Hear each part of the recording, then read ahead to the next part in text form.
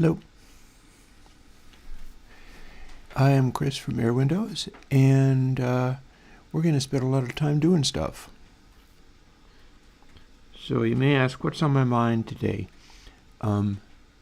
It is a notable day for one particular industry, in that apparently Unity is laying off a quarter of its people.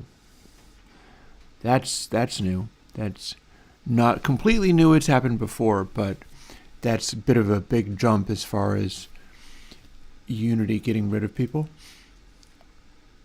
So, kind of sad about that, seeing that those are just other developers. And albeit I'm not using Unity, they were doing the best they could, I guess. But it underscores the fact that I'm really interested in Godot, and I'm leaving the Godot tag on the title screen. What do you call the teaser YouTube thingy? We'll call it the teaser YouTube thingy. I'm leaving Godot on the teaser YouTube thingy, even though we've got other stuff that can be done, because I'm going to continue diving into it and doing things. And like I said on my recentest video, which was about this, the fact that I have this chord chart. If anybody wants to see me explain this further, this is a fine time to do it. Failing hearing that, I'm going to go off and do other things. One thing that I have been doing a whole bunch is reverb impulses.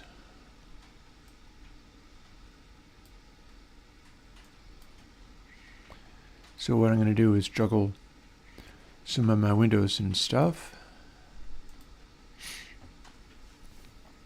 We've got reverb impulses in large quantities, and you'll notice that there is colors next to everything, or almost everything, because this one was just bleh.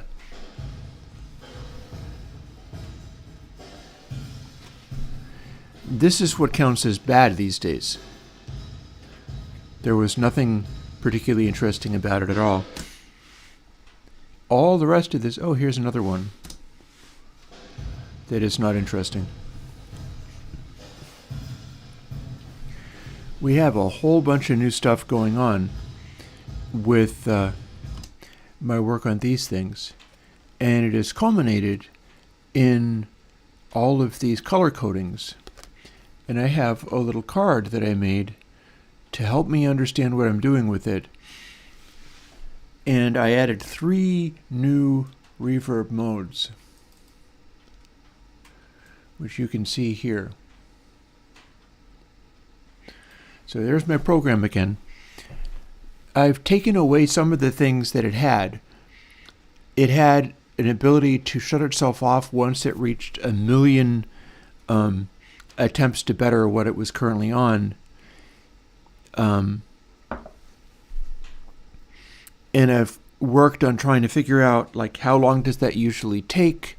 Do I care about 1 million past the one that we're recently on, or do I care about 1 million, the best of the 1 million that it generated since the time that I started it? And these are, like, perhaps uninteresting questions. They are just me trying to sort out what I'm doing with this stuff, because the object is to generate reverb impulses that can rival or beat Bricasti, which is a very high bar, and to be able to generate such large numbers of them that I can tailor them to individual reverb sounds. And I already know I've been able to go past what I had previously, and it's just a matter of what can we do going forward. You can see at the bottom of this folder here that I do have a Sunset Chamber reference. This is Bricasti. So it's a matter of figuring out how it's doing its various things in that way. there's this sort of funny, the echoiness in there is part of a low frequency delay feeding into the reverb space. But that's not all of it by a long shot. And I might never actually try to exactly duplicate like what the Bricasti does with this stuff. That might not be as interesting to me as trying to get the vibe, because the things I've selected are the vibe of what people like about the Bricasti. I went and I searched through and searched the entire internet for any time anybody was like, I just got a Bricasti, what are the best presets? And I paid attention to what people said. Sunset Chamber is a big winner as far as that's concerned. People really liked it. And that means it has particular tonal qualities that are useful.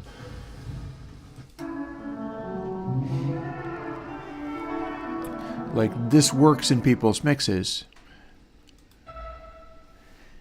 enough that it's a good target for making sounds that sound kind of like that. Snare.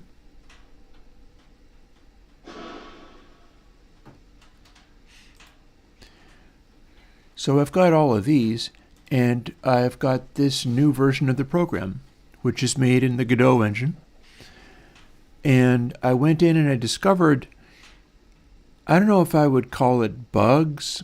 I've been doing chamber because I'm targeting a chamber, but I found a way in which it was not adapted completely to what I'm doing with the rest of them. It was looking at the best scoring ones and then not doing a particular compensation based on the score of the less common one. Like if I run this, for instance,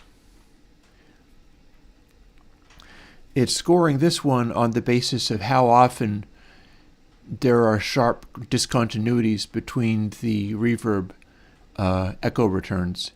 And this is the same thing overlaid on top of itself. And then when I hit stop, it displays the code that I need to use, and I can just paste it in. And it is listing the number of seats and then dash, and which is why they're called dash verbs. That's the only, rather than calling it millions or something like that, it's just minimal. And then C for chamber. There is also P for plate, H for hall, F for front, B for back, and U for unique. And here's what that's about, because I'll be able to show you some examples of what that is before jumping into Godot, possibly on the back of another cup of espresso, and doing something. I'm also considering jumping into the Godot source code online and trying to find where they get sound effects and how those are made, because more and more I am really interested in the idea of porting my plugin library to the Godot engine in such a way that I can bring up the stuff that I've got. Because the way that it works, the Godot engine functions as a unity gain mixing system. You could, if I am not mistaken, and if I had access to my plugins, run the console system in there. And it would default to running it perfectly, because it's assigning buses, and then you can tell the buses to feed other buses or the master bus, and then you can put effects on the master bus. And basically, it just works perfectly in that way. And that is an interesting prospect, seeing as I'm starting to experiment with sound-making Godot engine games. I'm expecting to play more than a little bit of the one that I was working on today, just kind of dial in stuff. And I consider that a reasonable use of my time. Even if it's boring to people, it might or might not be boring to people. I can talk while I'm doing it. I'm also keeping an eye on the fire. It's still about 10 degrees below freezing out here, so making sure not to freeze. And I mentioned this front, unique, and back that I've added to the program. So plate tries to so I've been generating chamber. Chamber is trying to do an equal job of looking at this band here, and if there are any bright spots anywhere in it, that counts as a higher score and lower is better. So if you had all the same echo, which would be just like Patrick Willems stripes here, then the layering them on top of each other would make bright lines with blackness between them, and that would translate to a terrible sounding reverb, and so I can identify that in code, and I can identify that in measurements.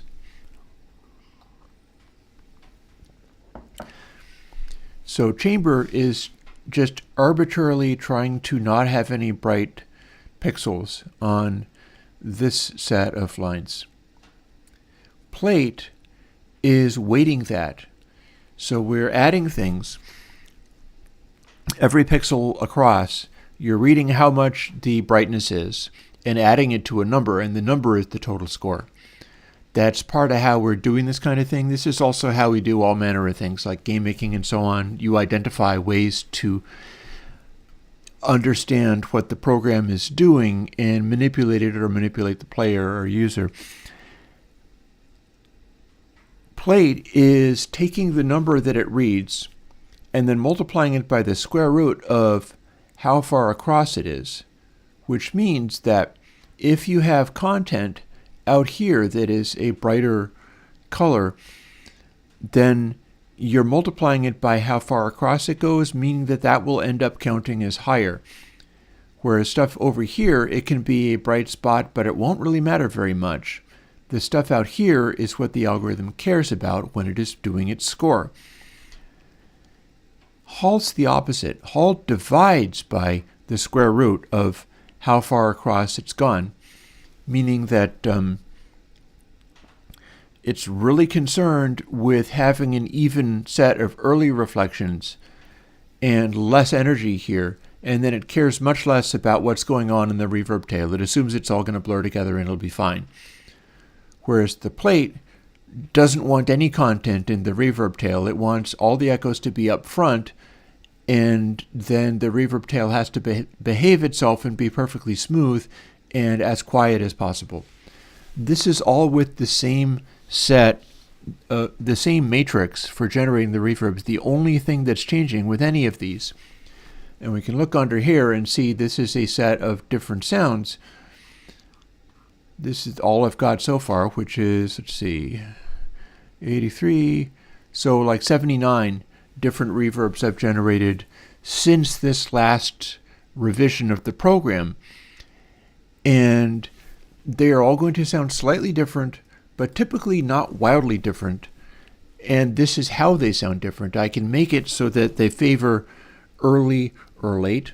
I can make it so that it's more evenness or less evenness. I could even do the opposite thing and be like, yeah, only score it high if there are repeated echoes and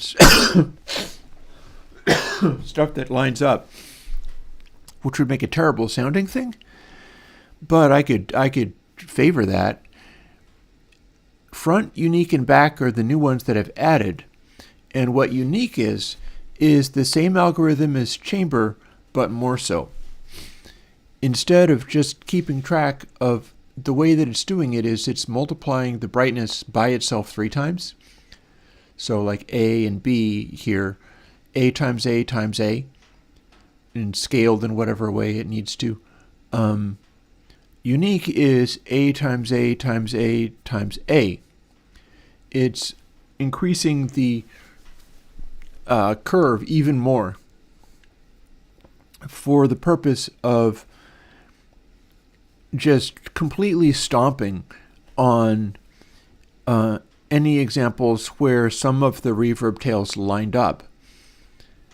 And we can hear what this does to some extent, because I've got all of these reverb tails sitting around being ready, but I've also got these color codings as well. Like here is a rather generic one, and it just says C.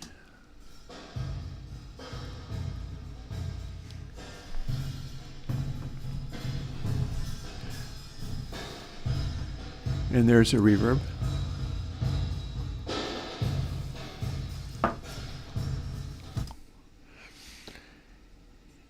Here is one from you, which is trying harder to not have the delays line up.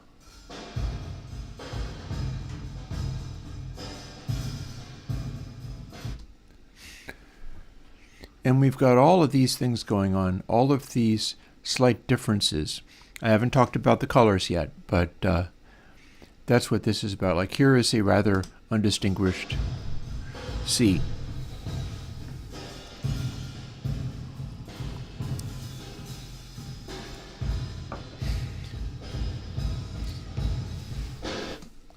I can hear some of the criticisms people have had, like there's metallic qualities in things.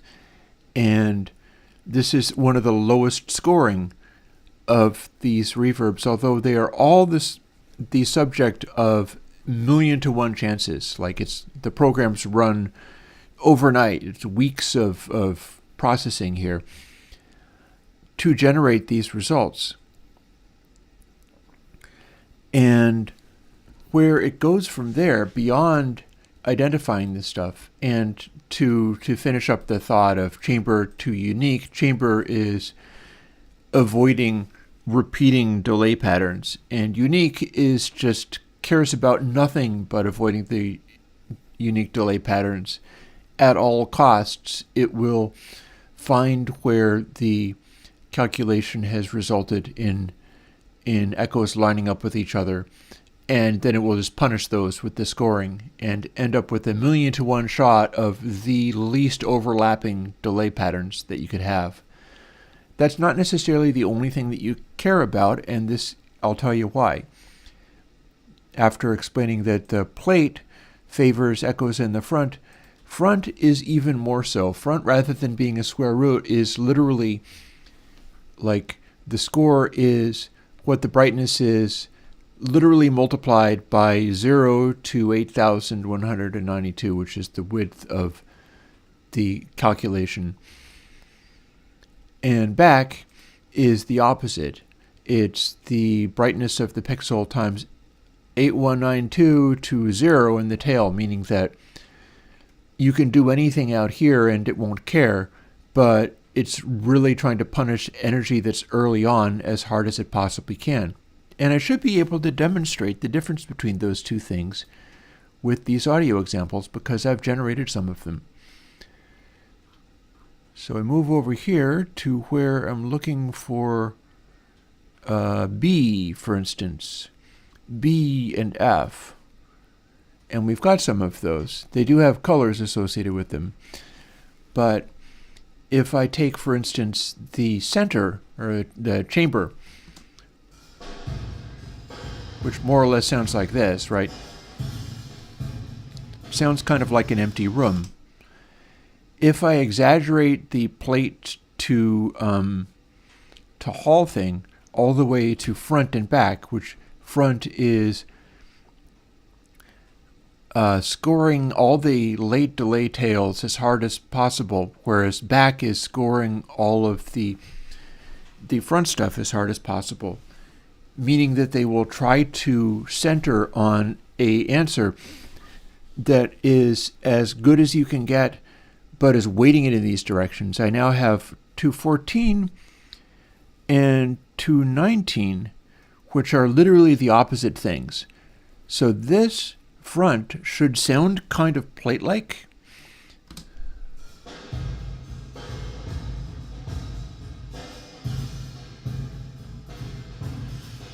Sounds more plate-like than empty room-like. And the echo is up front.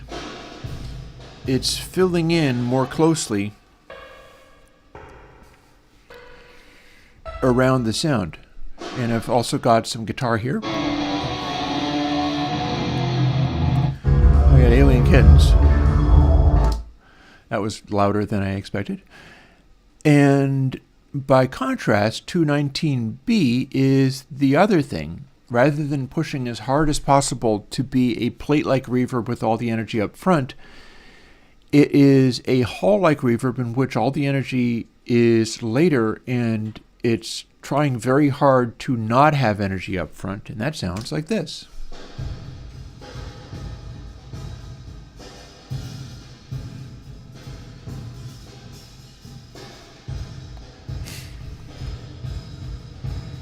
And it does sound like there's a room back there and a kind of tonal reverb dwell back there compared to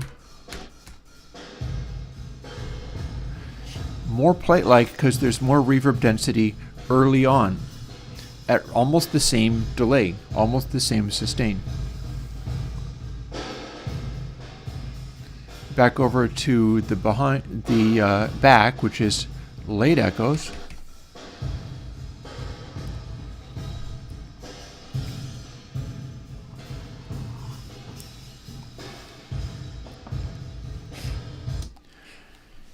And that's how this works. These that I've just added, front, unique, and back, and I have a unique as well, so quickly, here's the new exaggerated plate effect.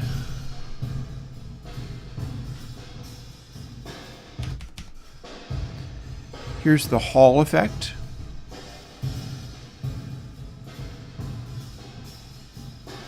And then here's the unique effect as few late stacked echoes.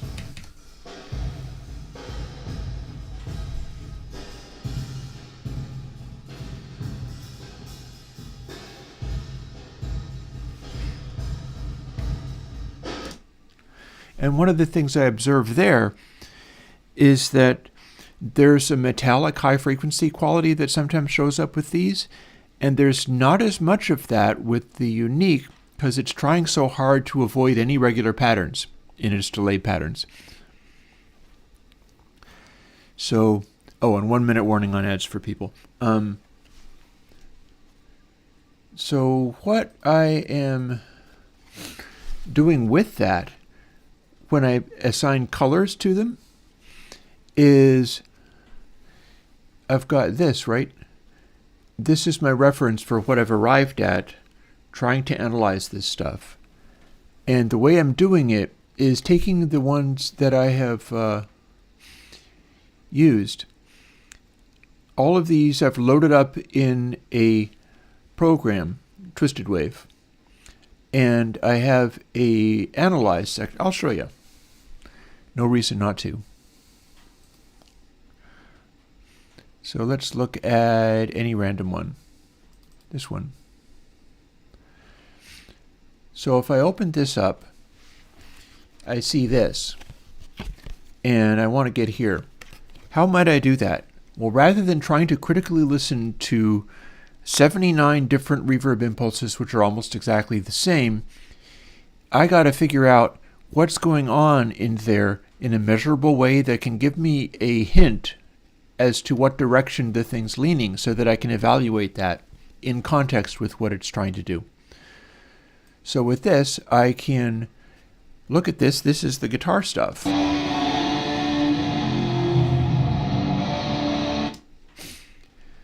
And if I select that, and excuse me, hopefully I can stay well with all of this, and select File Analyze, I get this. And this is giving me a lot of information on the pixels I've got selected. I set the RMS window to 500 milliseconds, and then I'm evaluating all of this stuff, but I'm evaluating different sections for different reasons. And there's sometimes conflicting reasons. I start off with max RMS. Let's say this is my guitar section. I want to investigate which of these reverbs the distorted guitar will just fill up space the most aggressively. So I've run that, and it's saying maximum RMS power is minus 10.83. See, you've got it right here. I'm not looking at either channel 1 or channel 2. It'll pick the loudest of each. And what I've got written here, and I worked out, was this loudness measurement.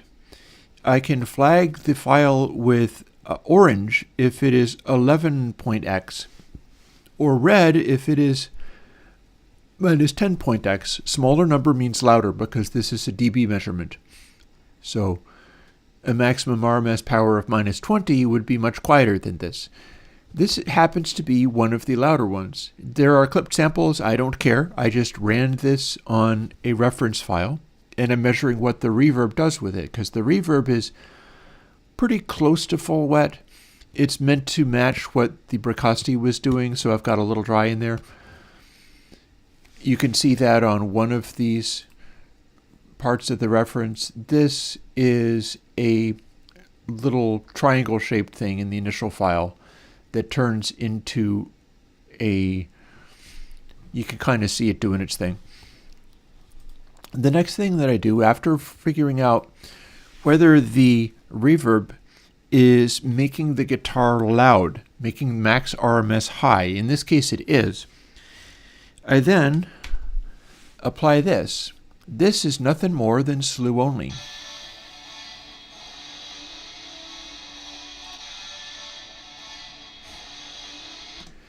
That's now my reverb with nothing but the highs left in it. And I get to measure this too. I don't have to just listen to it. I can look at what it says on Analyze, run Analyze again. And now it says peak amplitude is negative 11.43. Notice I'm not looking at maximum RMS anymore. I'm looking at peak amplitude, because what I'm finding is if that peak amplitude is less than 12 dB, if it's 12 dB down or quieter than that, that's giving me a reverb that has naturalness. It's less of that metallic quality, and I can measure it mechanically and flag it so that I know what to look for if I'm looking for an impulse that is unusually good about that. I can also check for the opposite. If it is minus 10 dB or louder, I throw the yellow sign on there saying this is metallic. So it gives me two reference colors rather than just one. I hit undo and close, and I can demonstrate that. For instance, I've got one right here. I'm not sure if it's the loudest of them. I've also got another one there. Or wait, here's one. So here's my guitar. I believe this did end up being a louder one, so we'll do our Analyze and get up to this point. And the maximum RMS is actually 12. So this is not one of our louder ones. It doesn't get flagged with the loudness cue. But if we then go and slew only,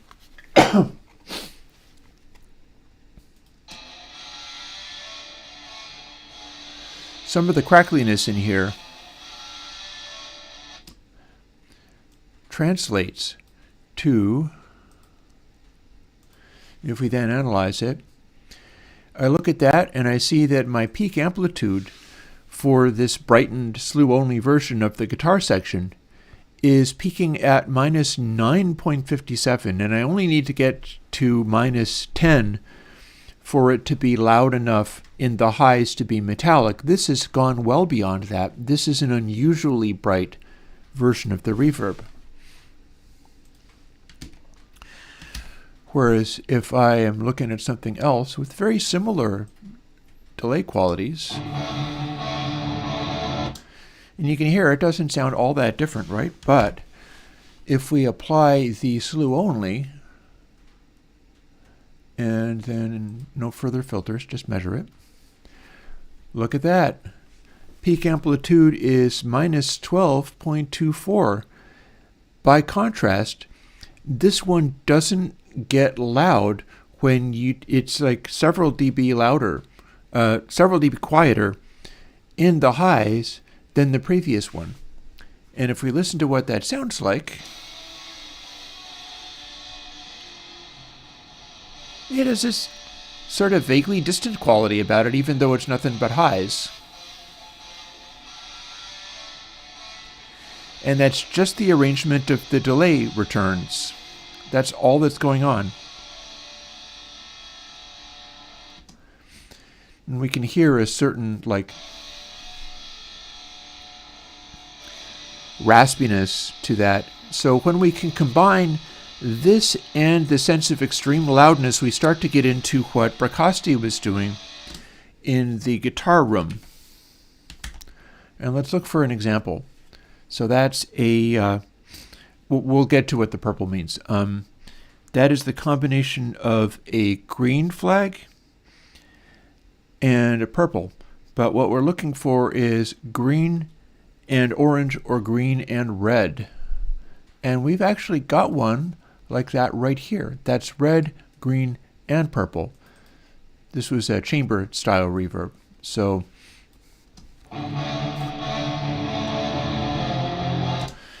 if we filter this with slew only and then look at it, again, we'll see peak amplitude minus 12.40. It's not very loud in the highs. And it sounds it.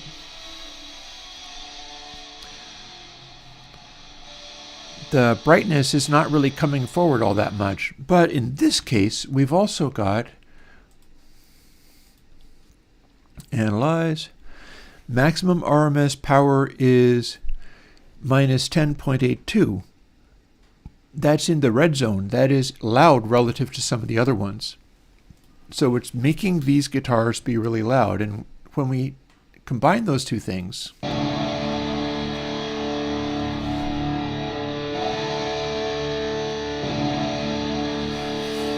we've got a really loud sounding room. In fact, that might be, no.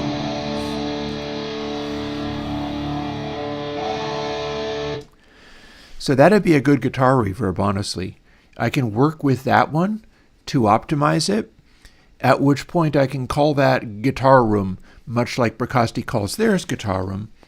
We don't actually have measurements like this for the Bracasti one, but I can actually, and I see a bunch of comments I wasn't seeing at first. Let's keep going through my diatribe of this stuff. G for guitar room. Where is that hiding? Here it is.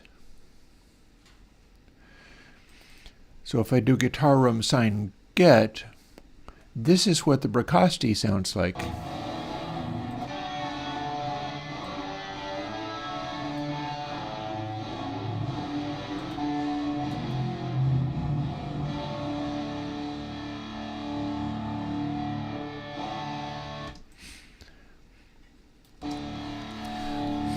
So that is pure Bracasti guitar room.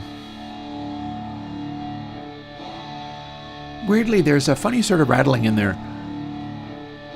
But that's because this reference sound is bringing it out. And you can hear how much that brings the sort of loudness to it. This should be something I'm able to do with the plugins. Hey, Walter White. And, yep, and I'm talking about it, I have the arrangement cards right here. We'll get into that. And hey, Fotis, I'm glad to hear that Consolet is working out for you. And onwards with what I was talking about here. So I've been talking about the brightness factor as well. And you can see that I have examples here where I can play stuff back.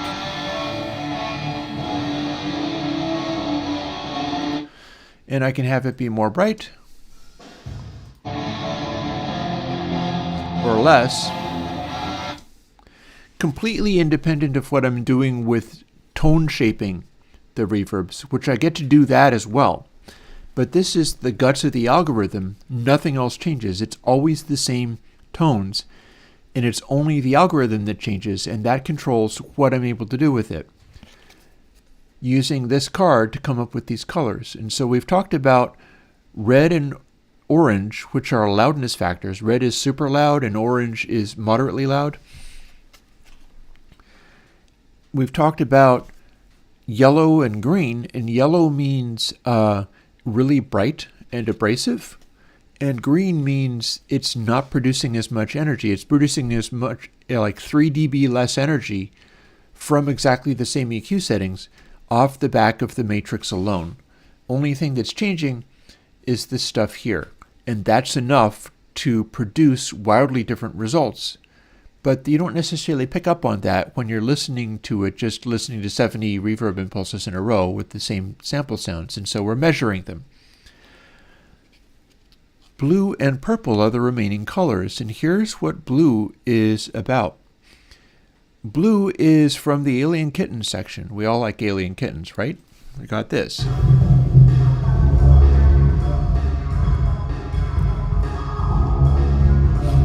One of the things about Alien Kittens, oh, you couldn't actually see it very well, so, whoop. One of the things about Alien Kittens is it's got those basses, it's got the kick drums in there. Unlike the guitar, unlike a acoustic drum kit, which is one of my primary modes of analyzing it, Alien Kittens generates extreme lows, and so what we can do with that is, I don't even have to filter it. Analyze.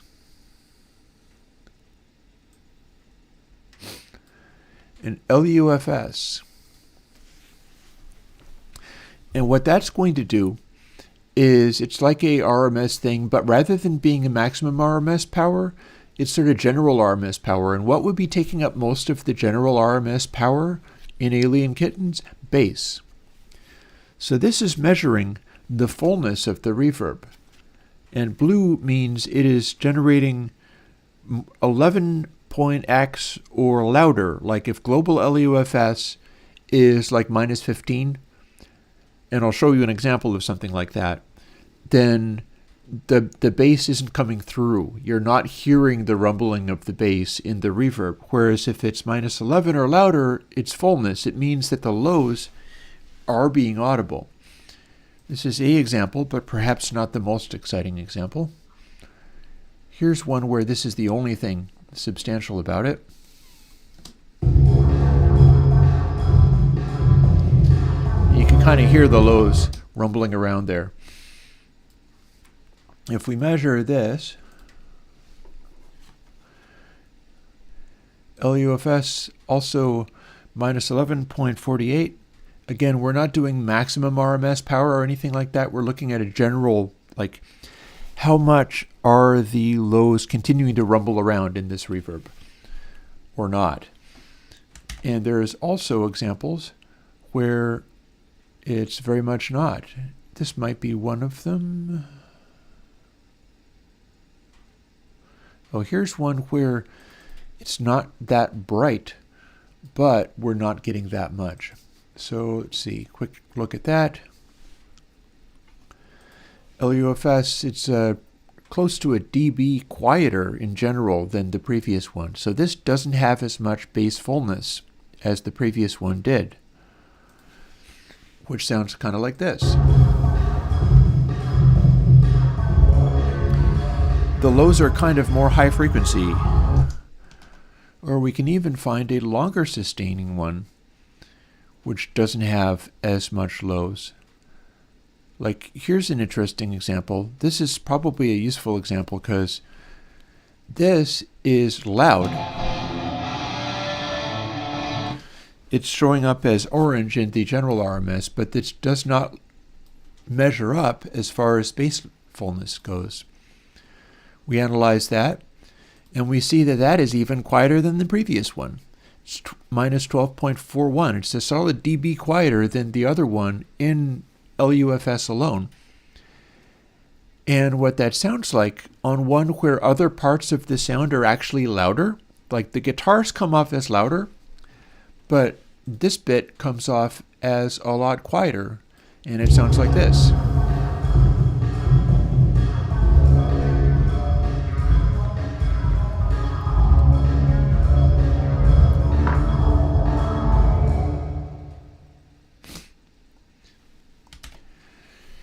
So the deepness doesn't really fill in there. Edward, I'll get to the answer in a moment. Whereas if we have this one where it's also orange, but in this case it does have the blue indication.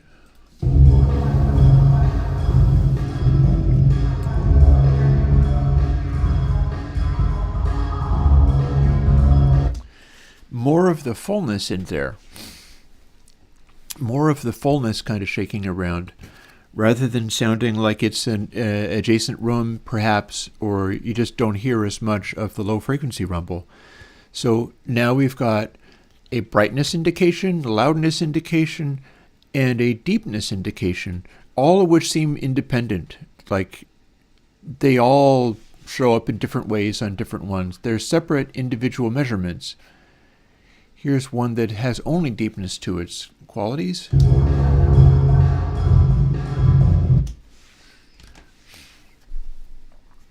And finally, this purple thing in here, such as exists on this, what we are doing is measuring the sweep. This is the sweep.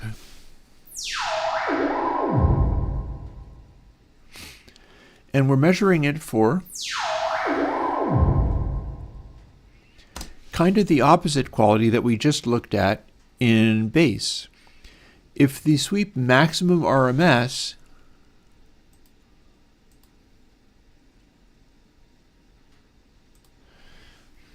is minus 12 or quieter than that, like minus 12, minus 13, probably never get to minus 14, what that means is when throwing this sine sweep at there, and that is a sine sweep off of a Doepfer synthesizer, so it's an analog hardware device.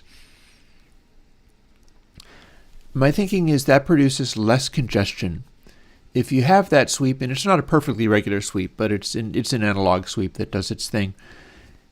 If that noise generates a lot of loud, spiky sound, that is less clarity. That's a more murky sound because it's accentuating frequency ranges, whatever they might be. It's probably there's typically less in the way of clarity when you have max RMS being really loud on the guitars, for instance, because with those, it's like upper mid-range will echo and sustain and resonate more, and that cuts down on the clarity. There are ones, such as this is one of them, where it doesn't really have anything going on for itself other than clarity, because nothing is really sustaining very much. And that can be desirable, or that can be less than desirable. So it is a measurement, a mechanical measurement for congestion. And if you compare that to, say, the Alien Kittens part of the sound,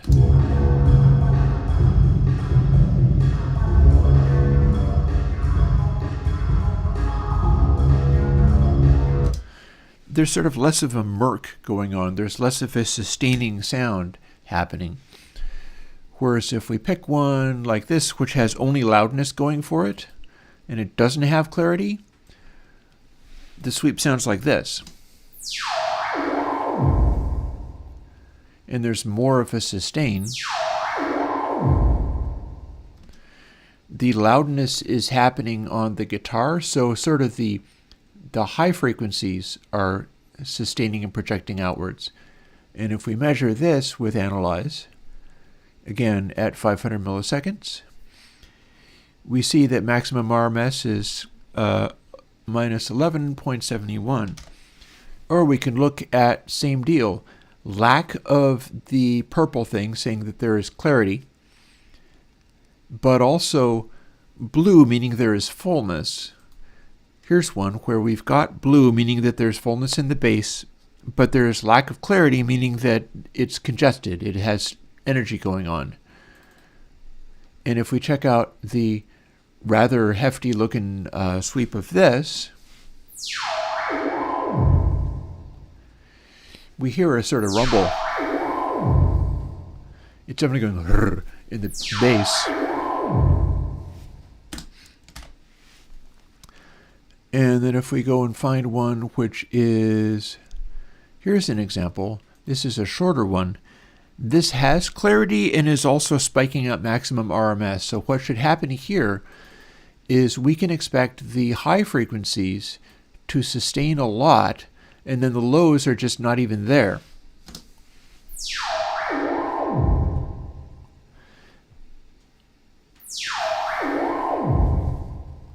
And then those lows drop away real quickly in this case. This is one where the highs are very resonant, they're abrasive, they're loud, but then as we drop into the lows, they just kind of evaporate immediately. And we can hear that in the Alien Kitten section. You can see how quiet it is relative to some of the other noises, like the guitars, way louder. Alien Kittens, it sounds completely stifled. Like you've got a PA system that has a broken subwoofer or something. It's just not able to put through the reverb the kind of low frequency throb you might be wanting to get. It's losing all that weight.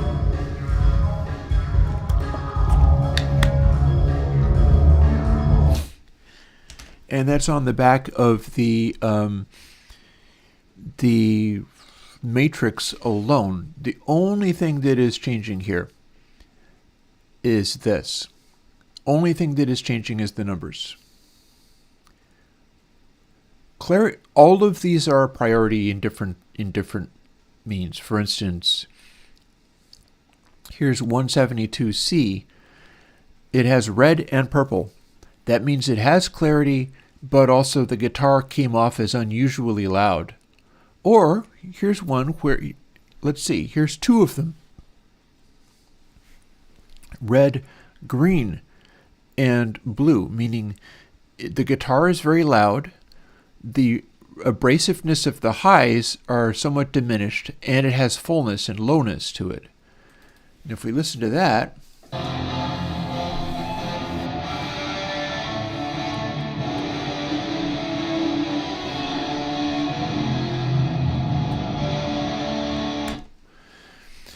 that's a big sounding guitar noise.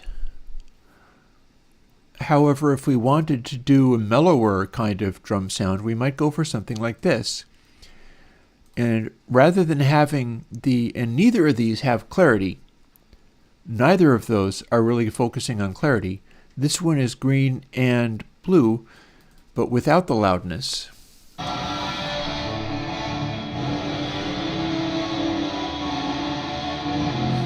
So there's sort of a higher frequency energy rather than just loudness going on in there. Again, I'm now thinking about what would I be doing if I was intentionally choosing to avoid clarity? Here's a later one. It's a front one. So this is a plate style that is very loud and very full and doesn't have clarity.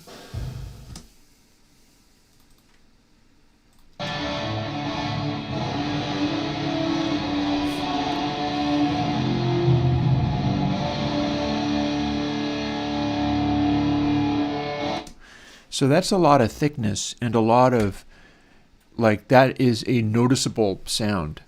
If you were going to do the opposite, for instance, let's look for a bright, sparkly, metallic kind of sound that does not have the loudness and has clarity and perhaps not fullness. We're looking for purple and yellow at the same time. Let's see what we've got around here that represents that. Because we got a bunch of these different things. That is somewhat of an unlikely combination, that's the thing. But here we have one that has purple, yellow, and max RMS is 11. So that is, and that's a B, so that's a Hall type sound. This might be a sound. Oh, you were asking about, however, whether I think I just demonstrated not clarity. Let's see whether this sounds like there's more clarity, but it works.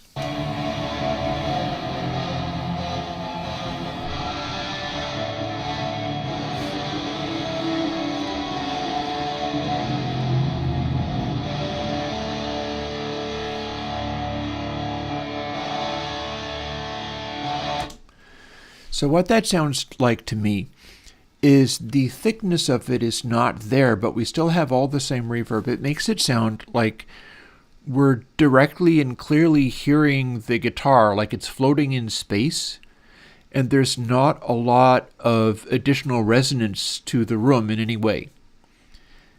Which might be, like, we might be looking for resonance in trying to make a sound that was like a wooden room, or a furnished room maybe, something like that. Something like this might be more along the lines of a stone room. For instance, if you were going to do a stone room that was like a classic drum room, stone doesn't resonate. And if it's irregular stone, it doesn't form flutter echoes either. So you wind up with a really complicated sound.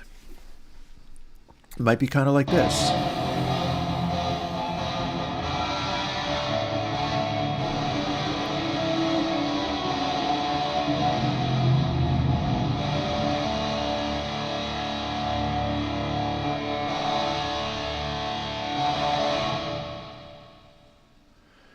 That might be a stone room-like sound because it doesn't have that additional fullness and resonance. And I have to throw another log on the fire. And we have a drum loop that we can throw that on as well. So if we do this,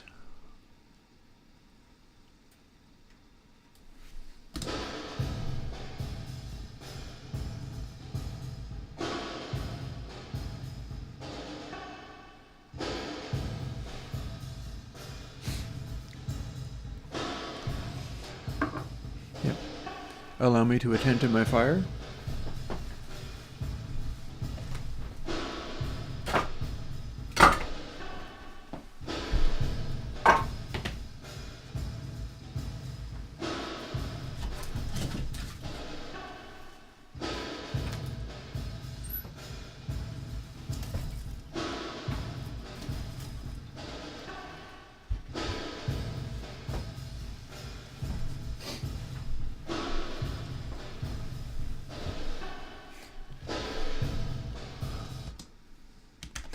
And so that combination of things could end up being more suited to a stone room. And again, I had ones that worked more like the guitar room in Bracasti, where it's the loudness of how the guitar resonates. It's different variations on resonance, sustain, brightness, darkness. And if you just bounce around among these things,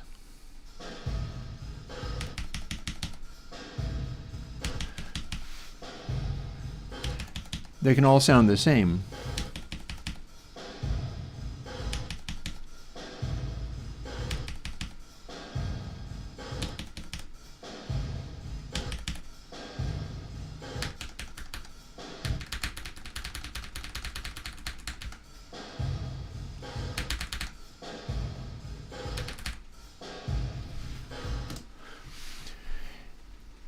That's the challenge, is if you were relying only on your ability to hear every time what the reverb thing is doing, rather than tailoring it for trying to optimize something that you can just sort of get used to and learn to enjoy, it's too hard to do, which is why I'm doing this with it.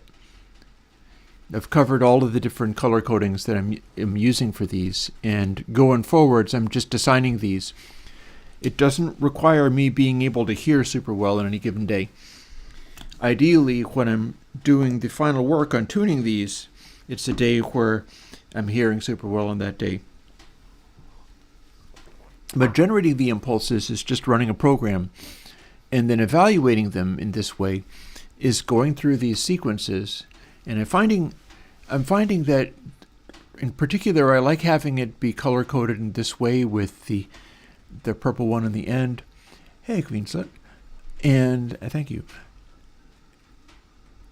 And the way this works is I'm going through it and evaluating it in each of these ways.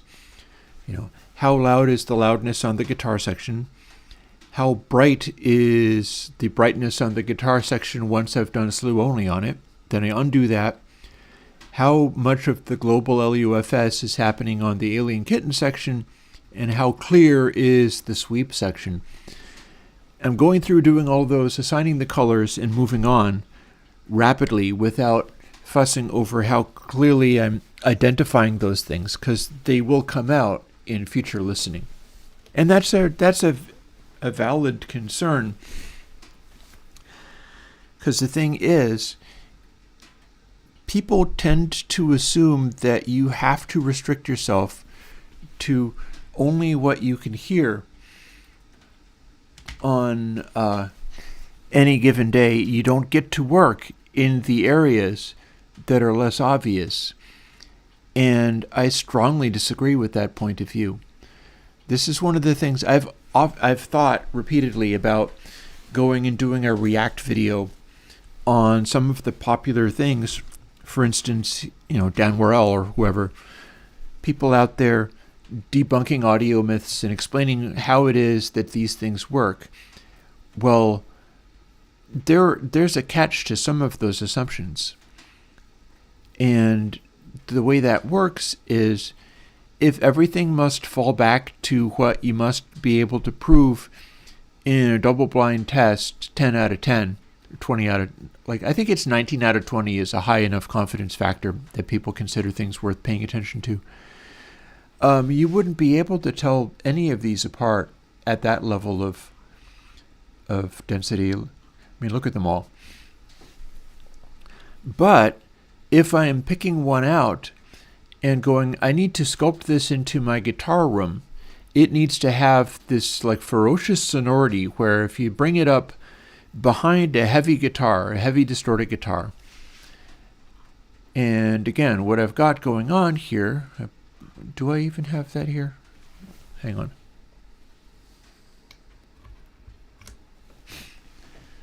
I'm going to put in my little shuttle, because this is what I'm generating all of these from. This is what this looks like. You got drums, you got a snare hit. This thing is just a shape. It's designed to give me a real accurate picture of exactly what echoes are hitting where, and where the low frequencies come in relative to that. And then it just kind of goes away. Here's our guitar, and this is a recent recording that I made. That is the new ISO cab, meaning it's the same ISO cab, but this time I put a Roswell Mini K47 in it instead of an SM57. And the result that I get from that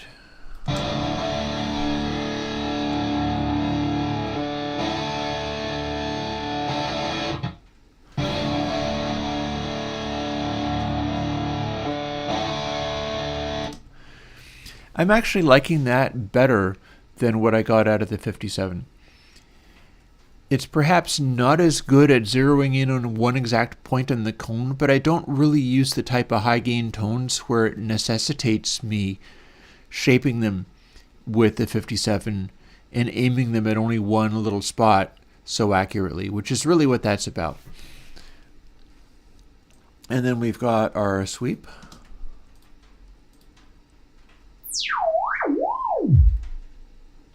That's what the sweep really sounds like. And Alien Kittens.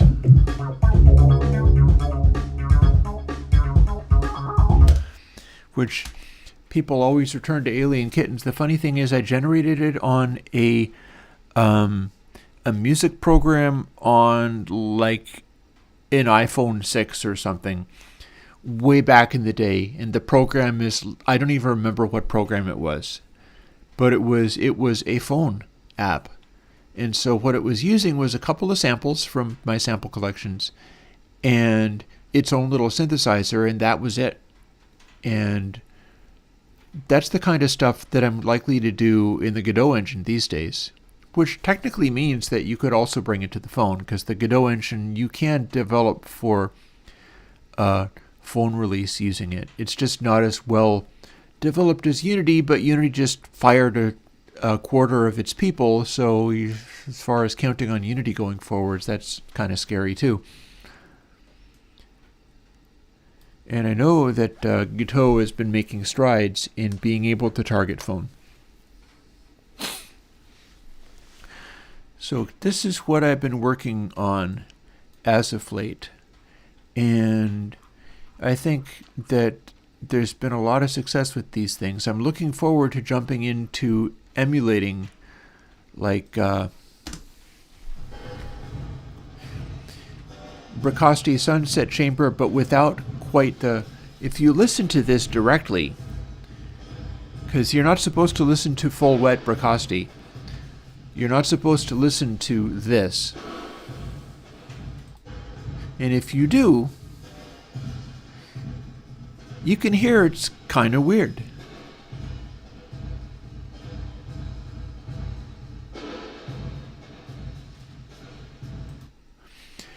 You got this thing going on where it's kind of whumphy and solid. Oh, by the way, I did a thing. What I did this for, I needed to run stuff through the Bracasti to find out whether I was supposed to be doing that thing people were telling me to do, which was start putting modulation in the reverbs. This is literal Bracasti Sunset Chamber.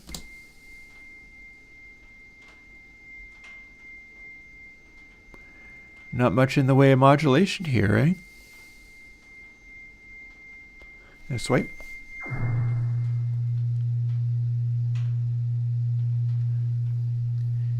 I would not swear that there was no modulation here, but this is just a sine wave. There's nothing but a sine wave there. I don't hear a lot of modulation happening.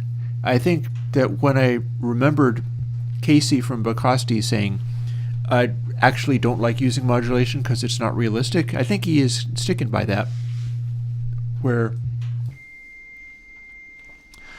you got your note there, and that's kind of what you'd get. By the way, it is mono, so the fact that it is showing up only on one side and not the other is accurate to the Bracasti, because this is literally the output of one. And it shows up in different ways. We've also got sweepy things. That's a low frequency sweep.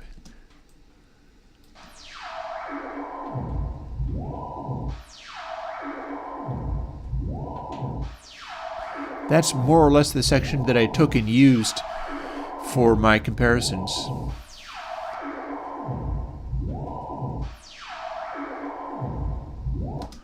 Either that or a close by one.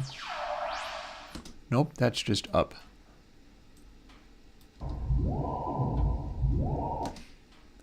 Or maybe it was this one. Nope. So one of these sections is the bit that I clipped and used for my own comparison. And this is it on a literal Bracasti.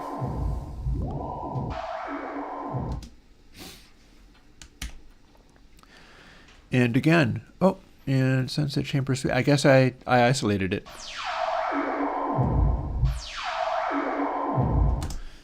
So that's what that one actually was. Comparing it to, for instance, ours.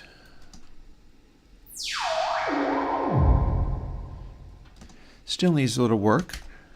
That's just a random. That's the least distinguished choice I could have made. So if I was choosing one that was perhaps shorter and also didn't have as much sustainingness on it, I could pick a simple one like this.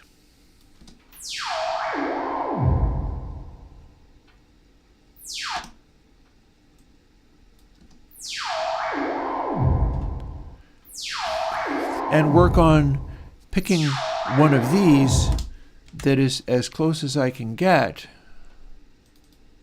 to this.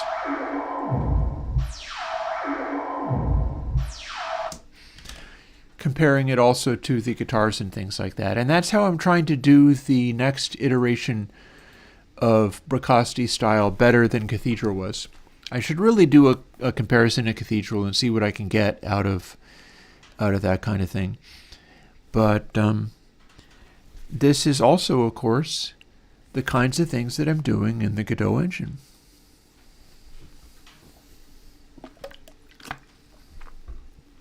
So let's see. How are we doing? Fire is going okay. And here's the program that I used. So again, one thing that we can do is look at literally how I did it.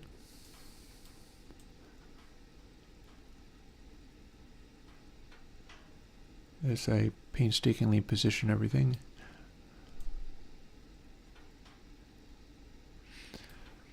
This being Godot engine in action. The changes that I've been making are, for instance, around here. Like, this is the part where it is assigning a letter to the end of it, calling it suffix. I'm not really bothering to... One of the things that you can do in GDScript is indicate what kind of thing this is. So I could go suffix equals string. It should be capitalized apparently, which is fine. We'll do that. And that is dictating the type. And so now we're creating a variable, and Godot knows its type needs to be this. This starts stepping into the area where it's more like C# or whatever. So I'm not doing that in this case because this is halt. It runs once and it's only generating this variable once and then quickly using it and being done. So I don't need to worry about that, but that's where you would get more efficiency. We're not worrying about efficiency so much in these, but in search, for instance, which is all this code for generating those charts and things, I am specifying what kind of variable goes where.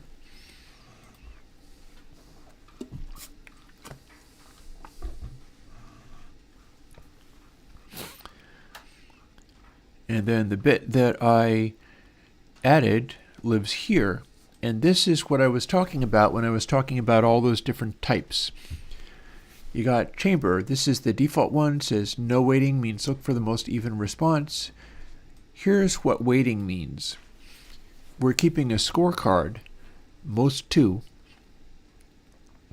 And previous score 2 is the previous lowest number this can be.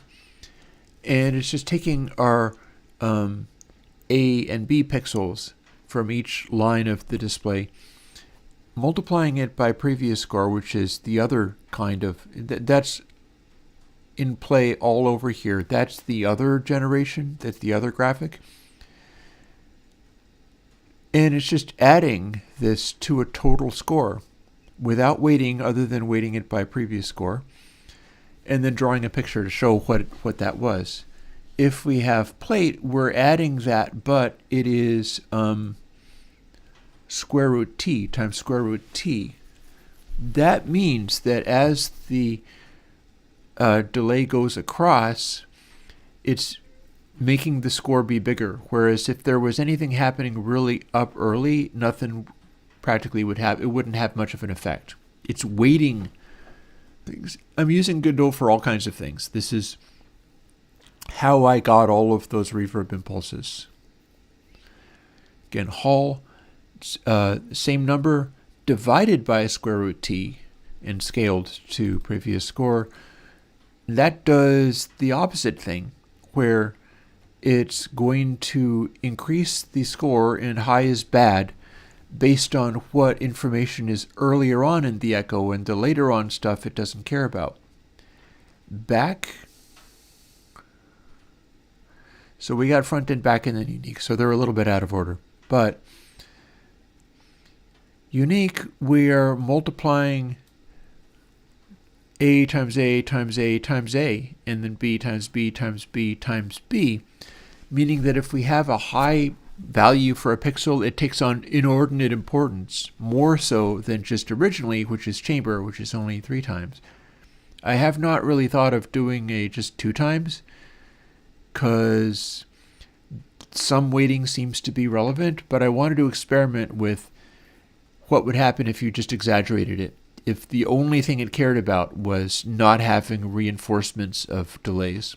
Because that's what this amounts to, is if it's displaying this graphic and a pixel is a brighter color than another pixel, what it means is it is reinforcing that delay. Multiple different things have arrived on that exact delay time, meaning that it will be louder in the final echo. It'll be more reinforced.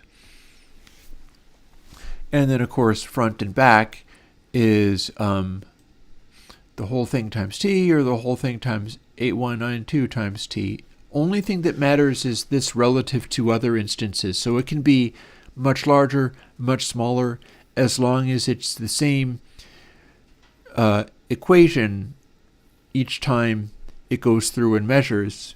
It's fine because it's relative to other examples. 10 seconds for add drop for anybody who's experiencing those. And that's the development that I've been doing recently, is adding these three modes so that I can use them in generating more reverb impulses.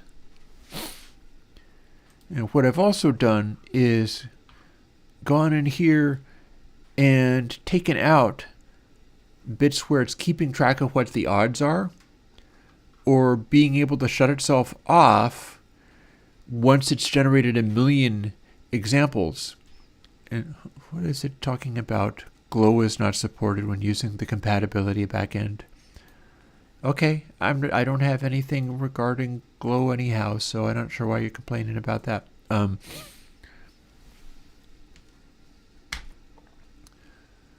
We'll quit out of there without saving.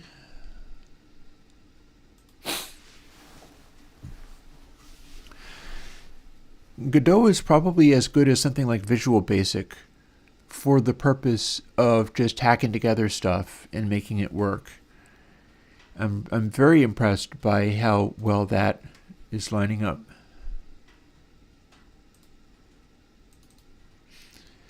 And we're going to set up the game Balls Up for playing a little bit further with it and seeing what we can make happen.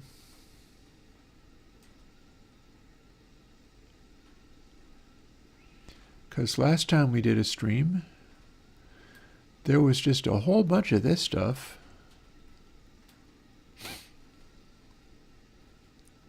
And I'm really not sure why it's talking about Glow is not supported. I don't remember seeing that before. So here's what we're going to do. As you can see, my fire is going okay for the moment, but my coffee is empty. And we're just getting into this game again. And maybe seeing what lies in store here. I could also get into these, because these are the arrangement cards I was being asked about. I'm starting to get more people asking about this, which is good. Anytime I've developed a thing where I could make a actual product out of it and have them made and sell physical stuff like that, there has to be enough demand that people would actually buy it, or it would be a bad mistake to make it sometimes. I ran into that mistake when I was going to do the let's everybody make homebrew synthesizers thing. I was all excited about doing that, and then I spent a bunch of money on parts which did not end up getting used because there was nobody there to use them.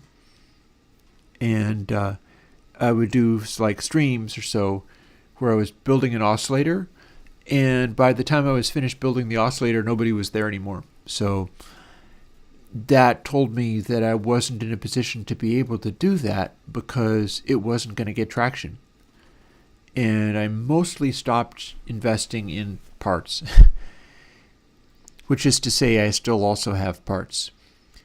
If anybody is really excited about that thing of like, ooh-wee, can we build our own electronic stuff? Funnily enough, I can send out care packages for people who don't have parts.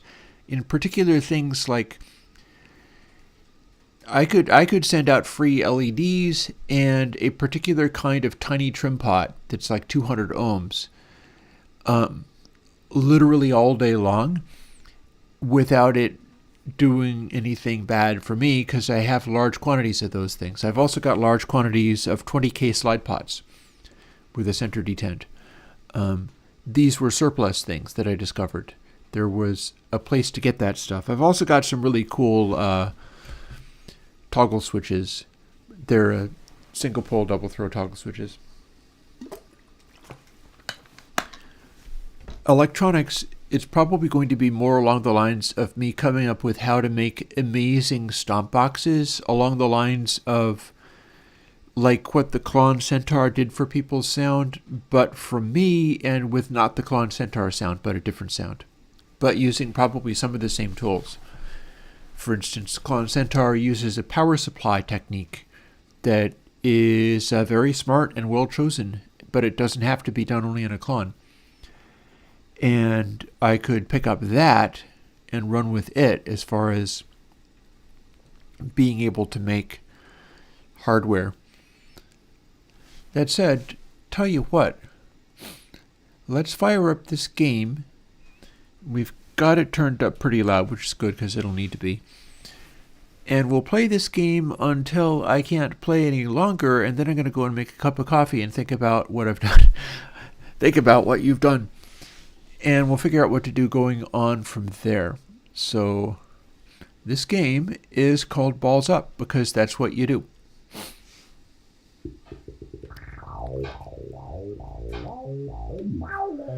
And the noises are most of what I worked on last time.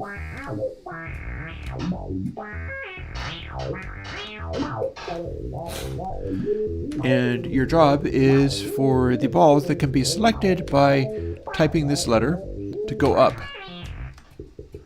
Here we are in level 2. They bounce around. And I probably have time to go. And there we go.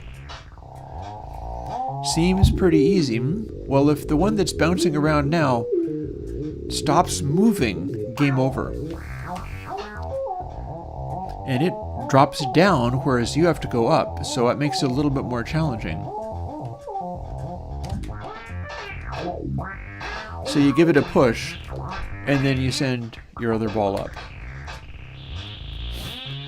You also see we've got a score and a BPM meter.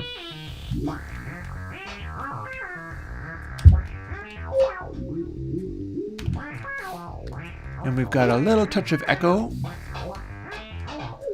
And if we exit the screen fast enough, we'll start getting a breakbeat, which means if you hit space, you can drop a replacement ball or an additional ball if it's stuck in a place where you can't get to. So there's a game aspect to it. But then at the same time, there's also... And I believe we have gotten to... No, actually, no, we have not. At a certain score, we'll start to get a beat. Uh-oh.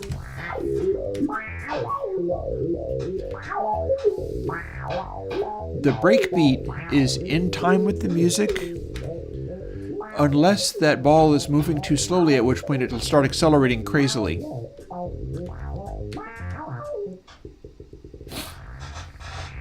Oh, you ain't heard nothing yet. We haven't even gotten one of the breakbeats yet.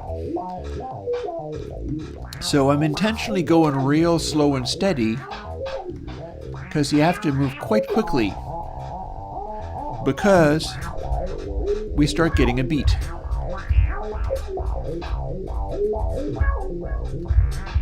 When you have a beat,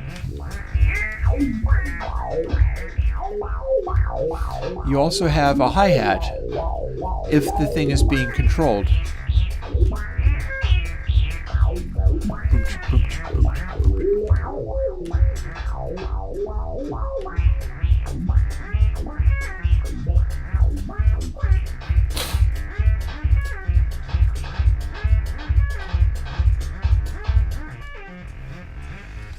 And we'll kick this guy out of the way because you can't see my beat there, but it's visible.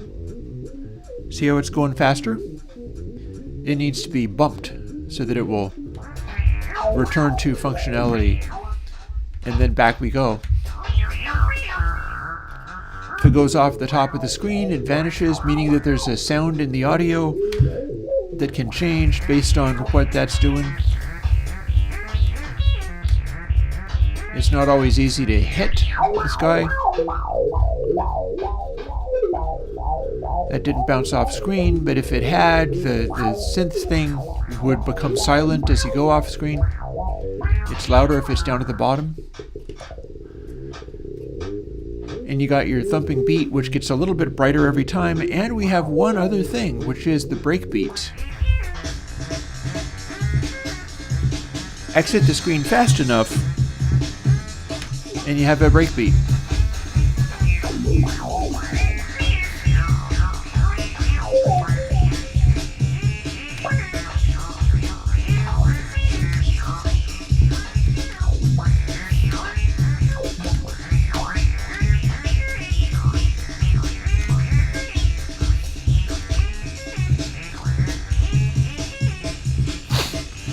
If you have the breakbeat and the ball is slowing down and you can't get to it, you can hit space and get a second ball. And now we hear two of them.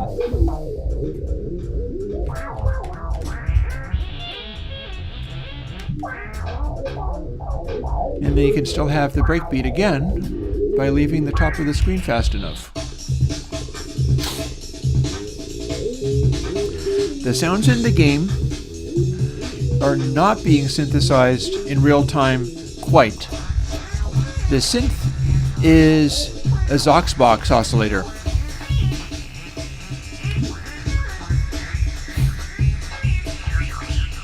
And here's our job here. We're going to make C hang out down here if we can, in case the bouncy ball ends up falling in there and we need to get it out of the way. So, H. See, I'm trying to gamify it. I'm trying to make it so that if it goes to a place I can't reach, there's going to be a controllable thing that I can use to extricate it. F.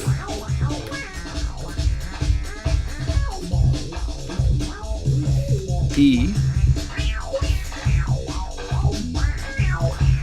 This is one of the tougher levels. It's not that bad, but we get up here, and now we need to make C escape. However, hear what's happening with the breakbeats? That means it's getting too small. So we could fire another one, or we can simply hit it. Assuming we can hit it, maybe game over, man. Nope, we're good. And on to the next level. So we got through that challenging part. And that's why this is a game. Is it can confront you with situations where you have to know what you're doing, kinda. Usually it's not hard to do, and the reason that the music is the way that it is to be able to provide auditory cues in the form of music. Like if you've got breakbeat going on, but then it starts losing its groove and freaking out, you know that that bouncy ball needs to be kicked and moved elsewhere. Here's another challenging one where we need to place a ball in that area. And or retain the, let's see, what would be a good choice? Oh, we're in trouble now. Are we going to succeed? I'm going to say yes, because this is now... There we go. There, now it's bouncing around where the other ones are, so that's easy, but there is the game aspect of it, is the fact that it's not necessarily easy to manage all of these things happening at once. That was the original intention for the original game. The original game was called Tanker. The purpose was to move multiple things to an end goal, like off the top of the screen.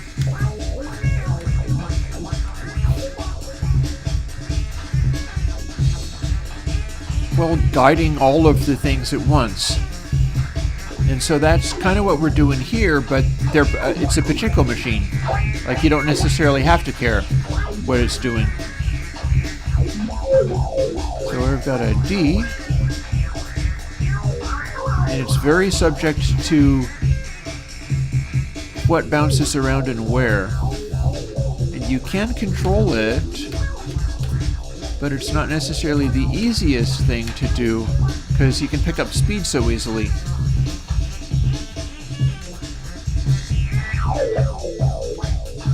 Also, if the frequency resonance is really high, that means that the ball is moving fast and therefore that you're probably safe for a while.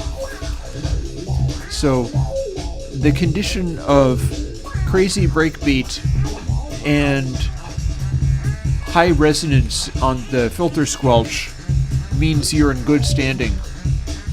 If the pitch is going up in that and the filter squelch is going weird and then the breakbeat is losing its mind, this is the danger zone.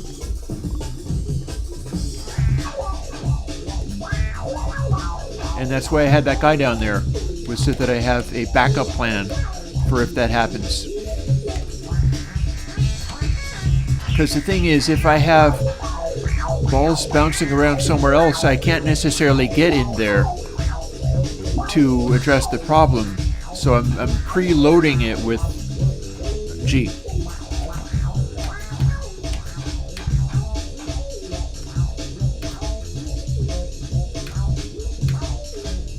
And now we got to move that from there over to G. Come on, you. Out, out, out. Very good. H. All of these are watercolors I did myself. Also, the shadows are... Oh, God. The shadows are partly... Oh, man. I might be in trouble here. Come on. I drew the shadows on another page, which I can show you later. And then they're overlaid. There we go. Oh, H. Up, up. Very good. Now let's make E travel out of here. Good, that was easy. And let's make B travel up here. On to the next level.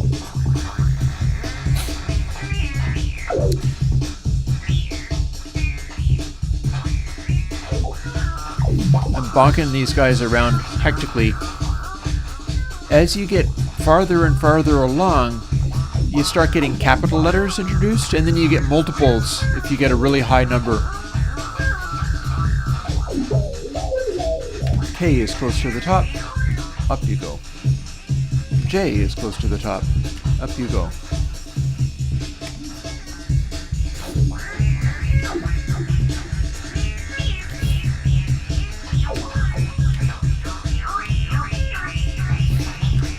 You can hear that now we can hear the thumping of the bass easier.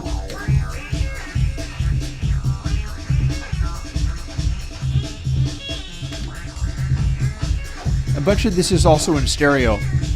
You're just not hearing it over the microphone.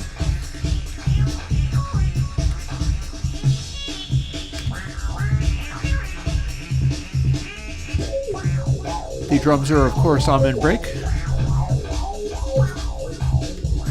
Entire genres depend upon being able to use almond break freely.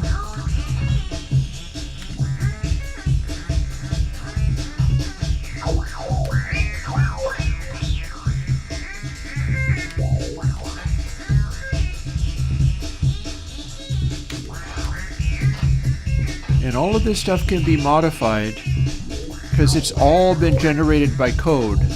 Like, this is just one big musical and gameplay experience that all interacts in its own peculiar way.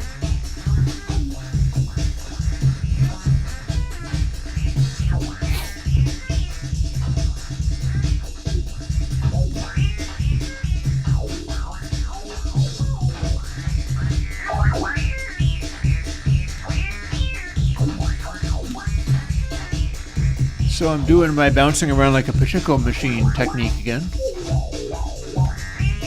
And let's start sending some of these guys up. L, you can go up. B, you can go up.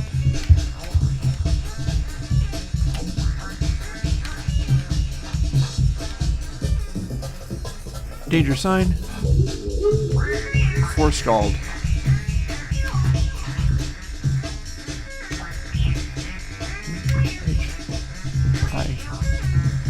If I was a touch typist, I'd probably be able to hit all of these things without even thinking about them.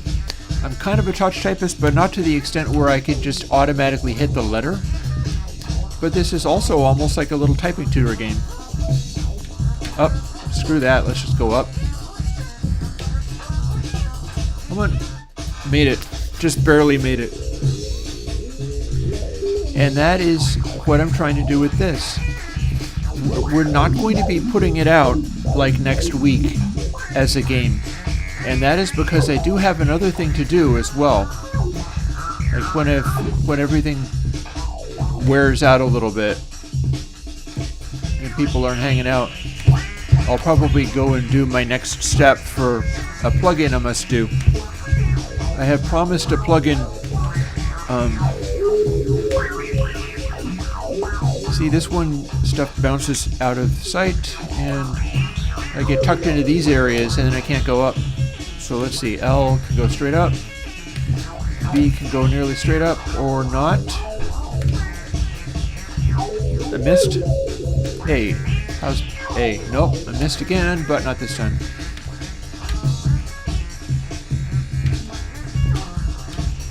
One thing that's useful about this is that although I have it in its frustrating little ways, in this incarnation of the game, the controls are always the same.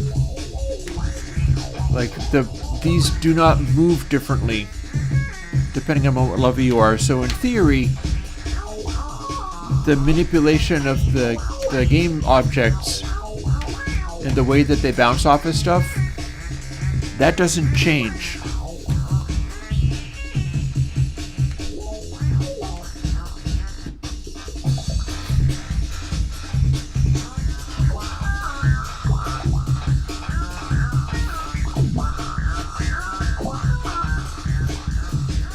So we end up getting into a zone where it's like, this is a jam and a game at the same time.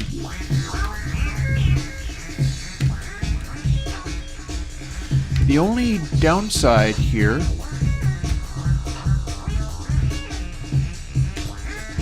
is that not only does the tempo ramp with speed, but also when you get a new level, it breaks the flow. And I might keep an eye on that for future game ideas. Or we could work on fixing it.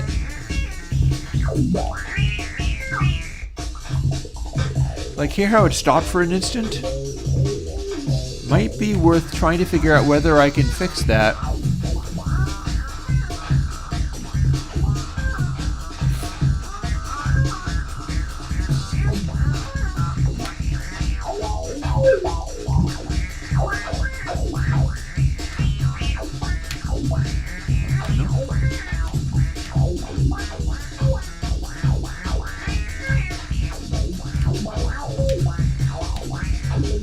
That's the easiest way to get out. K is almost out. There we go. Another way to get out is just to bounce everything around manically and then try to identify the ones that have gotten into a space where they are ready to be directed out of the world. Like see, B or P or D or whatever there was doing pretty good. L. So that's a strat. Here's N. N is ready to go.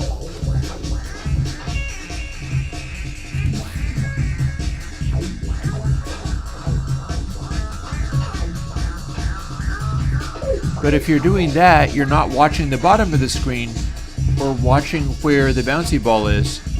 but you don't have to because you can hear what it's doing by what the music is doing. And that's the trick there. You could also add up, see? You look promising. There we go. Having a time limit would also be an interesting feature for just making it even more unforgiving. You could easily make it so that it's unplayable by adding a time limit, because you just can't manage these guys. They're bouncing around like mad. And the more you have to weave their way out, the harder it is. The only time limit... Oh, hey, one of them... Oh, and they're going out like crazy. That works out really well. The only time limit is, does your bouncy ball stop moving? That said, there is a wonderful trap on this particular level. If he gets over to this area, I'm going to see whether I can get there. Oh, and that's exactly the problem. If the bouncy ball gets here, you can be super, super doomed.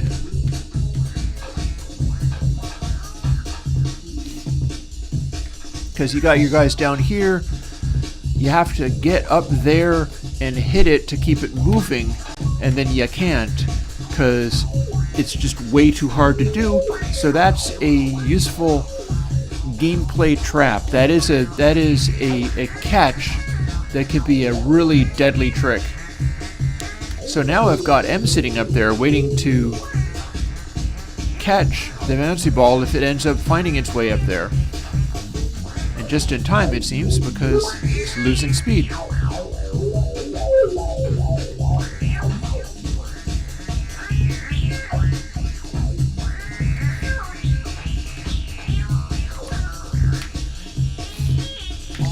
Instincts went pretty well for that. The bouncing quality and the pachinko machine quality is really useful for this because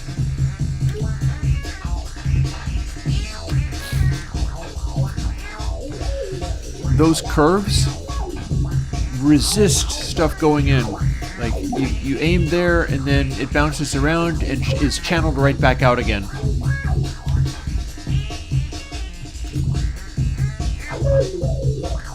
And now we can make A go out and see what I said? And one further guy. And on to the next level. Oh, by the way, if I had to go down there and reach that guy, I would be in trouble, because I'm too separated from it. This is not as hard as it looks. The pachinko machine strategy works quite well for this one. That said, it's incredibly hard to get through the top hole here. You're constantly bouncing in the wrong direction. Speaking of the wrong direction, F needs to get in here quickly or I'm out of luck. Tell me I'm not out of luck. That was a narrow escape. Okay, F, you're staying in there for the moment. See, and you try to get out, and you're just bouncing around.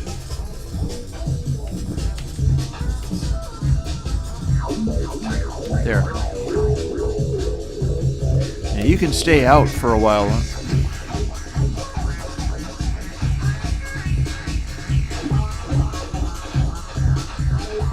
B.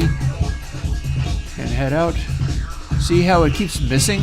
It's bouncing around and then it's just not getting to the... It's very resistant.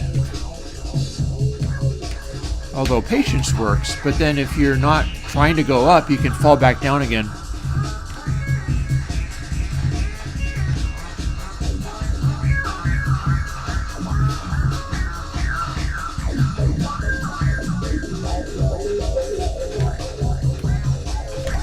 P. Come on, you can do it. There you go. Okay. J. Some of the deep swoops are because the resonance filter setting on the synth is controlled by the one you're controlling.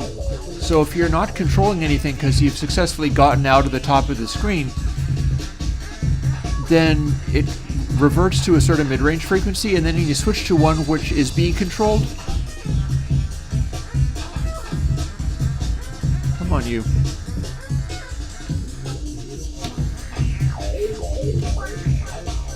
You switch to one which is being controlled, and it goes to a lower frequency. Like M here. Listen to what the synth is doing. And then it drops down and starts pulsing a little bit.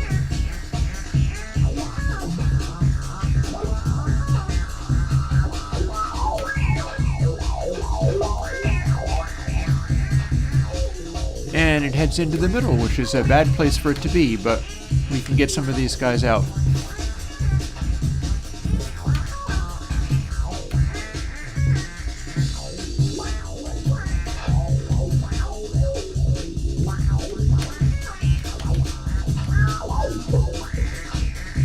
There we go.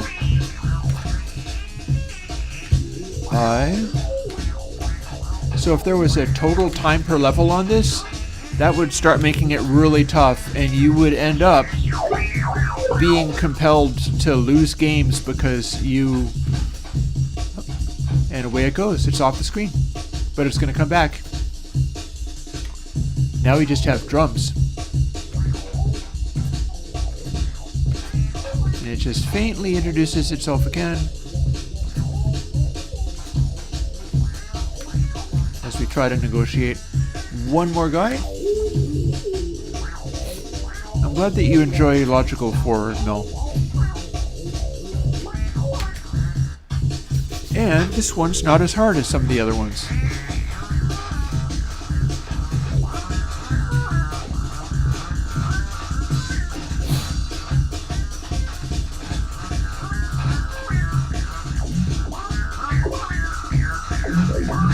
Off we go.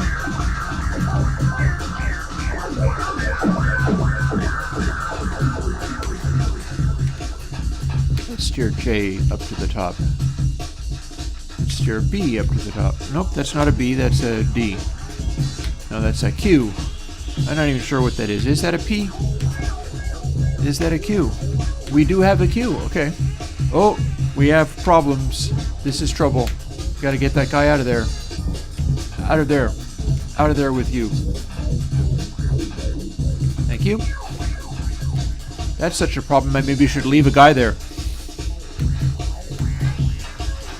They are real paintings scanned in, yes. I've spent some time learning about how watercolors work. These are watercolor. Oh, up you go.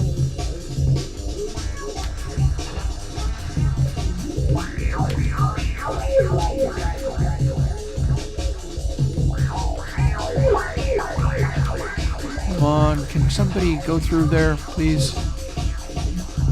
Heck with it, let's just boot them around a little bit.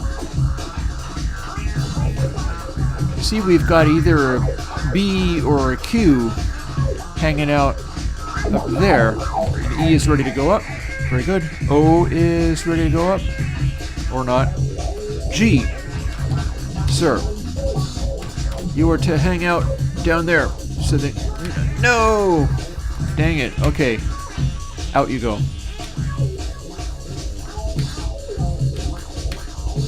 Let's get a guy in here in case we have further troubles.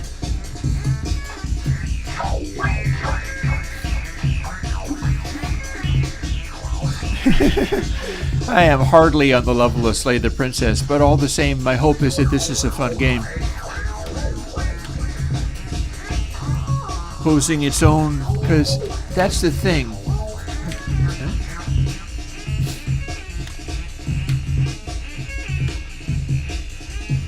P, D. A game is not just what graphics it has and stuff. You want it to have its own little vibe. But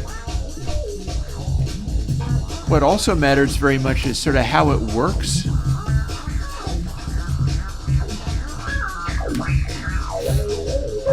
being able to identify stuff like if I think ahead, I can place guys here and here and here, and then I will know what to do if the bouncy ball goes into those places? Or do I just gamble and try to steer everything out? Now I'm in another potential problem. I got B here. Can I get both of these guys out before we run out of time? And I'm guessing the answer is probably no, so I'm going to try to hit that and move it. Now I'm going to go. And now I'm going to try to make F go. And we got there. And yeah, these are all watercolors. They're all my watercolors. And the collision shapes are designed around what the watercolors do. And I got to deal with this situation right here.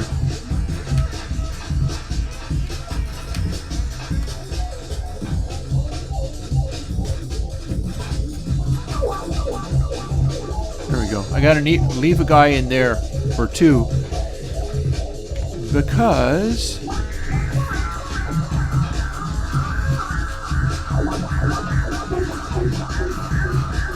if that ball gets in there again, it could come to a halt without me being able to do anything about it. And then it's about trying to identify good ways for these balls to find their way to the exit, any exit.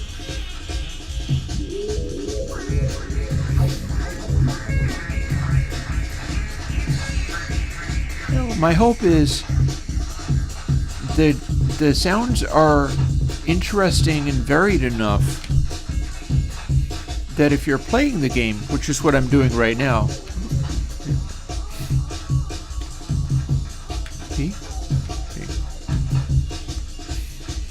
you can try to actually beat the game as a game. And now we need to get B or Q or whatever that is. B? B. There. Thank you. So this poses its own little problems. Each of these levels has its own qualities as far as being challenging. And again, the next thing that's coming out for me is not so much this game, but a plugin.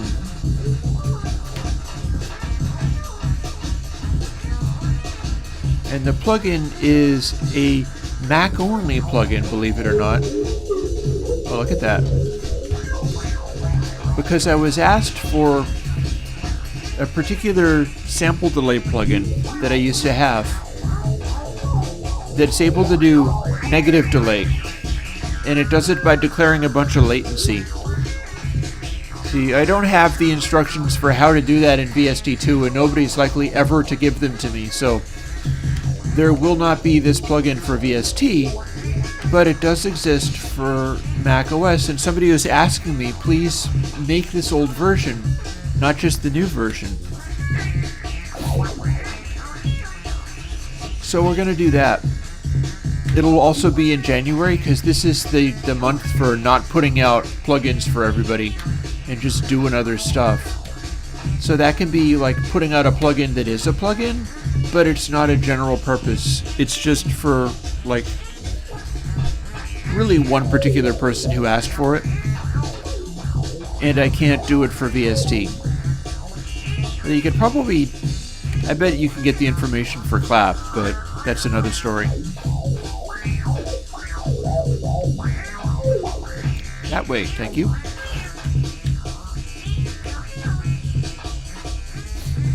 G. And lastly, J. Alrighty. And see, we got all these little worlds. Hey, Happy New Year to you. It is the Amen sample, yes. It's being transformed. Much like drum and bass since time immemorial is transformed.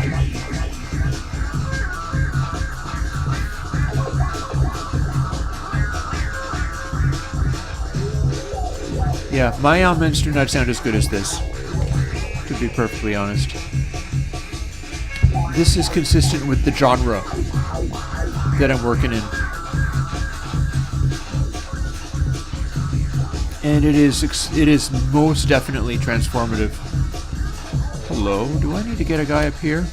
Well, that's actually going to become difficult. Ooh, uh-oh. See, if we can't go through this hole, then we have a real challenge in facing... Oh! Well, I worried about nothing. As it starts to shrink, it goes through the hole, and then you no longer have a problem. Cool. There I was thinking I was going to need to get over there.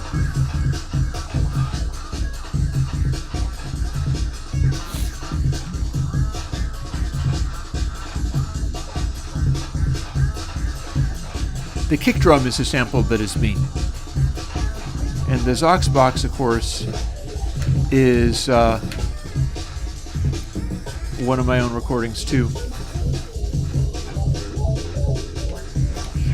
Loving this one. It has the moments of panic, but they're not really panic because once you learn that it will inevitably start moving again, you don't worry about that part. Although if it fell over to the top corner there, I might be in trouble.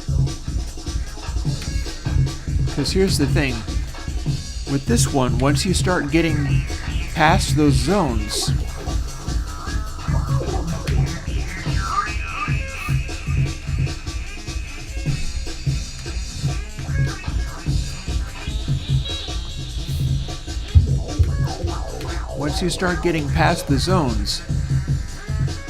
like, let me see. I wonder if I can drive one of these guys up to show what I'm talking about. Like, if I can get up there,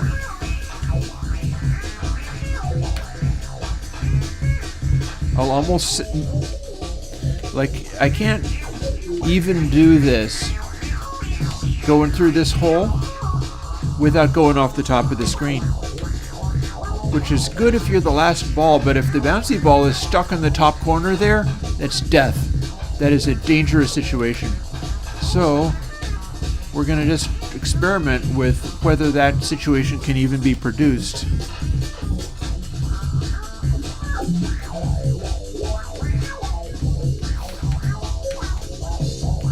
Like, oh, and if you needed to hit him in this corner, that would be really hard to do. Because if you start bouncing wildly, you go off the top of the screen, and then your guy's gone. So that is potentially a desperately worrying situation.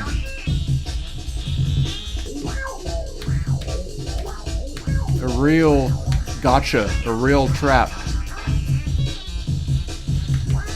But it's an unlikely situation as well.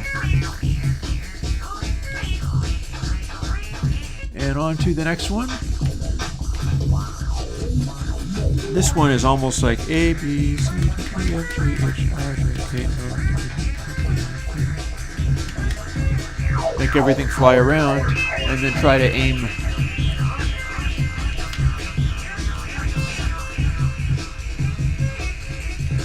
This is a good one for having stuff bouncing around wildly.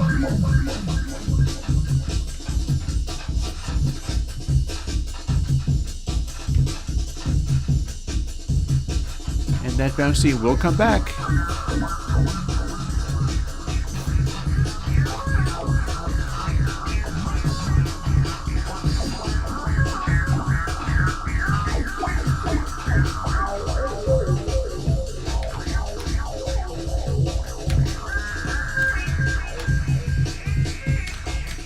Let's try aiming.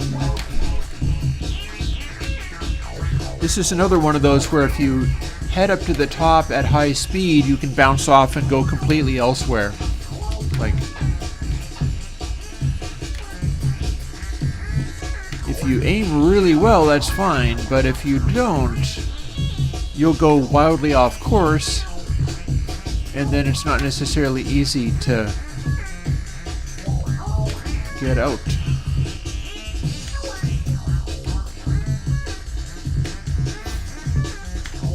A cue.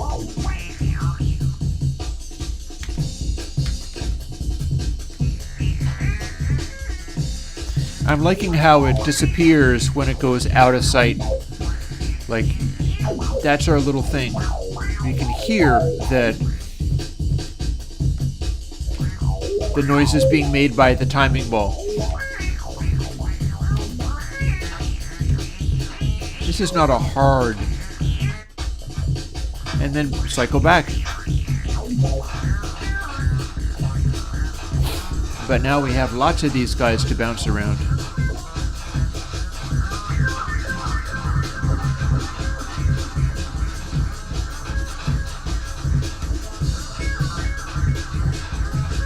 Also, you notice the tempo is getting higher and higher. At score of 300, we're at 151 beats per minute.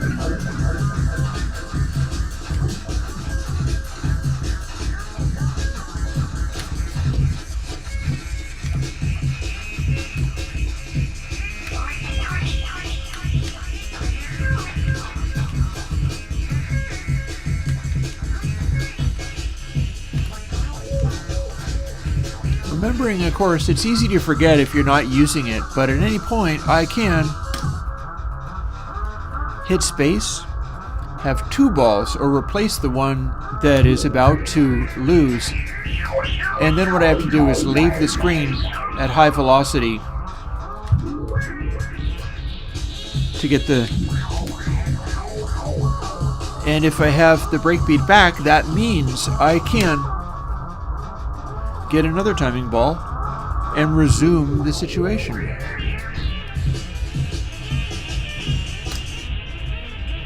At any point, I can have more and more of these little guys bouncing around going crazy. And we can let that one disappear because we have more.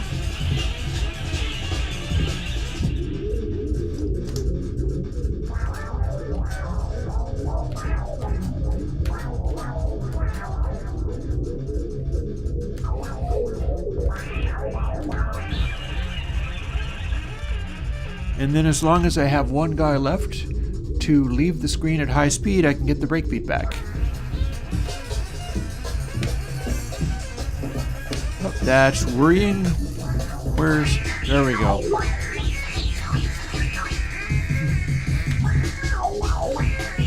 That was telling me bad things were about to happen. I did not have a breakbeat so much as I had a psychotic explosion of noise. Now, what are you, P? Yes, you're P.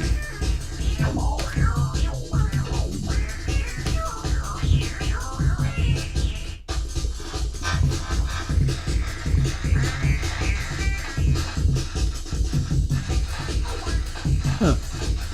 Does subtype make weird noises or something? By the way, 45 seconds ad break warning.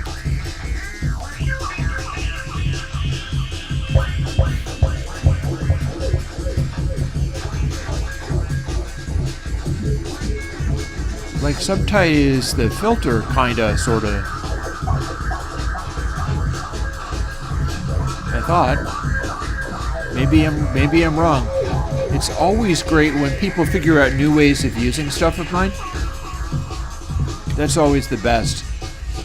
So, if you have done that, hooray. I just don't understand how that would be frightening or automated. Maybe it's making weird noises. That's cool. Weird noises is always good.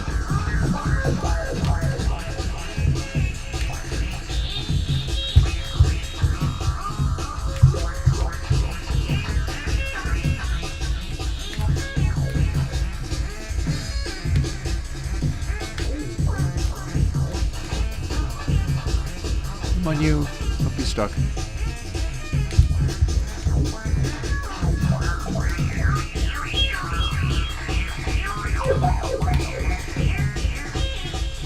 Very good.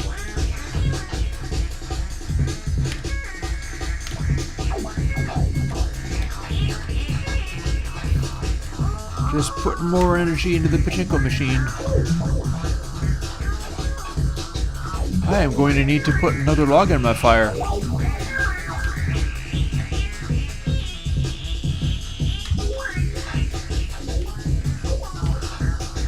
Something to be said about a game that is so engaging that your fire goes out and you're too busy playing.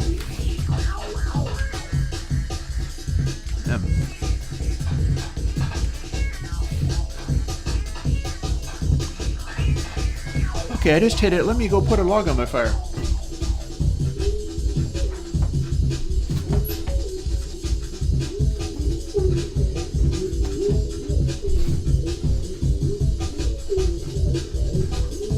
That should hold me for just time enough to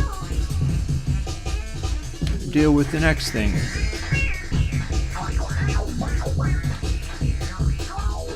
Heck with you. P, how about? Very good. D. Very good.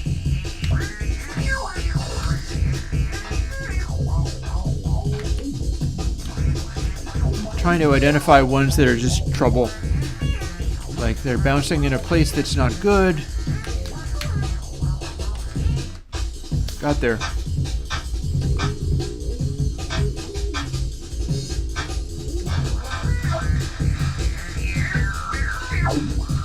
Subtype, wait, is it trim slightly randomly automated? Neat, already. Sounds good.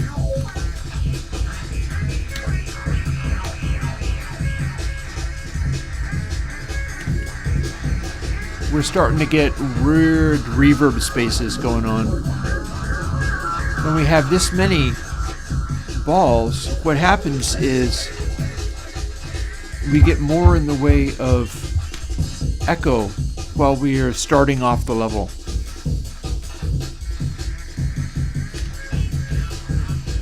And then it gets drier and drier as you get closer to winning the level.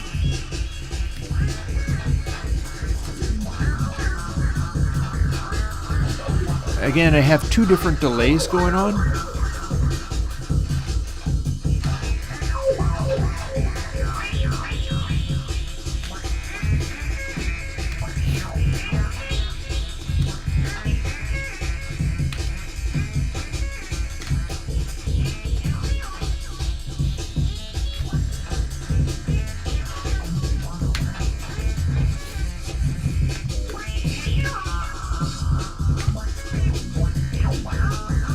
Sometimes my efforts are just keeping everything moving. If everything is moving, it's fairly likely that all will be well. That guy has to stay moving.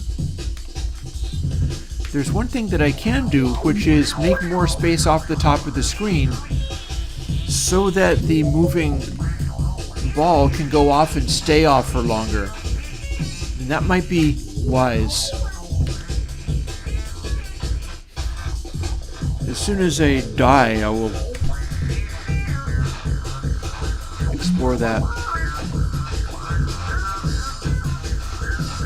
Because it becomes more and more possible to, like, make this guy go off screen.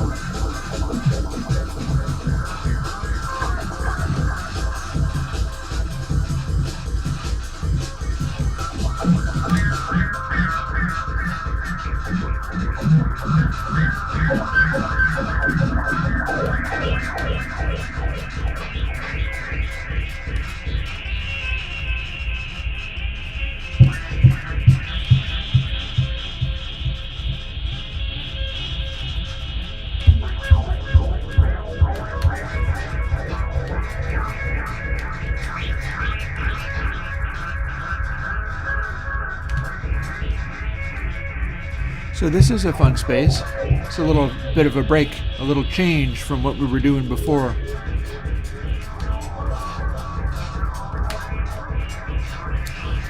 So yeah, it's like, how cool would it be to do a game where you're using these tools, which are basically filtered echoes and things. We'll make a space ambient game that does space ambient as a soundtrack that's tied to what the game is doing. Because we've got the tools. We got this going on. It does have a reverb, but I'm not sure how good it is because I haven't really, I know mine are more sophisticated, so I've been very uninterested in the Godot reverb.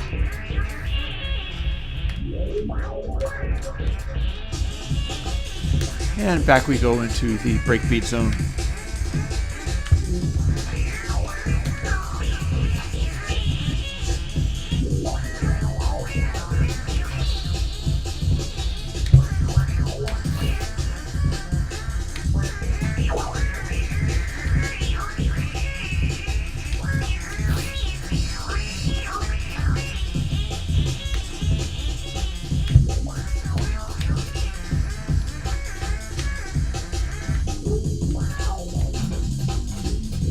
Rocking at 160 BPM.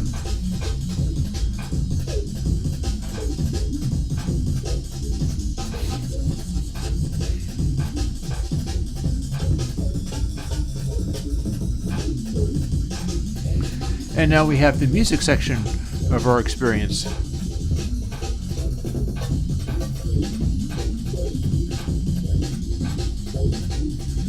Where it kind of just throws variations on.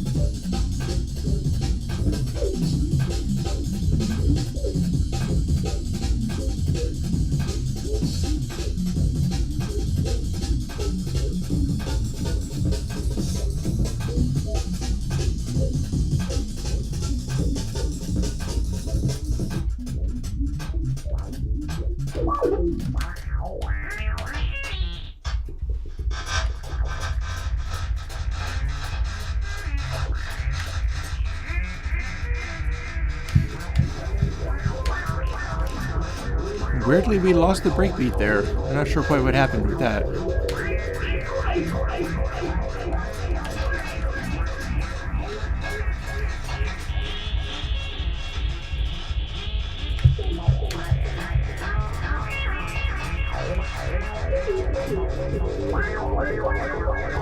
Does that mean we lost the breakbeat though? And is that a bug? Or are we just... Let's see if we can make another one. No, we cannot. We do not have a breakbeat going. So we need to keep that one moving until we can get our breakbeat back. Now we have a backup plan.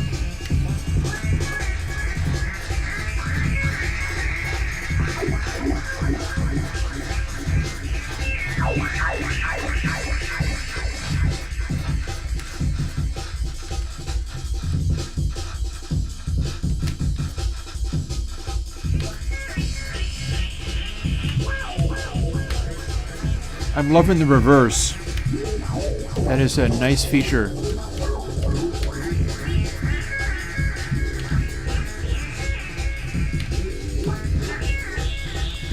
The fact that it occasionally throws in reverse is good.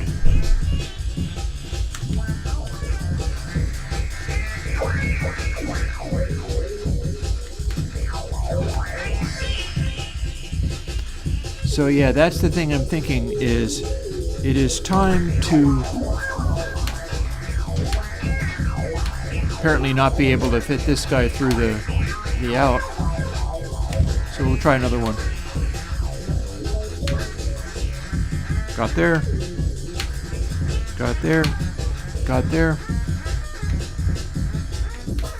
Got there. X, you're my friend. There we go.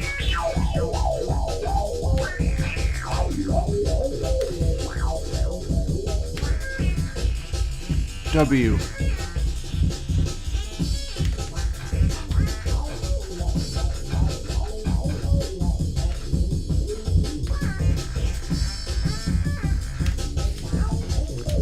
Looks like we're going to be able to do this one.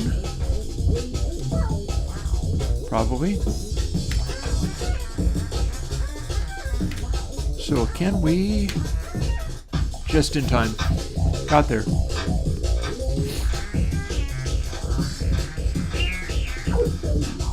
And we have got to Z. You know what? I'm going to call that enough for this one, because I'm demonstrating a couple of things. One of them is that paying attention and working at it it's kind of easy. It's not being a difficult game by any stretch of the imagination. I think it could potentially become one, but I'm not struggling at all to push it to its extremes. And two, there was that thing about the segments. See how we're loading this stuff? There were a couple of things that could be worth doing. One of them is setting up segments so that one is preloaded so that we can not break the rhythm. I don't know whether that's possible. We got 20 levels there. As you can see, they initially were more than 26 because they went from A to Z and then onwards through at least F. So there were some that didn't make the cut. But I don't know whether I can preload a scene and then switch to it.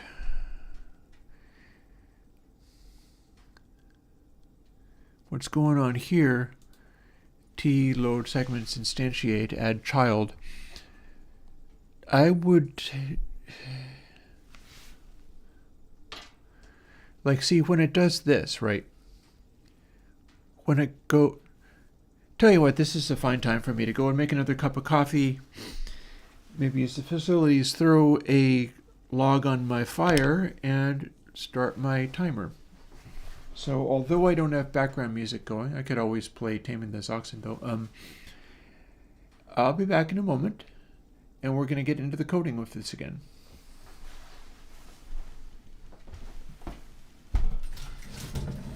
And by moment, I mean probably less than 10 minutes.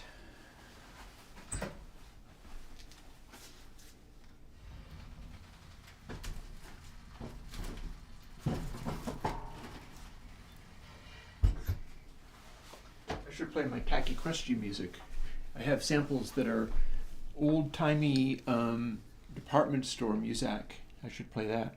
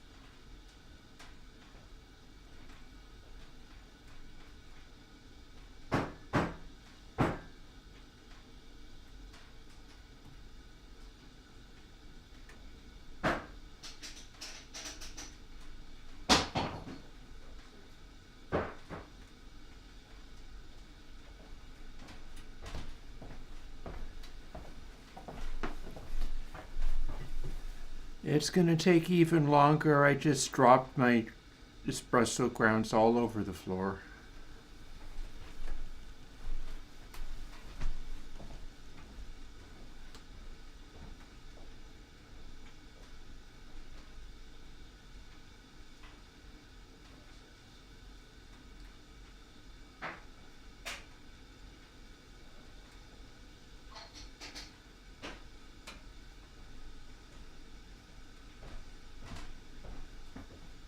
See, sometimes this just goes to show for when I'm pushing too hard and trying to do too much.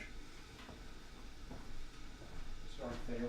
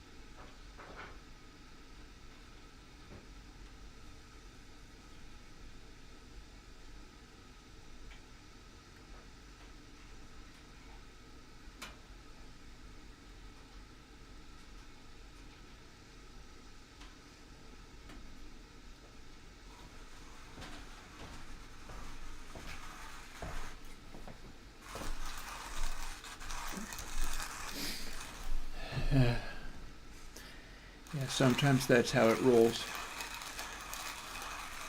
So I'm trying to do stuff. I've got this espresso grinder thingy. It's cool in its own way. The thing is, this bottom part comes off.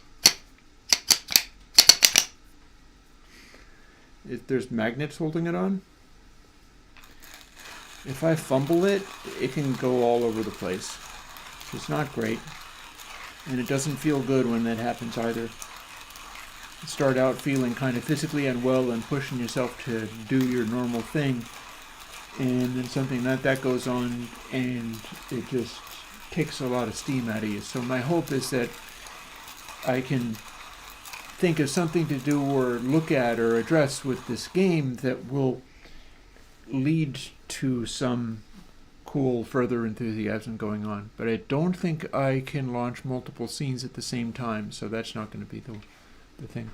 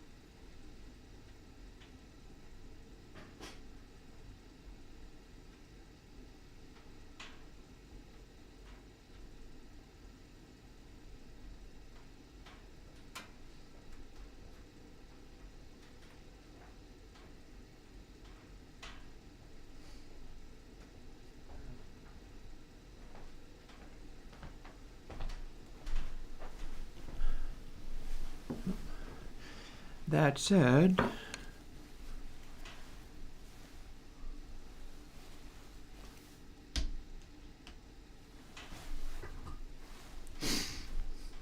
in the second try, I pulled a very nice espresso shot, so we'll go from there.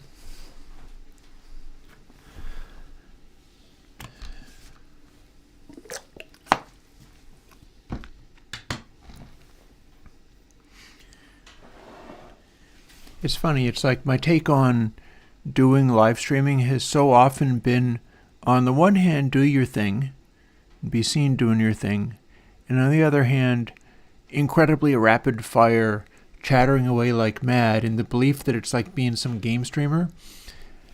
And those things don't really go together. So right now what's happening is time to look at some of these things like the segments. For instance, segment W is our first segment.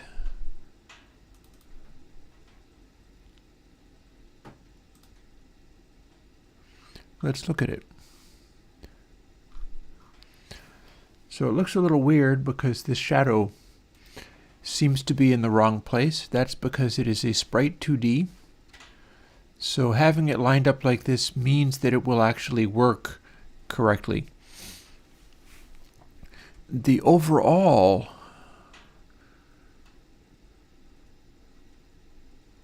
level, and by level I don't mean level, but I mean something else.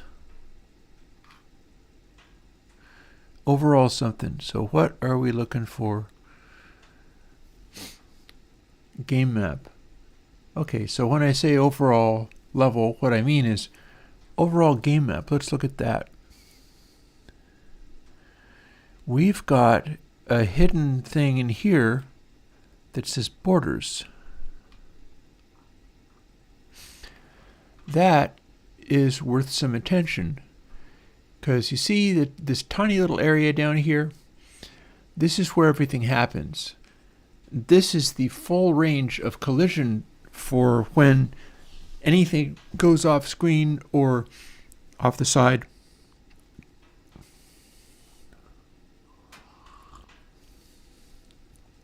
And this collision shape is off the top.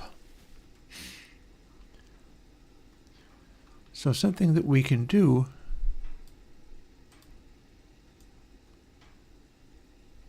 oh, hang on. Let's do an undo because that just moved everything at once. And that's worrying. Let's just slide you over. I'm going to need to reposition those guys to line them up correctly, but my idea, seeing it, am I able to scale? Nope, it's scaling everything at once. It's instanced. What I am seeing here is that this is what I would call instanced. These collision shapes are acting like they're all the same one. If I make this one wider, they all become wider. I don't really quite know why it's doing that, but it is.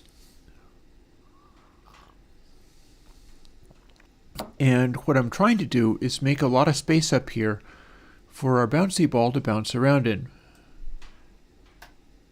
See, we can also shrink them all, but they're all shrinking together as well. The only real way to manipulate these is to move them against each other. Now, I am wondering a lot about this. I kind of wanted to have more space to the sides. And instead what I'm having to do is just sort of position them correctly. When I say correctly, I mean that this needs to line up with this bottom edge perfectly. And this needs to line up with this side edge perfectly. This needs to line up with this side edge perfectly. But we don't get to change the size of any of these.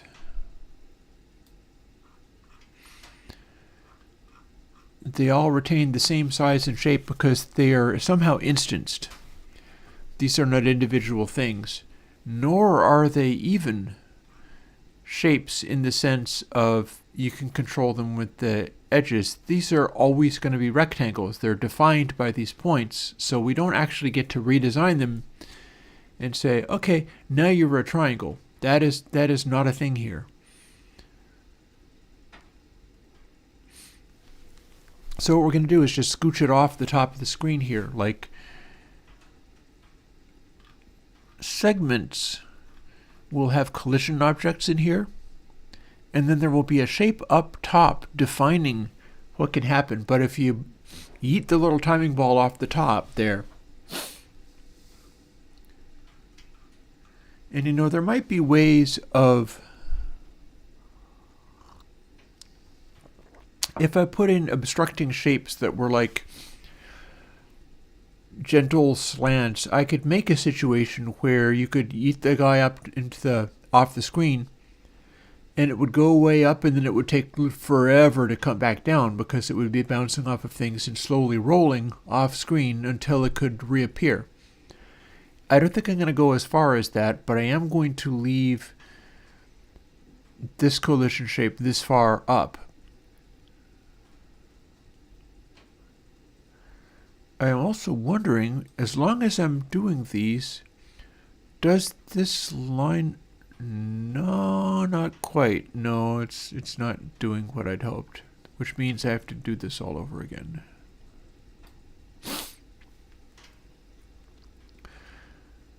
See, if these were rotated... I swear I don't understand why this is doing this. It doesn't really matter terribly much. I can get along without it, but I don't understand why this is doing this.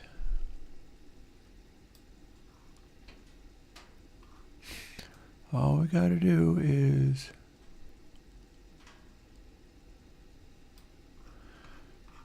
line up the collisions.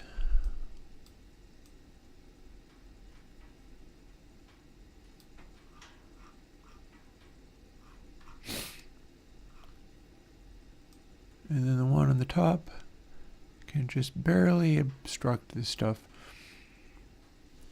See, the way this works is the guys bouncing around inside these. These are invisible. You don't actually see them on the screen when you play. In fact, they're off screen. But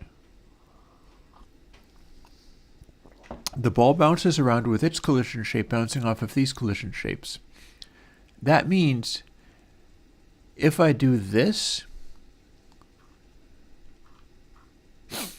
and the ball bounces up and over here and out, then it will fall forever, never hitting anything. Or if I have another collision shape right here and it bounces up and loses speed somehow so that it ends up just resting here. There's no tilt to this, so gravity won't make it roll. And if it did that, it would just run out, and then the game would be over without you ever being able to see the timing ball running out. That would be dirty pool. That's not fair. So what we're doing is dragging this back down to where it intersects with these guys. Meaning that if the thing gets yeeted off the top of the screen, it can go up quite a ways. It can take a while to slow down. It can drop back down again, and then find its way down into the gameplay area again, at which point the synthesizer noise will turn on. And what we're doing right now is essentially increasing the conditions under which it can go off the top of the screen, and then all of a sudden you're just percussion. You don't have the synthesizer there anymore. And yet you're not game over, you're still playing. I've made this area much bigger, so there's more space for it to go. What I could also have done, if I really wanted to magnify that, is define another collision shape. And who's to say that's not the correct answer? Well, I would be the one to say it's not a correct answer because I'm designing the game, but that's the thing, is I've got these shapes, I can use these shapes, that's all well and good. I could also make triangle shapes or whatever so that it would be this ginormous area up here with these sloping areas where if you got it up there, it would just be bouncing around for a really long time until it rolled back into sight, dropped back into the screen, and all of a sudden there's that synthesizer going again with the oxiness and stuff. That could be an amusing side effect. The question is, how long would you want it to be able to bounce around up there? Like, I could easily make it so that you have big old collision shapes up here. These sides of the walls are obscured.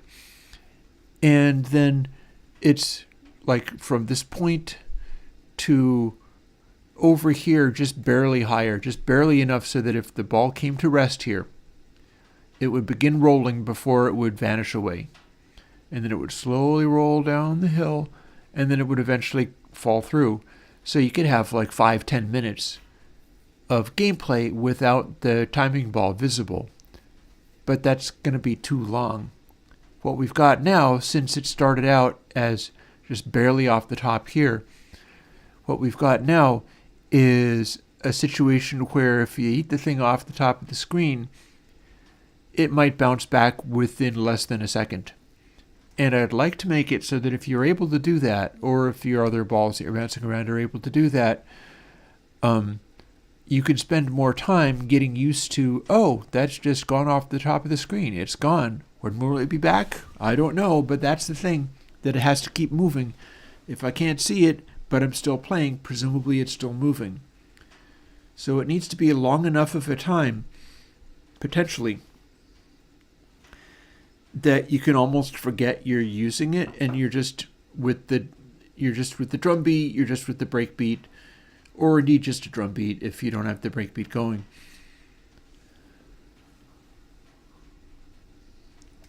Remembering that the letter balls, and I'm toying with the idea of adding symbols. That might be worth playing with and seeing how that works.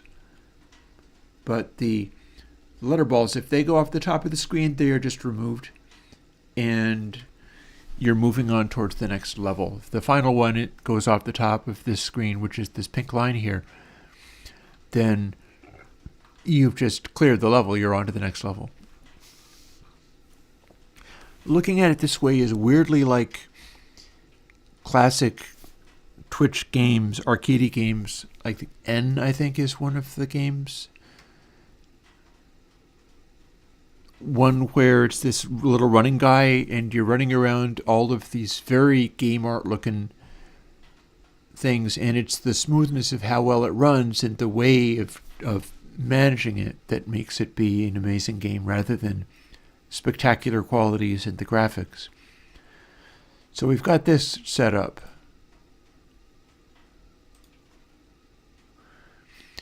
Here's the next step.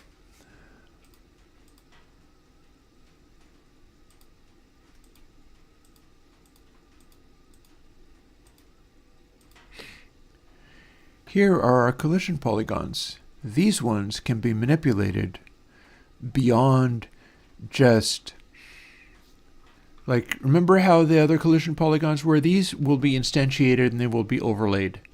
That means suddenly you've got the graphics, you've got a shadow, which you can't really see because I switched it off. It draws in the correct position, but the 2D editor is showing it in the wrong position.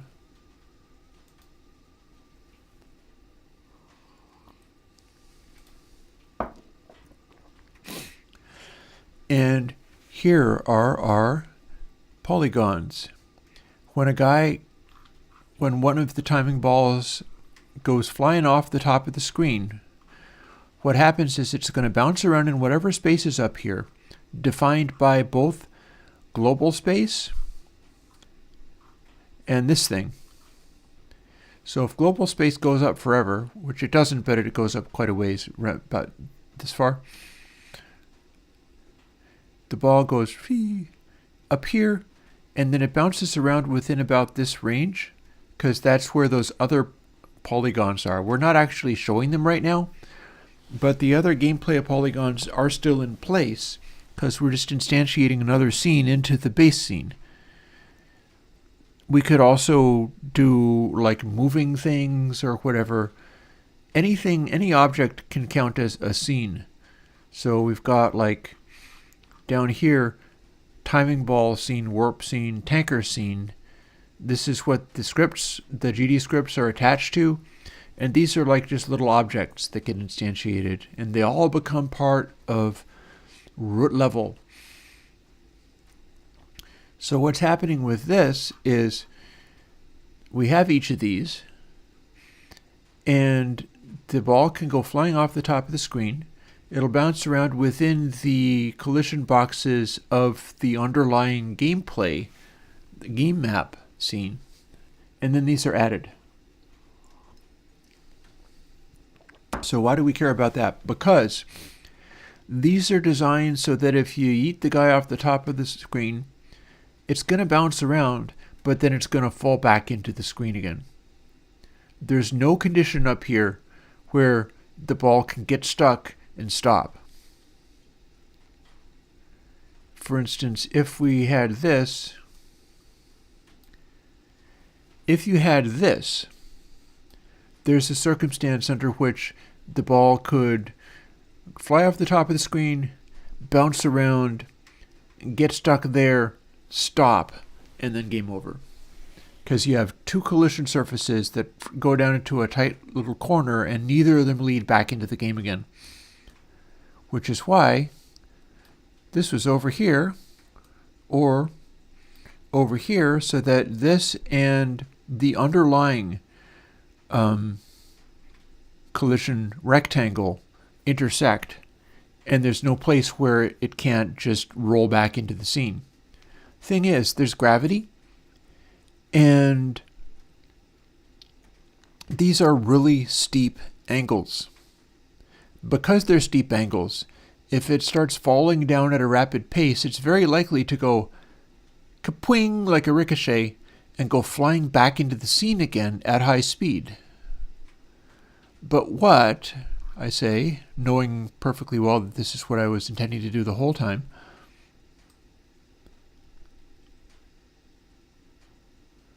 what if we had this? Well then, if you go firing off the top, fine. Bounce off of the top rectangle, or just gravity takes its effect and it slowly goes back down again. If it hits this, go in this direction, it will bounce back up again. Without even making a sound necessarily.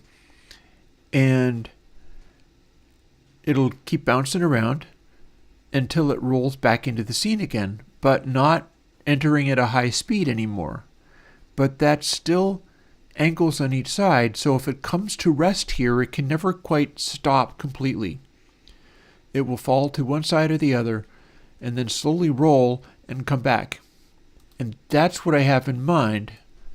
It might be worth fooling around and finding out what that means practically for the scene, but that's what I have in mind here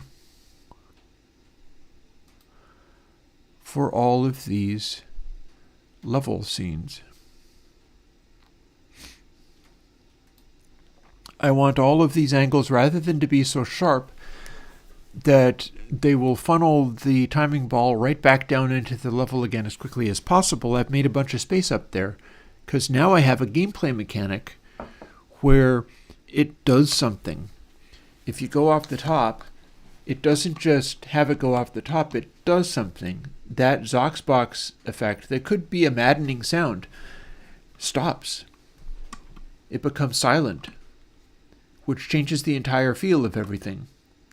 And so all the better if you can get the guy off the top of the screen and then it's gone for a while, giving you time to sort of think and direct all the rest of your guys off the top. And then eventually, inevitably, it will come back. And not only will it come back, but it will come back maybe not going at such a high rate of speed.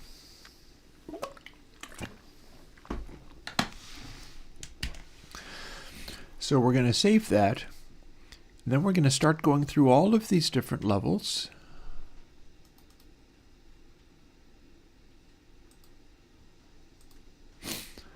addressing the same thing because we've done the same thing each time. Like this don't count because we've got a side connection here. There's no special reason for this to be the way it is.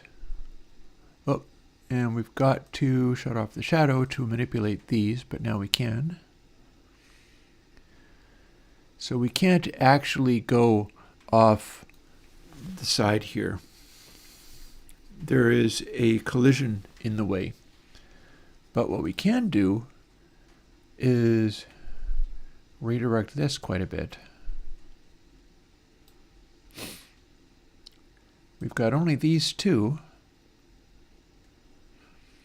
And see, here's the stuff that has to be paid attention to in these levels. Like knowing that the timing ball can go flying off the top and that it has to be able to roll back down again. This is purely an invisible aspect here. And if this became a concave, you could do this. If you did this, you usually wouldn't see any difference. But if the ball flew off the top of the screen, bounced around, and then came to rest bouncing around here, you'd see it peek back into the top of the screen again, but you'd never be able to reach it. It's inside one of the obstacles now. And that's a nasty, nasty little gotcha. It's unfair gameplay in such a way that you could not do that. That would be super not okay. Because there it is, but there's nothing you can do about it. It's like coming up 00 or whatever, that you've just arrived at a game condition where you automatically fail no matter what you do. And it's not that much like a pachinko machine where it should be capable of doing that to you. This would be kind of close to that. It's almost never going to be the case that there will be some condition where the ball will fall down at such a slow speed that it will come to rest here and then roll to the center and come to a halt. But we can fix that just by doing this, or even going a little bit offset like that, or indeed putting it to the middle. And the closer it is to flat, the more likely it is that you can eventually come to some situation where maybe it would be able to land there and just stop. And we don't want that, so we make just a little bit of a slant, meaning that if it is falling from above, it will bounce off and bounce back up. But if it comes to rest, it will eventually roll off the side and rejoin play. And that's what we're trying to do with all of these now. So save that. And then onwards with the rest of them in similar spirit.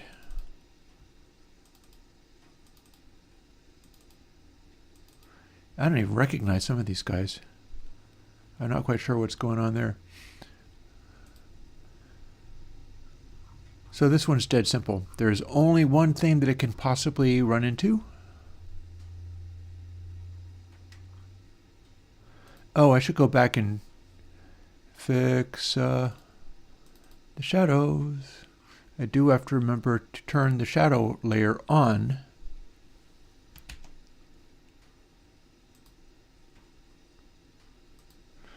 Otherwise, it will not display in game. We're kind of overriding it there.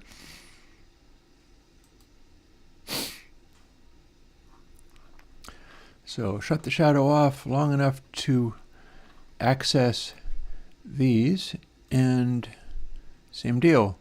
If it's pointed this way, the guy can come back into the screen and come to rest in a place that you can never get to. So that's bad.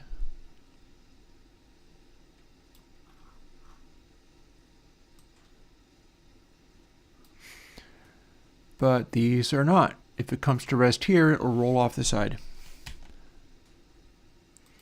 Shadow back on. Save and close. I got up to like M. I can always check them to see whether I've gotten there. Shadow off. With this one, if you can get it to go out, then you should be able to go for quite a while. So I like the idea of making this very close to flat.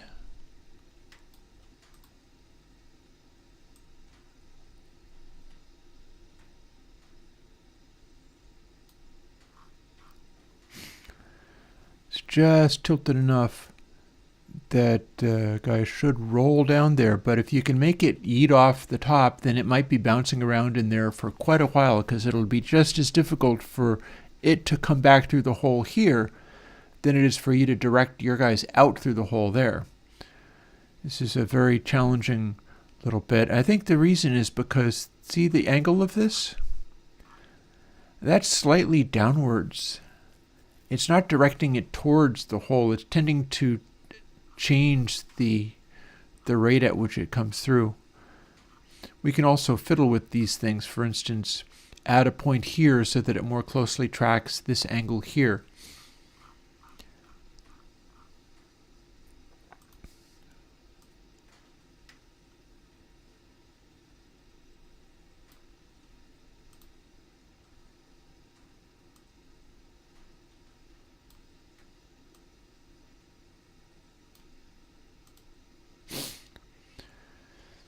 So that looks good, better than what it formerly was, which directs things down very sharply. With this, it's almost too much. I feel like I should angle it a little bit more, because it's really gonna, if you can get the timing ball to go out the top of this, it's really gonna be a while before it comes back. It's just bouncing around in the big space defined by these objects, and then however high up the top rectangle is. So there's that. Let's put the shadow back. Yeah, like, am I even invoking this at all? It exists. Segment S exists. But I don't remember seeing it in the playthrough. It's like we've left it out. Maybe make a little note and include that. Or I don't remember why this would not be present. I just know that it seems to be not present. Maybe because I've been fooling with these to try to make a condition under which this must be Y. So it almost doesn't matter what I do with these, because I don't think it's going to come into play. We're not seeing this in our playthroughs because it's not being called as a game screen. And I'm pretty sure the reason is, firstly, it's kind of ugly. And secondly, because it's been too easy for like the timing balls to get up into here and get stuck, and then you just lose. Like, it's apparently, my assumption for why this is not part of the roster is that it's ugly and it's too hard, that it doesn't play well. So we're just going to hit save on that and move on. These, on the other hand, this was a little bit more fun. And perhaps all the more for taking this orb and having it be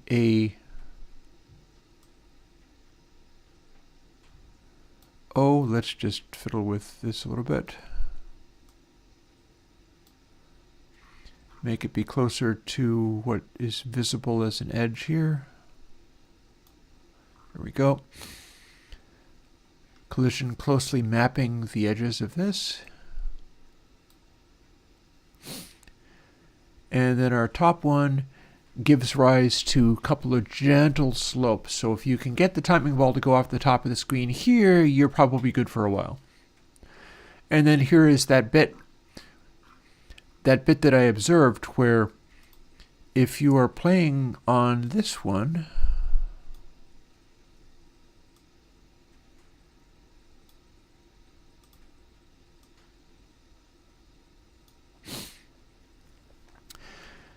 you can't fit through here, and if the timing ball gets stuck up there, it looks like danger and doom, because you're like, oh no, now what? But as soon as it starts to shrink, it will just roll through. And as it rolls through, it picks up speed, and it grows back up again. It's like, oh, false alarm. So that's kind of cool. That is a panic-inducing moment right there that is all about the mechanics of how the game plays.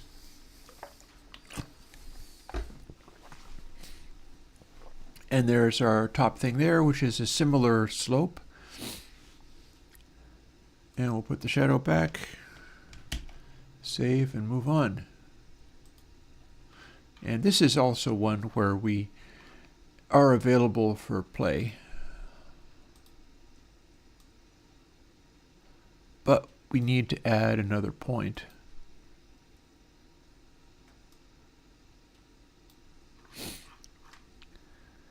Because we weren't getting off the top edge of the screen very well that way.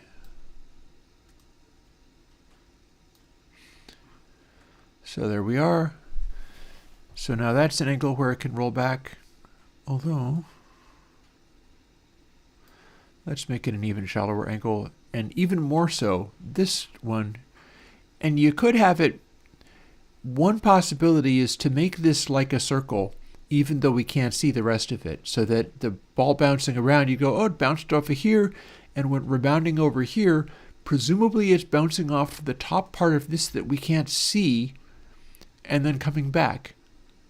But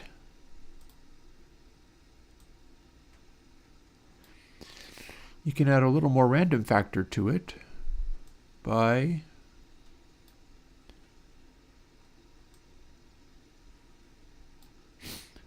adjusting these in this way. So if it's like slowly bouncing off screen like this, going, you would expect it to go bonk and then come back. And that might be cool. That might be cool. Or it can just go, ooh, surprise, there was nothing there. And it slowly goes over here and then reappears there. So the big question there is, what would be cooler? I think it would be cooler to have a fake sphere off screen there. That's kind of the conceit of this level, is it looks like there are these large round things you're bouncing off of. So, in that light,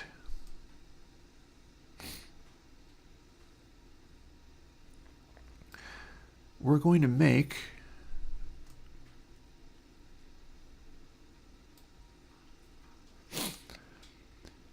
a big fake area.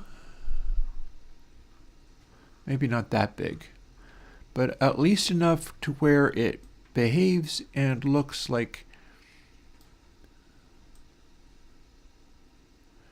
there was something here.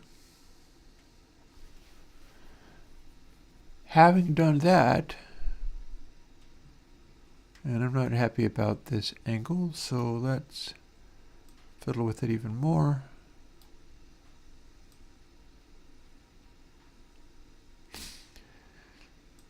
We can still lop off the top.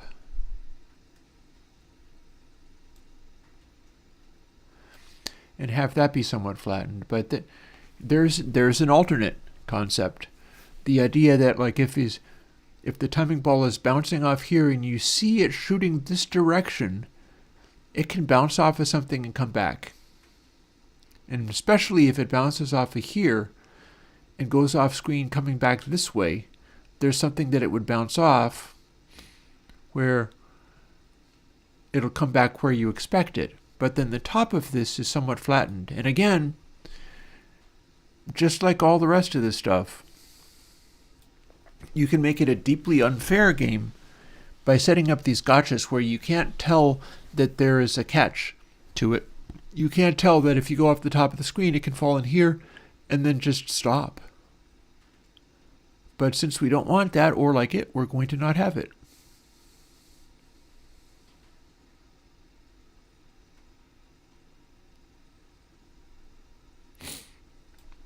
Instead, we'll have that.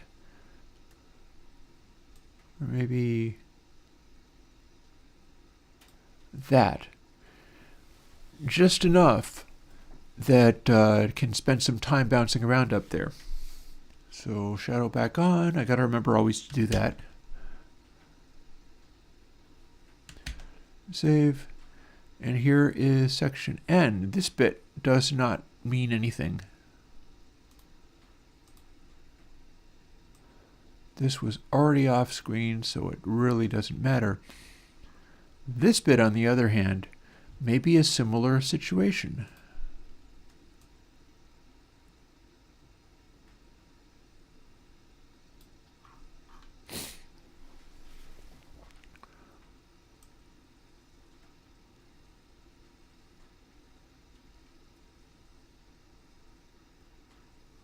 Or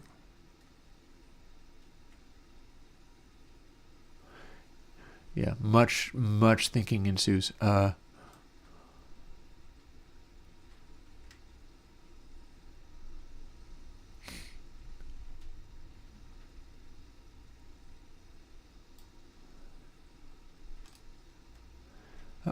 Did the other click, and it went away. Very good. So now we've got a thing where it can roll back into sight over here, as you might or might not expect. But firing up this way, where there appears to be still wall off screen, it can bounce off of the wall off screen just a bit if it's going just right. That said, it only extends this far, but it extends a little bit, and that's the idea, is being able to make it so that it's resembling things in the world that you might expect to be there.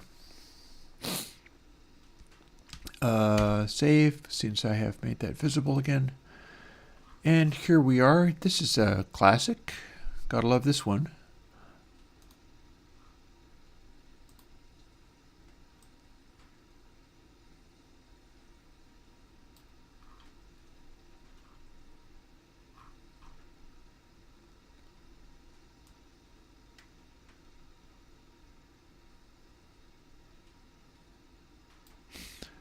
That bit's fine.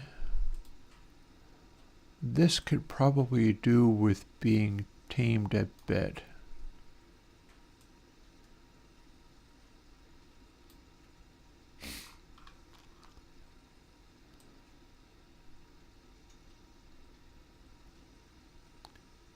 And this guy can very much become, if you can get the timing ball off the top of the screen, you've got a little time to think.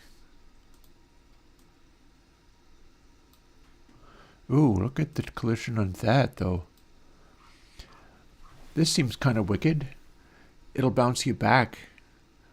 That's maybe not great. Let's maybe not do that. Let's make it a little more forgiving.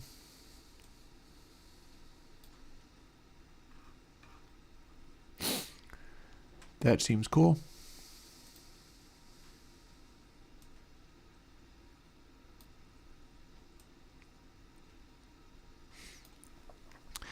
So there's one where it looks like there's buildings with like asphalt looking or granite looking shingles or something.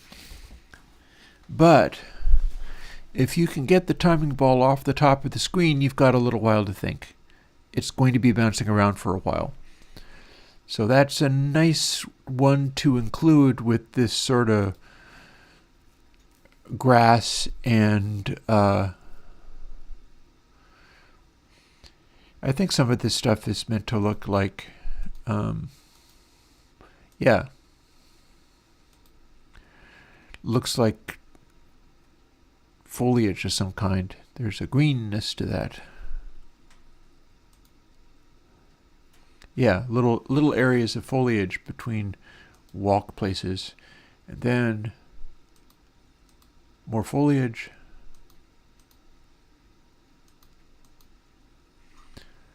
But up here, red tiled roofs.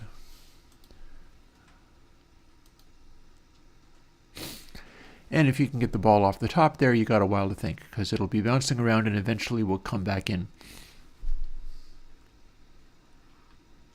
Shadow is engaged again. Save. And now we've got M done, so it's time to start doing another batch.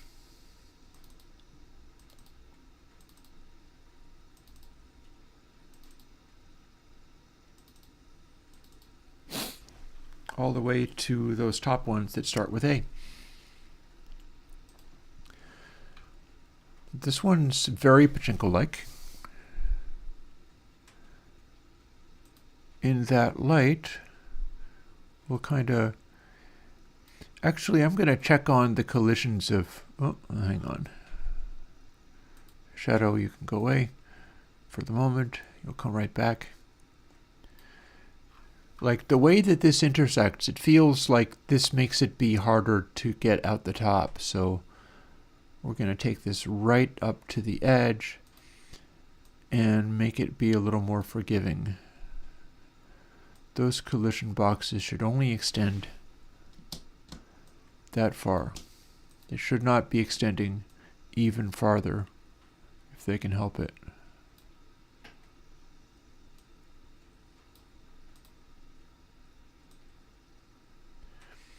I don't know if it really works like that, but it feels like it's going to be more unforgiving if it extends right across to the top. Like if these extended and intersected off screen, maybe it would be more difficult to get the controlled ones off. So let's see.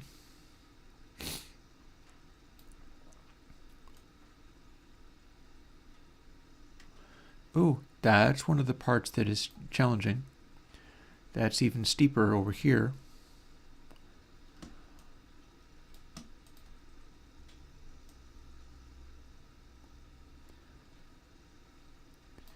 And we're going to set this up so that it's real forgiving that way.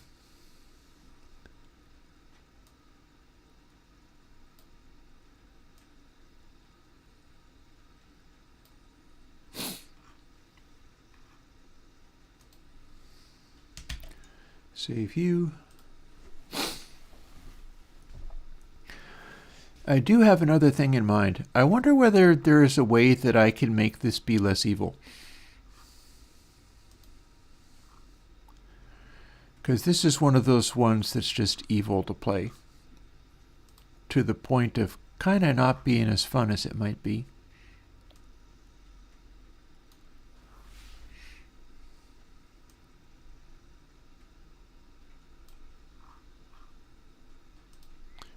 Now we can adjust these things. So if you can get it to go off the screen, it'll be a while before it comes back. Getting it off the screen is the challenge, of course. This is a gotcha, because you can't actually intersect that. You can't go off the screen to the side, only to the top.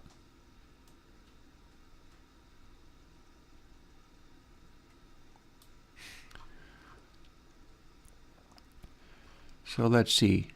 This stuff depends upon this.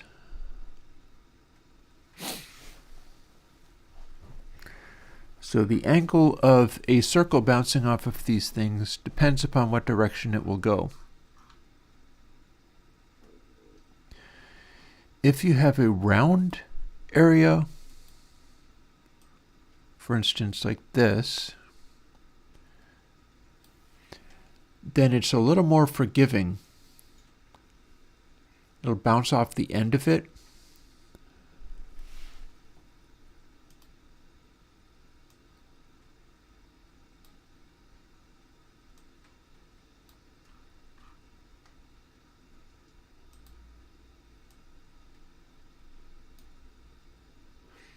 Whereas if it's an angled area, it's always going to try to shoot you in some inconvenient direction. I'm feeling like adding a few more areas of roundness to this in places like this, where See, this is an area where we could really extend this.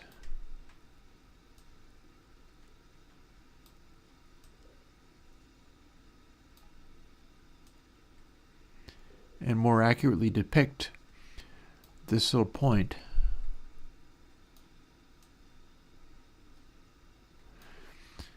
Because that's an important gameplay bit. If you're getting stuck in here,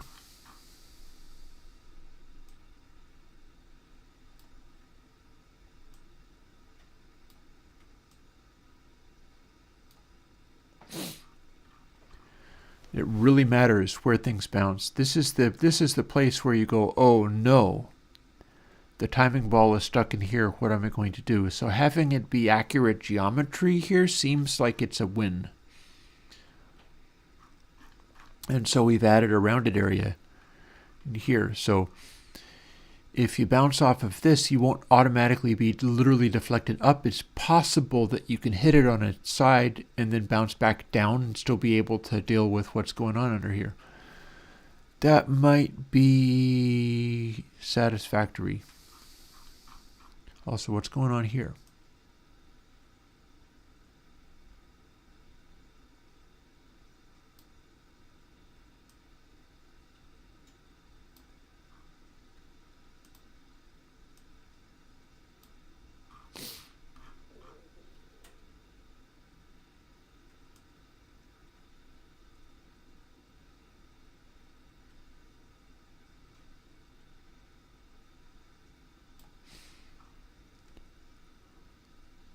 Hang on.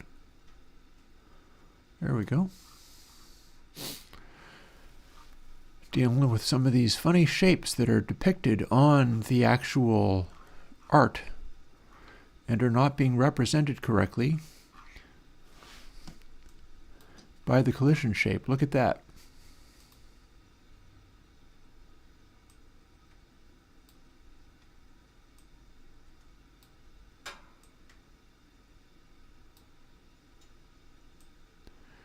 If you bounce off this funny projection, then it should act like there's a funny discontinuity because that's on the art. You should be able to bounce off of that because it's on the art. It's not like the game isn't running fast enough, so we'll go with it. And have we done? Yes, we have. The top stuff. Shadow back.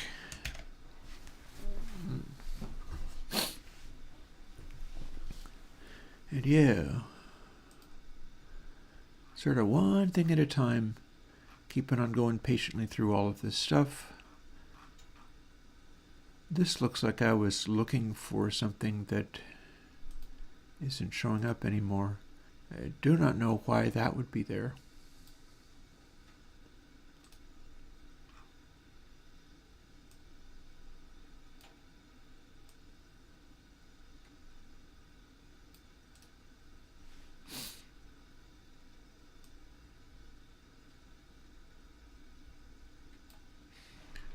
Go and over here, I think this is the only remaining triangle. That was a slightly sympathetic piece of geometry. It's important to be able to identify, like, this is a cooperative piece of geometry. This is a piece of geometry that will cause you to tear out and freak out on designing something like this. On being able to look at it and go, okay, this is where something could bounce off and make you really mad because it took a wrong bounce. At which point it's about, can that be a situation of, oh, I knew it would do that. I could tell that was what was happening. That's correct. Versus the game cheated me.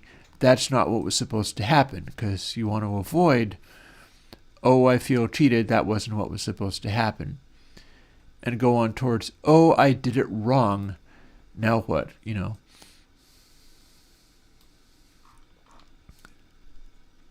Having the player fault themselves for not getting it right.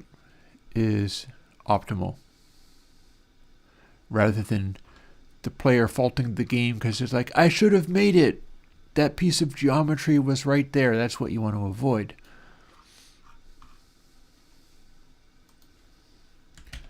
Save. This is an interesting one because this is one of those cheaty ones. These are the exits. These don't count as exits. These are still collision shapes. So you can't actually go out this way.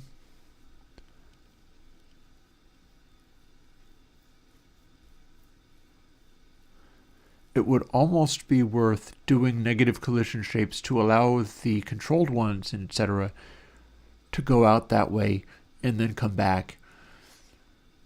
That said, that's too much to ask. We're not going there. But it would be an interesting trick. It would be like, ah, thought you got away. Nope, that's not actually an exit. I think it's a little too cheap doing that.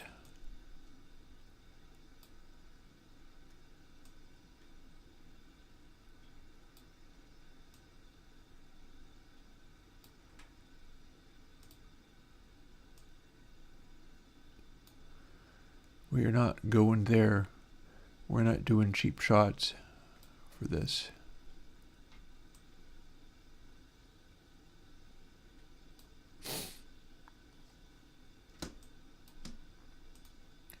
Let's bring these guys in. Same deal as before. We're going to be cooperative here. And if you can get the time and ball off the top of the screen, you've got time to think.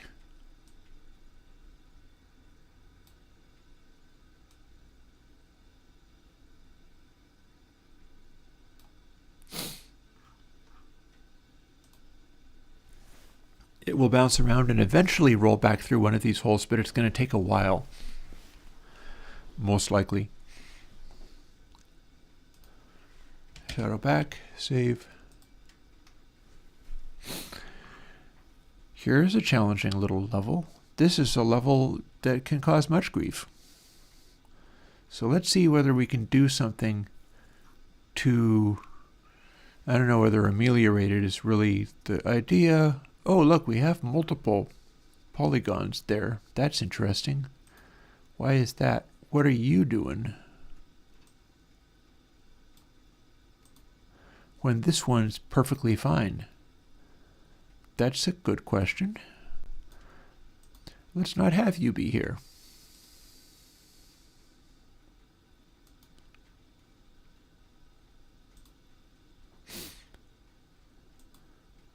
On the other hand, you are fine. I think that's there simply to make that angle be steeper. Otherwise, we have this complicated collision polygon, and it's about as complicated as it needs to be. Arguably a little more complicated than it needs to be. And we don't really need this point very much. Let's see what happens if it needs to recalculate. Maybe that's why I had that point there, that it's making these really narrow little polygons.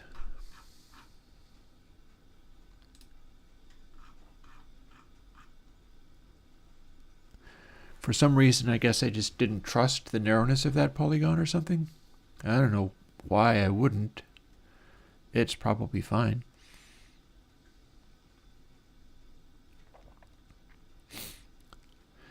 See, it's recalculating based on drawing new collision polygons in this complicated shape. Doing so admirably quickly. And here is our roll back into the scene.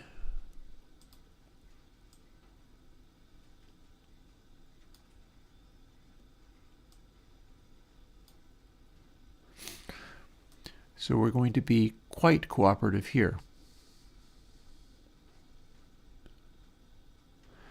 Shall we be uber cooperative here? This is a tough level.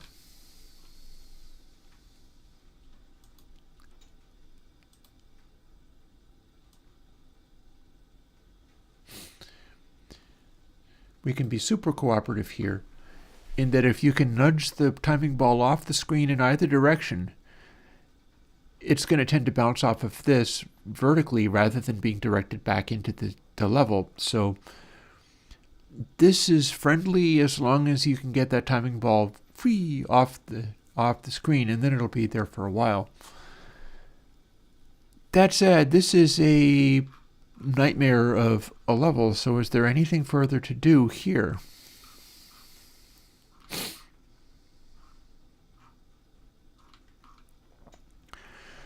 This is a challenging little place. What if we kind of tightened that up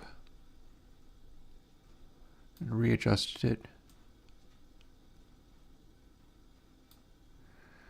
Here, what do we get? We've got this extra little collision polygon there. If you go up here, there's slightly more of a chance that you can come through. We'll just relax it even further. I don't know if you can really fit through there, but you can try. And bouncing off of it, you'll go side to side real hard around here, but it might just be possible. Also, getting through here is always a pain, so let's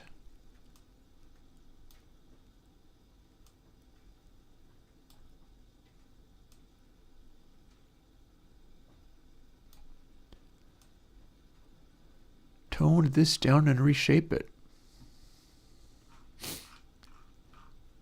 That flattens this area out rather than, the more angled it is, the more it's going to just make things go and then bounce, go flying back out. But this might have made it so that this area is just that much more approachable. Oh, we can also adjust this area. Now, how much it's going to matter, I couldn't tell you, but we can make that track closer to where the actual line is.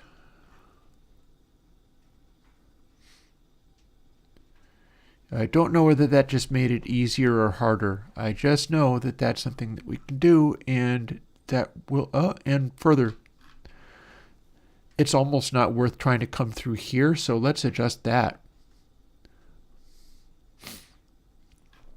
We're altering the whole vibe of how this rolls by changing some of these details.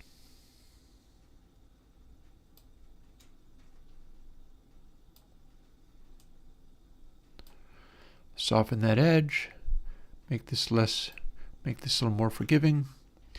Coming through here is challenging, so maybe now it's a little tiny bit easier to do that. And then coming through here is a complete flaming nightmare, so let's make that more forgiving as well.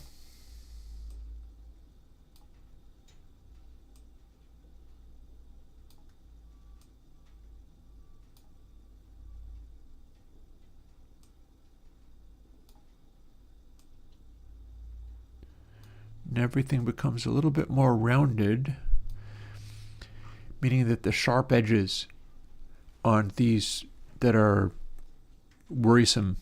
Oh, and let's make this more complicated. Cannot tell whether that's actually making it easier or harder, but we can make it more accurate to what's depicted. And that might have an effect on the feel of the thing as it's being played.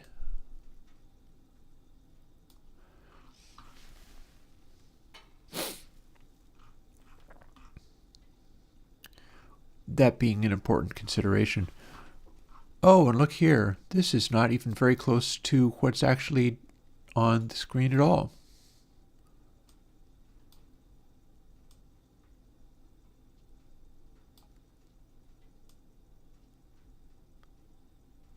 That's worth a little attention.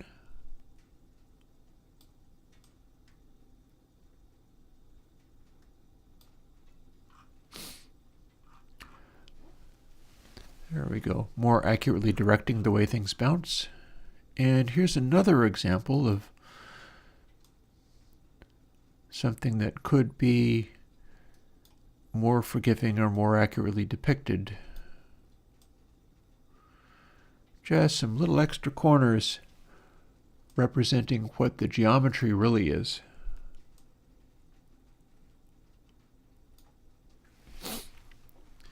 And the lovely thing about this is that it's being done off of watercolor paintings. So like the information here never actually got decided in the sense of gameplay mode, like, oh, it needs to have this little projection over here. Instead, it's very much a factor of what the, see over here too, what that ink or watercolor pigment did in a particular situation. Taking all those little irregularities and having it hopefully act a little bit more like it should if it was a real object. Hopefully that will boost the general vibe and feel of the thing. And it's certainly worth throwing a few extra collision polygons on there. It's going to run fast enough to be able to handle it. And then up here, okay, I think same deal.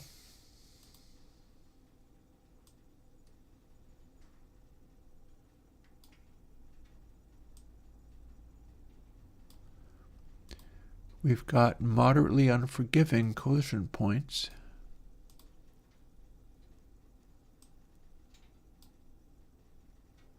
See how that intersects over here, but it should be a little bit farther over?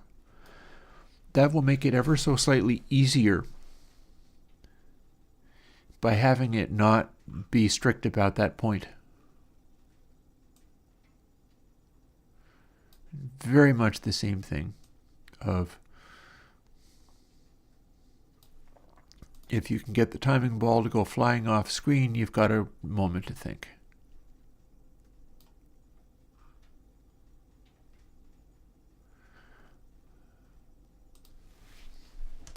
Save. Wood stove needs a little help, so let me go and deal with that. Anybody who's just tuned in, this is work in the Godot engine on a video game. And that is a timely thing, considering what's going on in Unity World at the moment. So I'm more than happy to dive into this. There's further things I was going to do too, but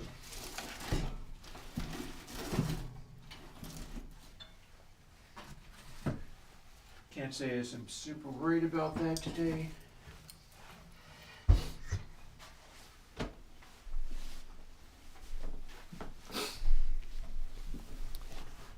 Like part of what I'm doing is trying to kind of unwind with this sort of stuff.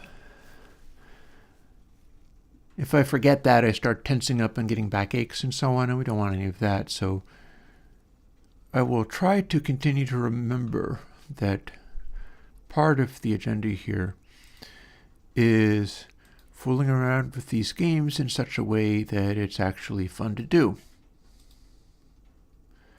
That said, I'm also very interested in having them be amazing games that are deeply and completely awesome. Who wouldn't want that?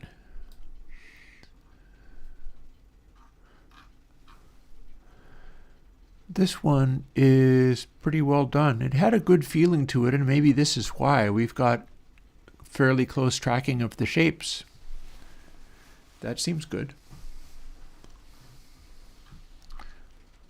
I think we can add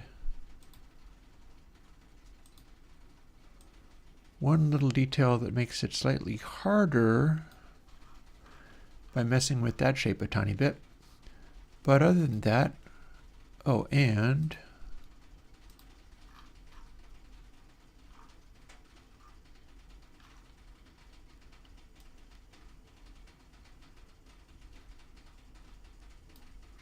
these can be more forgiving.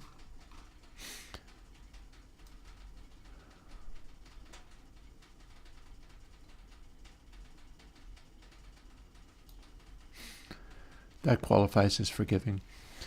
Less ability to intersect off of something just as it's about to go off screen and then bounce back. So,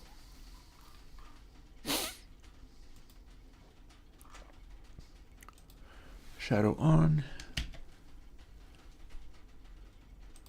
And now we are on to these final ones. And also looking at whatever else needs doing, because there could be other things that need doing. Oh, look at you. That's weird. Why are you even trying to be fussy about the angle there? That made no sense. This makes no sense. We don't need 2 control points there either. Yeah, so some of those things are obviously oversights. And I think this is one of the ones where if you can make the ball go flying off the screen, you win. It's like you get to keep that. So we're going to not have anything remotely resembling a sphere up here. Although I will go close to the edge of this in such a way as to make it be smoother.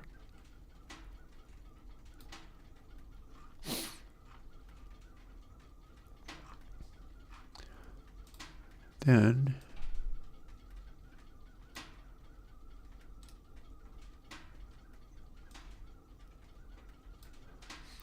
that can be angled like this, and this can go just a little farther up here. And that seems good.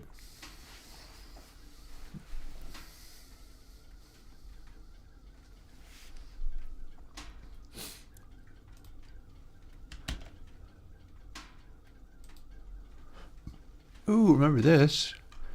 Nothing off the top of this at all. It is purely a get off the top of the screen and just bounce around in the void there until something comes back.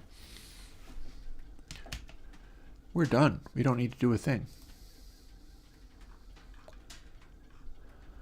Here, this is acting like it is a large object. And this is a nightmare waiting to happen, so I am hesitant. And thinking maybe I want to do something about this.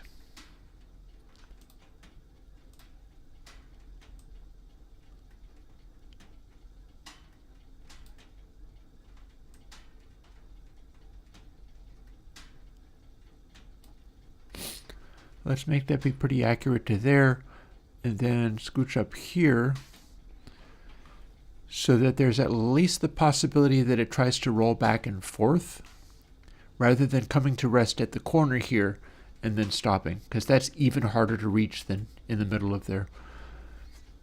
And then with that, the nightmare scenario is slightly decreased. What about over here? Is this also a nightmare scenario?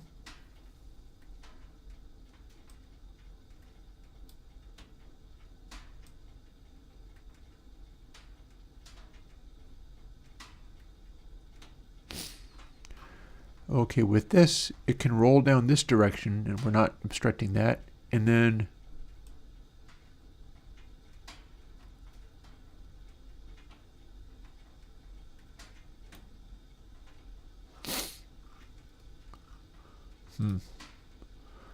I am questioning what bits of this work. And I can see that that is also an angle. So it's just possible that it can roll from here, continue to roll, and then keep moving. It depends upon how friction works. So yeah, this is a gotcha. This is a place where the ball can come to rest and be stuck. But then, of course, so is this. This is designed to be a gotcha. This is not designed to be a gotcha, but it works as one. In fact, it's such a nasty gotcha that let's try to avoid letting it even get into that situation. So what we've done here is we're furnishing a situation where it's less likely to cheat you. If the ball goes flying off the top and it lands around here and stops moving, it's going to try to come back in a place where you're protected because it'll keep rolling. If it falls through to here, that's actually danger because that means it can come to rest.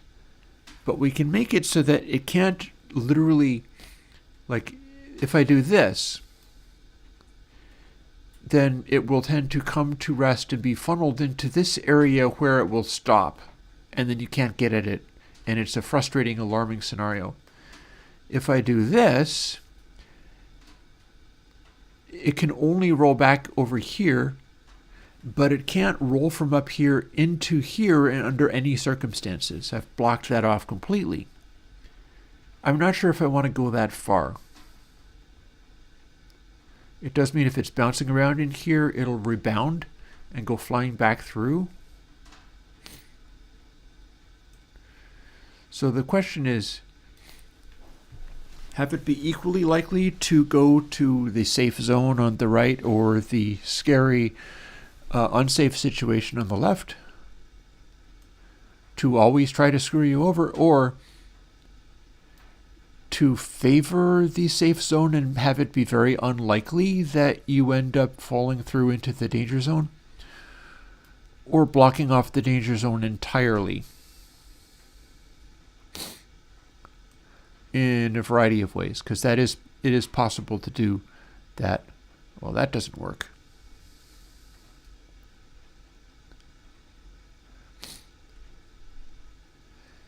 I'm going to say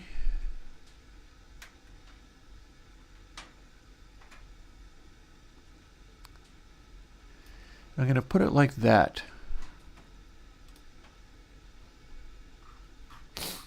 That more or less follows that angle, but then it extends up a little bit, meaning that it's more likely to bounce through here and then go elsewhere.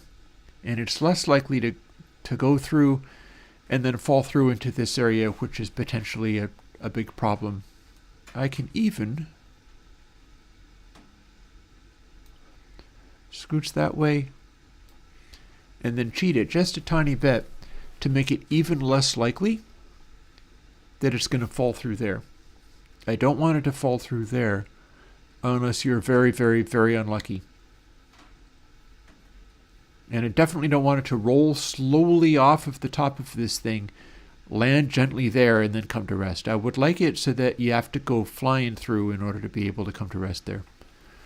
So I think that's going to be my answer for that particular bit of geometry. I think that's going to be how that one should go.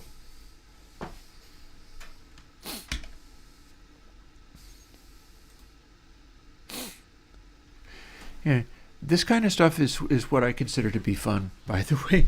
Playing games and such is always interesting in its own right. But designing how this kind of crazy stuff works is very engaging and interesting to me. Speaking of which, look at this.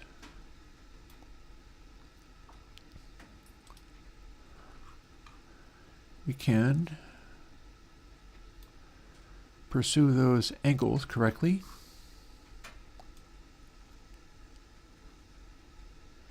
And scooch that right through. Oh, we don't need that point to be there, do we? That was very much not needed.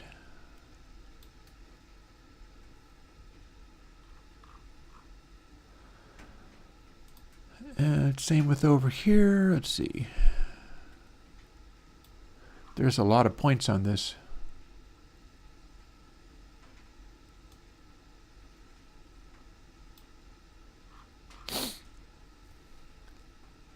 Sort of inverse curve shape thing going on.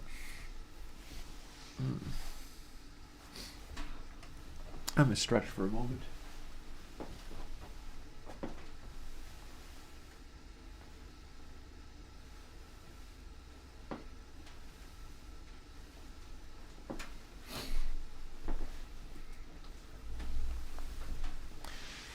Not much of a stretch, but better than nothing.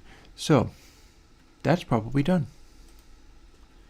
I think that will do nicely. This was never really a problem level. So if you can get the guy to bounce around there, you've got a while to think about it.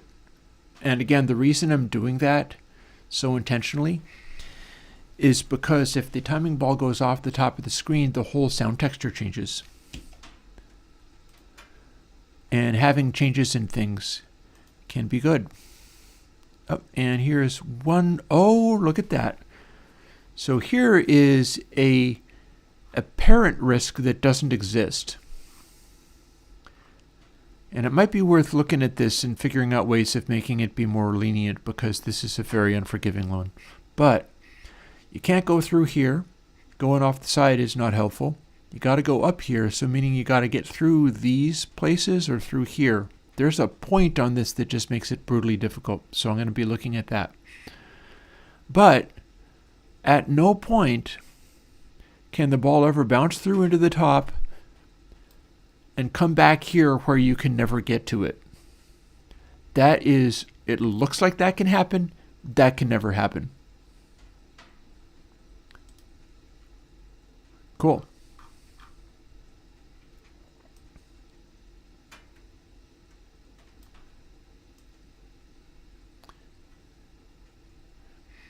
It does make it look quite a bit like that can happen, but it is not true.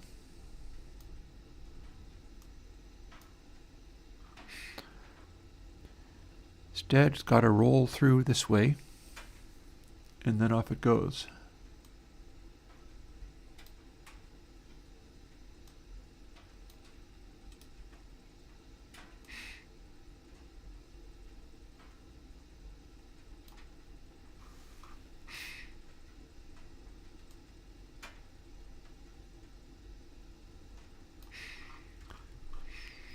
So, phantom danger. Nothing can get stuck up there. It just looks as though it can. It is an illusion.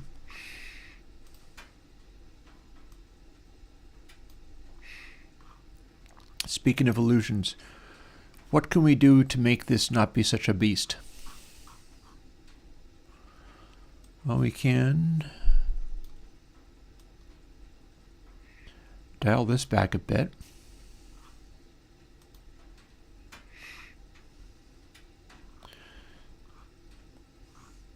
We can make this be somewhat narrower.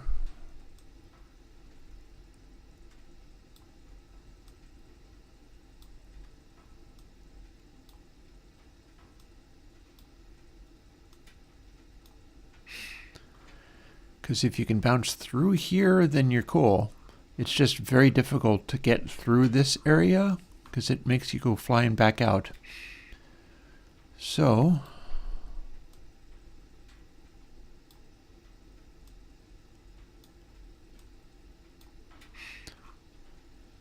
if you're up here, you're automatically good, so let's not worry about that. And this bit of geometry cheats it so that if you can get into this zone, you're more likely to be home free.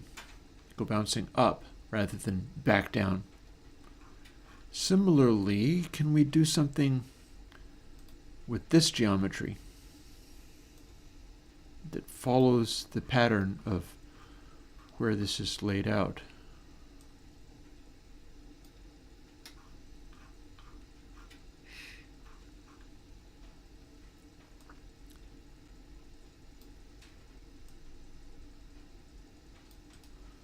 Again, if you can get up here, you're probably good. So with this extending up here and having a little bit more room, it looks tougher than it is. They've just made a little bit more space, and it's a little bit more likely that if you come flying through here, bounce off of this, you're not bouncing back down again. Yosef, the geometry. Also, we really don't need this many points up here, because by the time you're up here, you're good. Maybe just a little more to cover that dark area.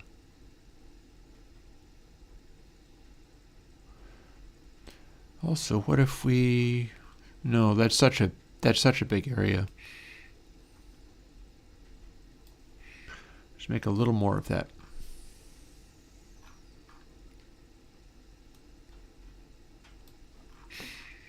And then this needs work. Look at that. Look at how sharp that point is. This is why this is a tough area. You can come through here, but then it's not necessarily going to be sympathetic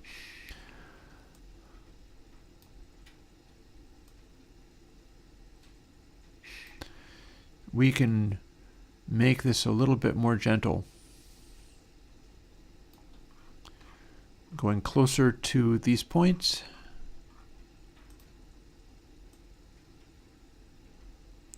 Increasing the steepness of that a bit.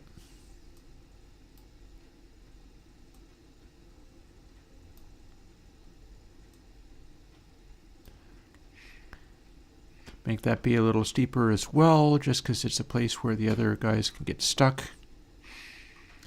And this needs work. This needs work big time, because he must get through here. And that seems very unfair. I mean, I see that it looks like a sharp point, but let's make it only look like a sharp point. Go through there. Go through there. Go through there. Now,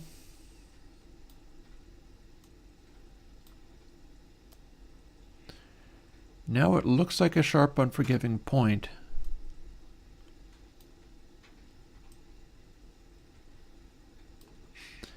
But it's actually a lot rounder than that. So although that looks like geometry, if I make it actually be geometry, it's annoying. So we're changing it. For that matter, look at here.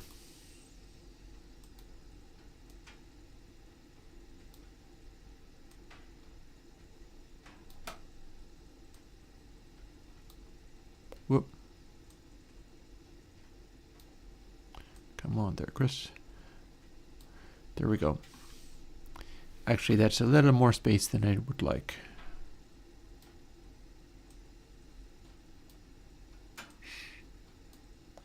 Same deal.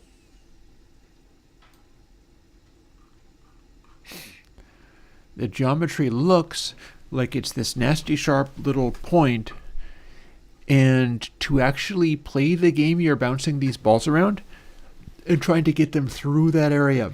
So it's much like if you're playing a bullet hell game and your collision for the guy that you're controlling is not actually the shape of the guy, but is a point. It makes it look as if it's way harder, but then you can get through and go, whoosh, oh, thank goodness I got through. Or bouncing around, and you can bounce around and go, oh, I've almost got it, boom, and through. And that should make the game more enjoyable to play. What's going on up here? Do we have a situation where something gets stuck up here? I don't know. Just in case, let's make sure we don't. There. So now if anything gets stuck up there, it will roll back into the screen. And there. So shadow goes back on. I keep almost forgetting that. And I believe that was everything. Although I suppose what I can do is go and check that I've got all the shadows.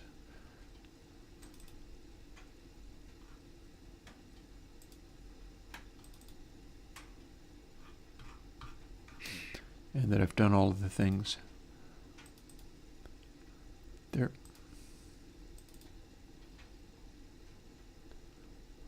This one we didn't touch because we're not using it. I don't know why it's still there. There we go.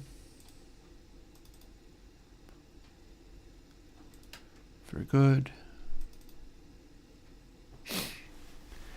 It's fun doing all of this funky stuff of trying to figure out, because that's the whole thing.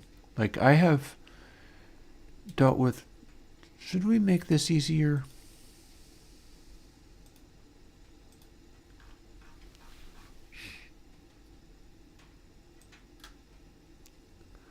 That's such a tough area. Let's cheese it. Again, a little piece of geometry makes it look like, oh my God, you can't ever get past that. But if you do try to go up there, it's tough, but it's not punishingly tough. If you can get bouncing around, bounce around literally up here and you'll be sent up. It is just slightly less mean than it looks. And I like that. I like the idea of that. Oh, look, I can do the same thing here.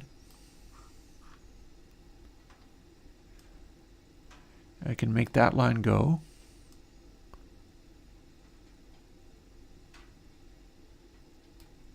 And that's now a phantom geometry.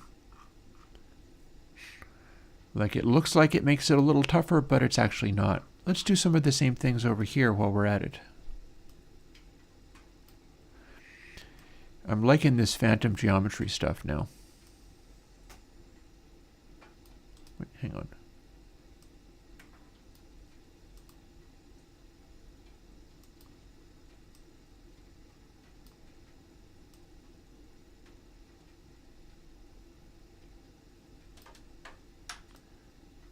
Well, you're kind of far away from the line, aren't you?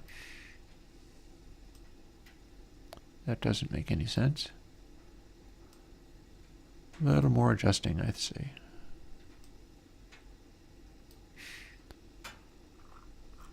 There, a little more phantom geometry. A little more making the game play easier. This is similar to when you're doing games and you've got like AI. When AI is actually intelligent, it can be a terrible, terrible thing. What you want is for the AI to be not so much intelligent as facilitating gameplay in useful ways. Just like this. Here's something that we can do where we are tending to, if you can fire the timing balls up through the center area, which is probably the most likely, they will tend to come to a halt and roll in through these other areas that direct it downwards in such a way where if you're trying to get stuff to go up, then your balls are going to be going up through here. Speaking of which, it's always a little challenging getting it through here, so let's fiddle with this. This area feels unforgiving, and I'm inclined to fix that. Let's make this area less unforgiving than it looks.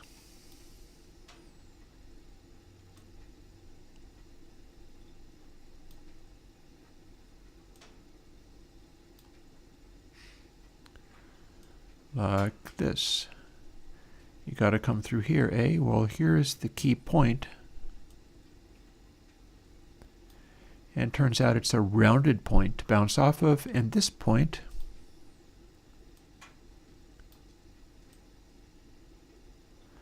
this can be false geometry too.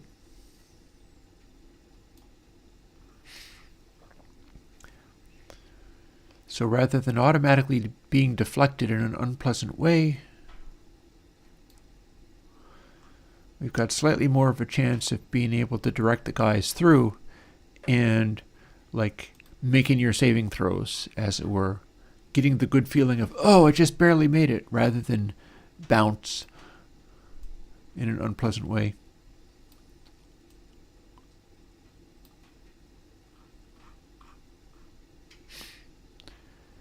And that has a lot to do with dealing with the feel of a game and what it seems to be doing while playing.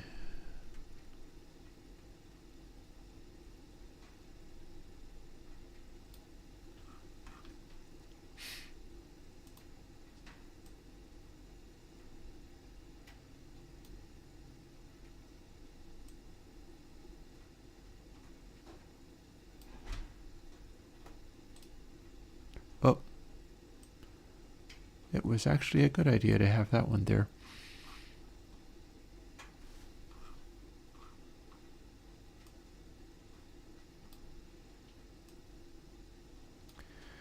More with the forgiving gameplay, if you're coming through, you're less likely to bounce downwards because now that is bouncing just a little bit more towards up. Okay, where were we at? We were checking these rather than continuing to work on them. M. Yep, good. Yep, good. Wait, was I did remember 2. Checking all of these for shadow turned on. Was originally the idea. The fiddling with the details of gameplay by messing with the geometry is super important, but also rather distracting. So, and I try not to be too hung up on it. And then there was a further idea I was going to look into.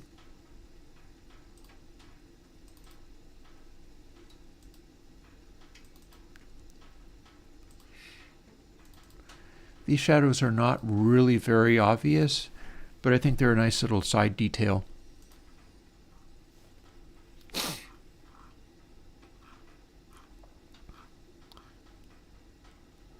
Let's see. So, game map. Let's have a look at the scripts. So here's our alphabet. Let's see what happens when we extend it a little bit and then tell it that we're playing at a high score with a lot of different balls in play. 0.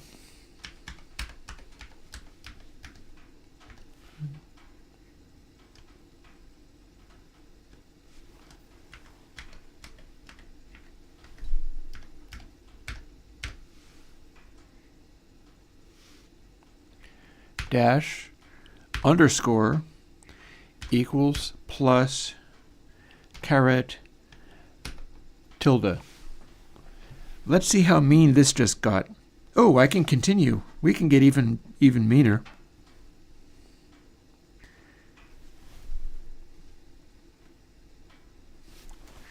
Let's see. How sadistic can this actually become?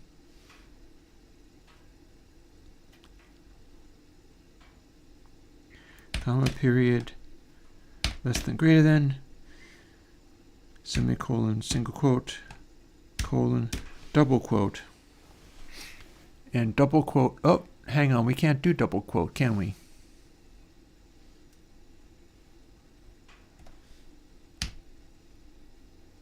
Does that get me?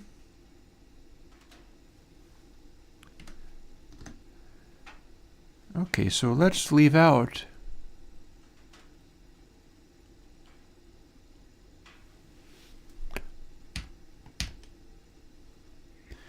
question mark is the final.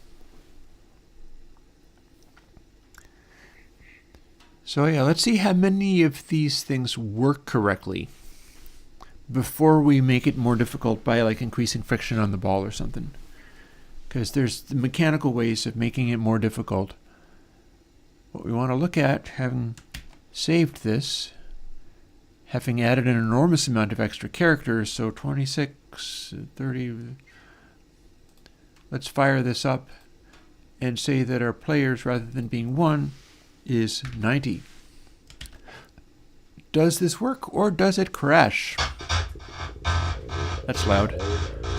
Oh, hello. That's not doing what I expected, is it? And that's an annoying noise. That's an annoying noise.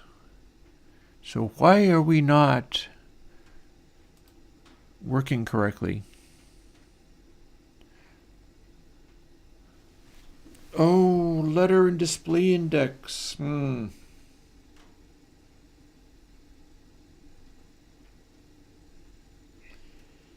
We've got this whole thing going on that's not going to work with what I just did. I may just have to let it go.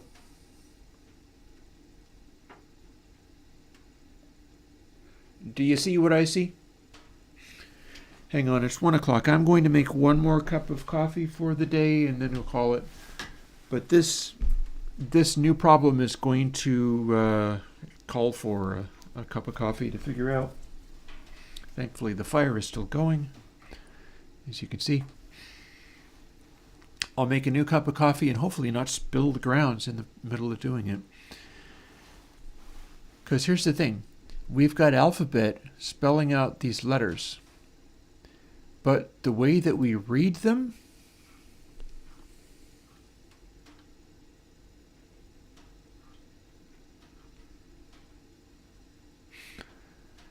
is key pressed. Shift means shiftitude. Controlled equals control key. Shiftituded equals shiftitude. Control key, key A. So at some point, we start out with key A. Can we make it so that it can read these funny symbols and characters and letters and numbers and things? Because if we can't, then that puts paid to the idea of including numbers and symbols and stuff. The numbers and symbols and stuff, it seems good, but we're not using these at the moment. Those are restricting the pitch, filter sweep.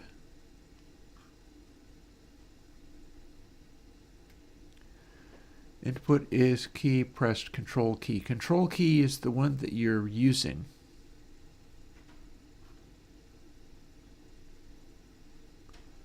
So where do we assign control key?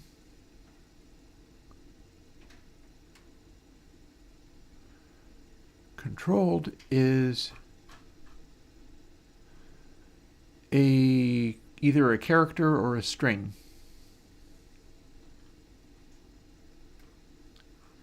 Action pressed, these are the arrows. That's space and or anything else.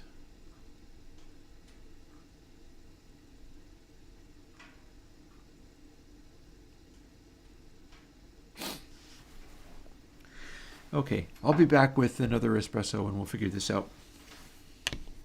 This time,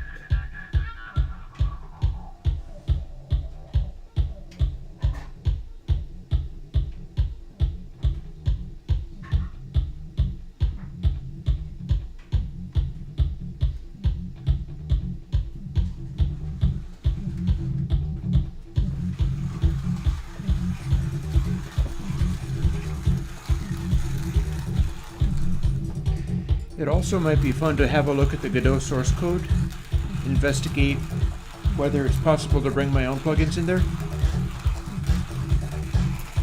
For now, though, I'm thinking it's going to be having a look at the seeing whether we can make it so that we can press other keys and have that work.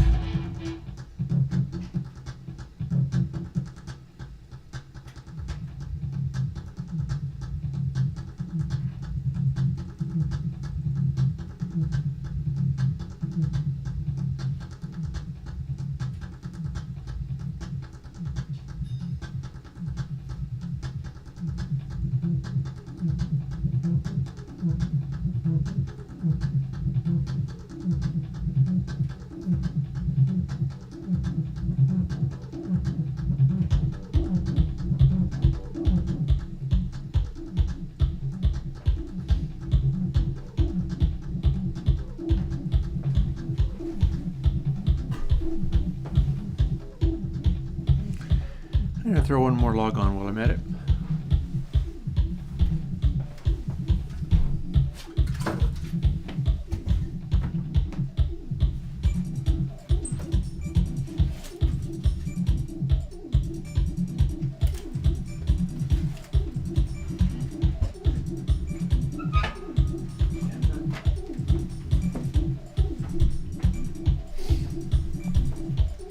There we go.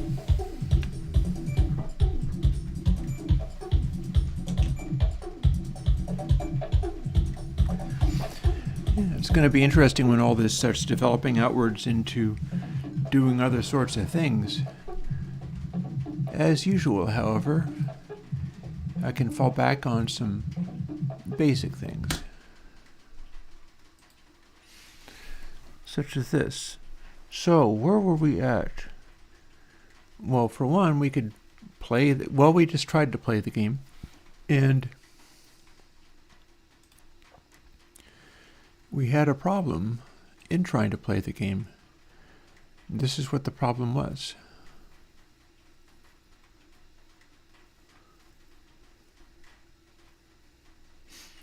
Tanker control key equals key A plus letter index. Letter index only gets to be I mod 26. The display index gets to be more. Display index is how high up on the screen the thing is being drawn.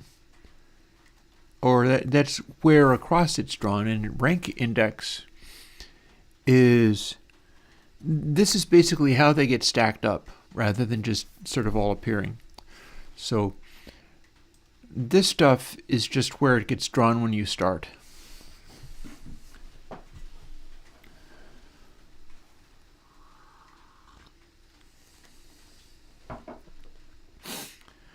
The question becomes,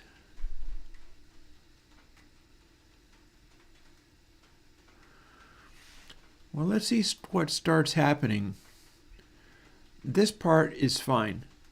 This part is just drawing it on the screen in an appropriate place. Key A is a letter. It's the letter A, clearly. Label text equals alphabet display index. This is where this is coming from. But what would happen? Because it ain't necessarily going to draw the same thing. The label text, this is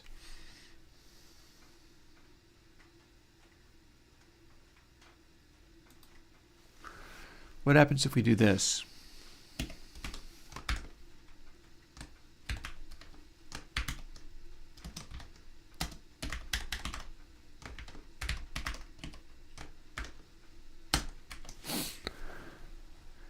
Now we are not attempting to use this big stack of letters and stuff here.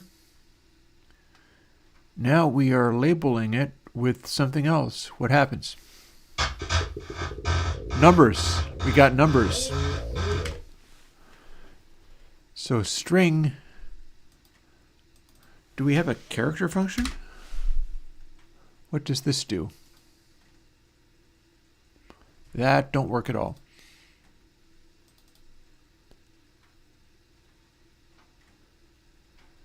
So control key. All right, so let's start hunting for something else to do. Search help ASCII. To ASCII buffer, get string from ASCII. How about that? Get string from ASCII.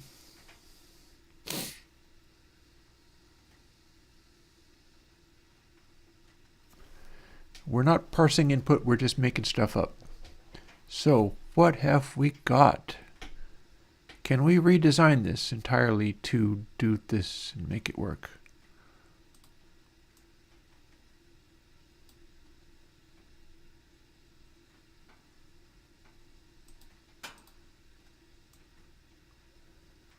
If it does work, how far will it go to work?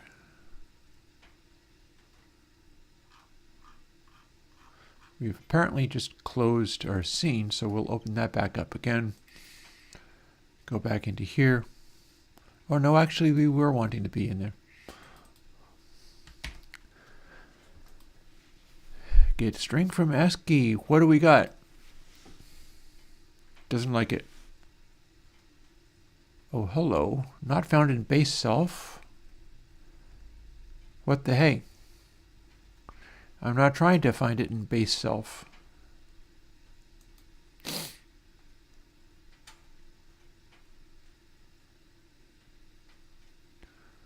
Why are we not finding that function?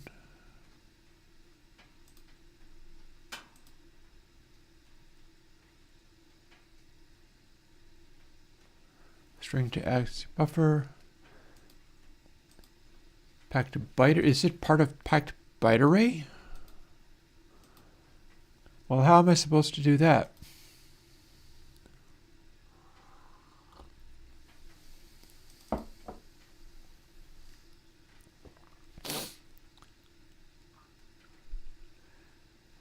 Well, I need that function, but not as part of a packed byte array. I'm not even using a packed byte array.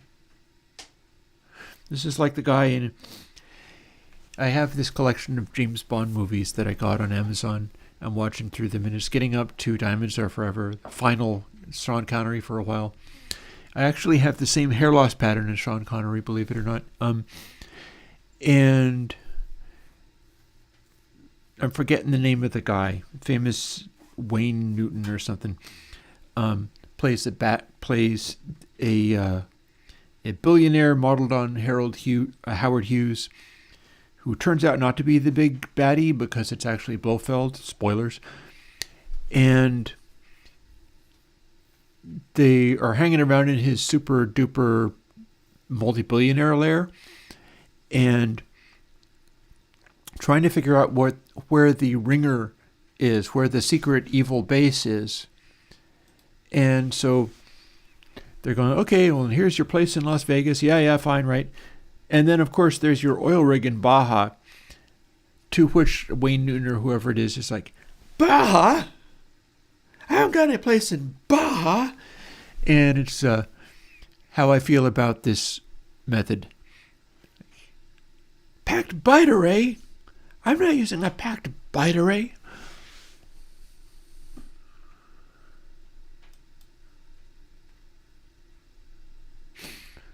Let's further look up this and see whether we can make any of this work and do what we want. I'm trying to make one character out of a number.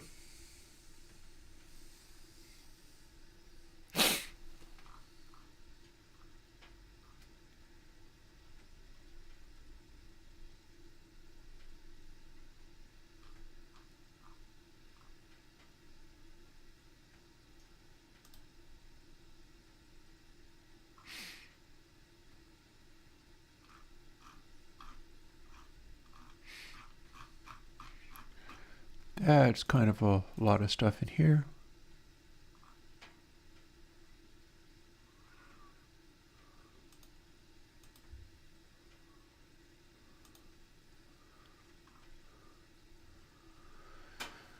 One hopes that this is actually a functional documentation and that it's not like out of space somewhere.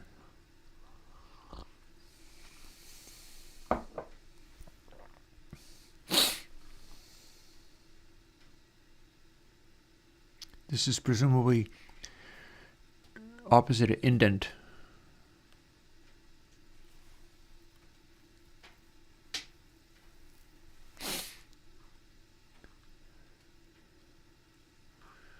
So let's see, constructors, methods.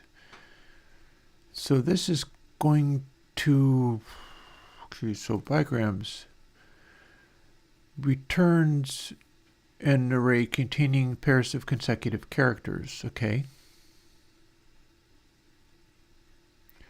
So that's what it returns.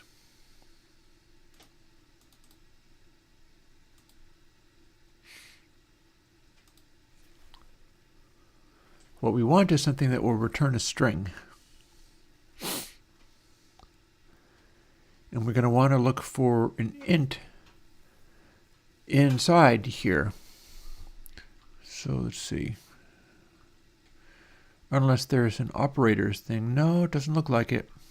That's not what we're going to want. Constructors, maybe? So we're just looking for the function where I can feed it a number and get the letter out of it.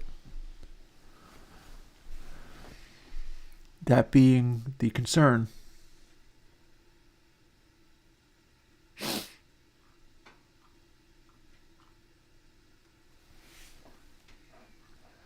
I'm scanning through here, looking for things that have int.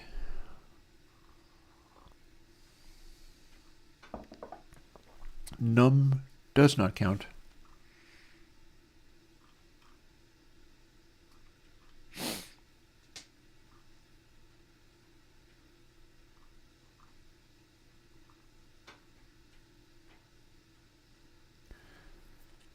Well, now hang on a second. Can I make something be a packed byte array?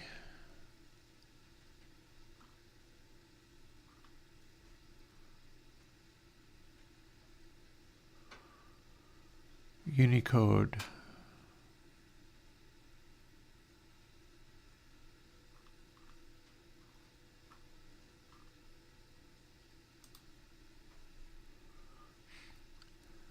Returns the character code of a string of position at. So I want the inverse of that, basically.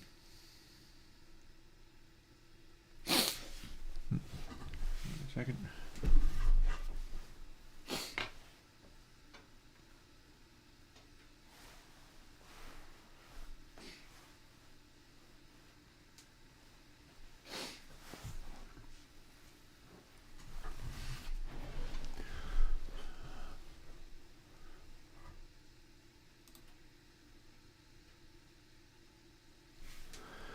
One thing is that these clearly, it's all about Unicode characters.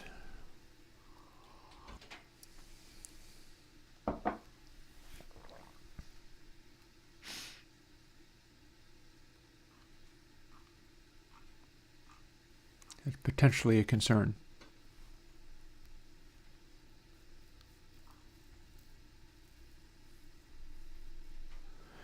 I already tried that. There ain't no character function. This is GDScript, remember. See? C escape, C escape. Case. Oh, hang on. This is what I wanted. Why wasn't it working?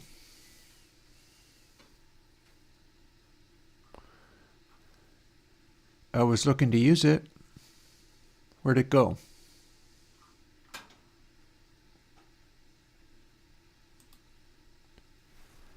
Returns the Unicode character from the decimal. Okay, I bet maybe it's because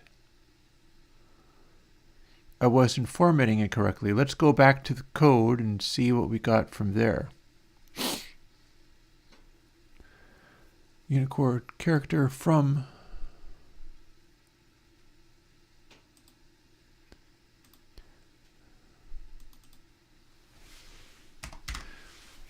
So previously this did not work. Why did it not work?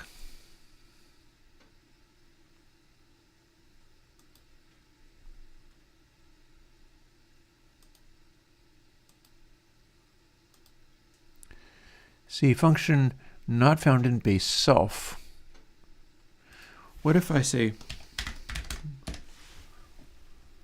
this? Oh, by the way, 1 minute warning on an ad. Okay, interesting. That's what I needed to do.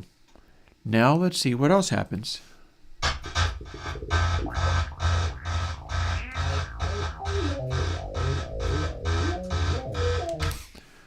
They're all capitals for one.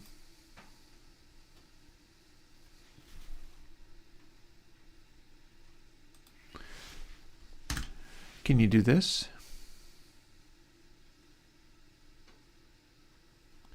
No, you cannot.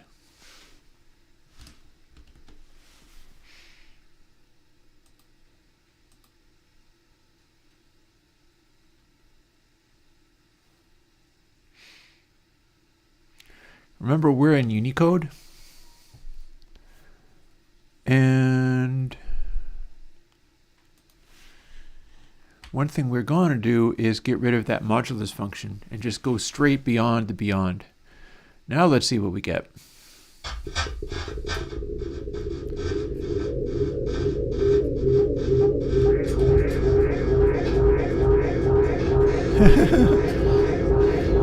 Okay, well, some of this ain't working very well at all.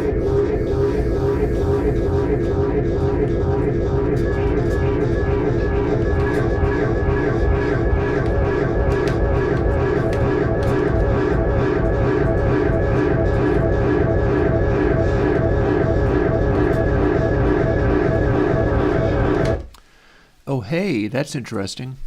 So what just happened? What just happened was I was launching these things. It is taking the key A and making everything be uppercase. It's not necessarily giving me good options for controlling that part of it. But that bracket there, I was able to type that using the bracket key, and it worked. So something is up here. Something is going on. And the question is just whether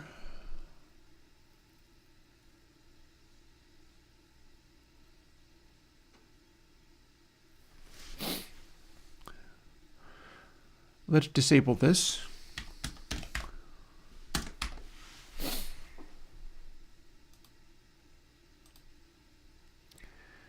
So control key is getting to be a similar thing. Control key is a letter.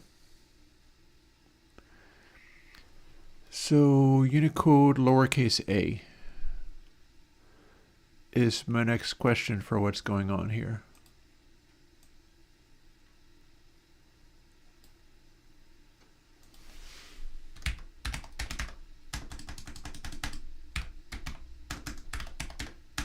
Meh, can't type today.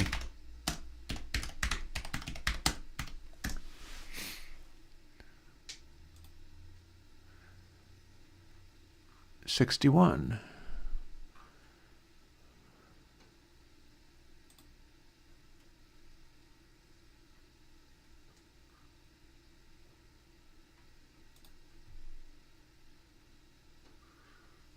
Settle down.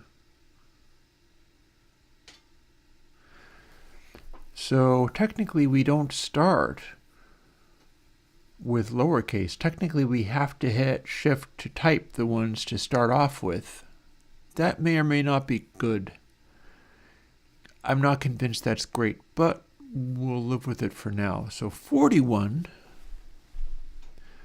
will give us, oops, give me that back.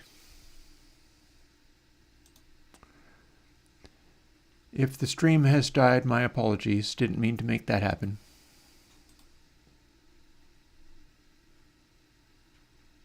No, looks like the stream is still alive. I didn't mean to do that. Oops.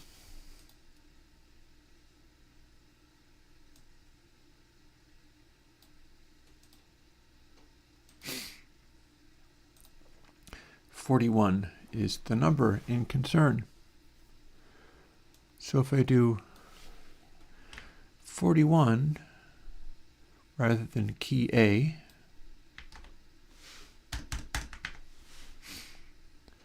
plus letter index,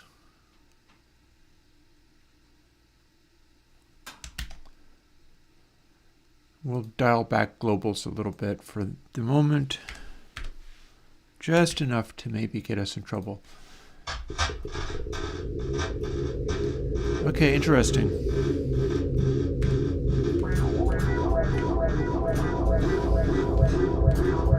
We are successfully typing whole manners of stuff.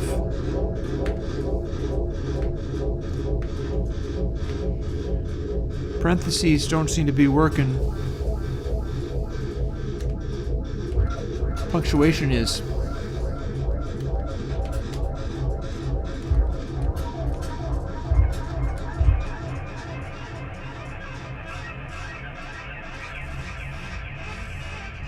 Interesting. So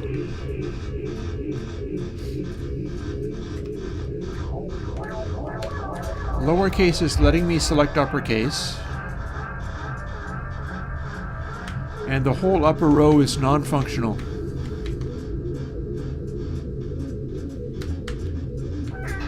On the other hand, I am successfully selecting numbers.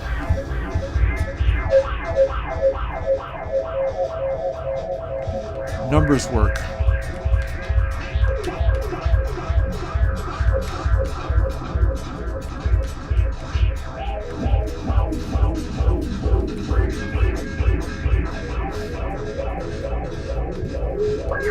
Comma works.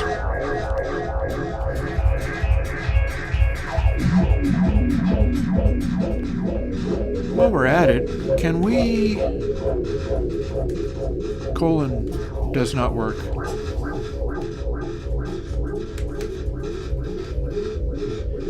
Yeah, my ability to hit shift is inhibited.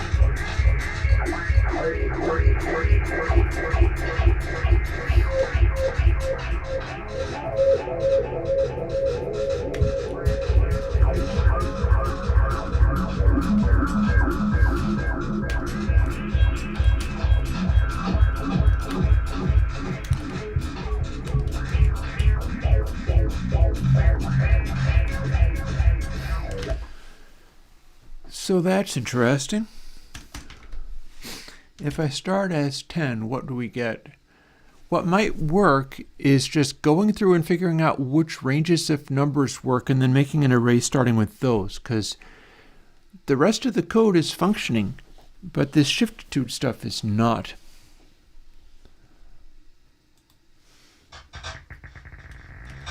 Interesting. So if I type 0, I got 0. Slash, these work. Plus and minus. I can't get plus. I can't get the parentheses. Interesting. Very interesting.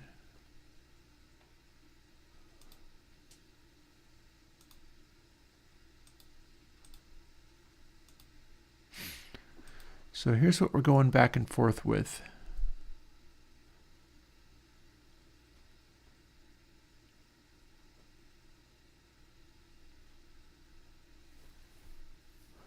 Oh, and we're messing this up too. Or no, are we? Yes, we are.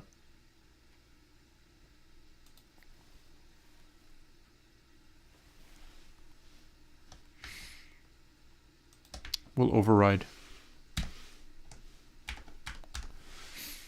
Global position will place these correctly, whereas actual letter index no longer does.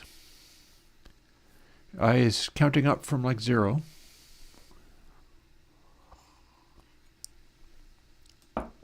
What happens if we do like 61?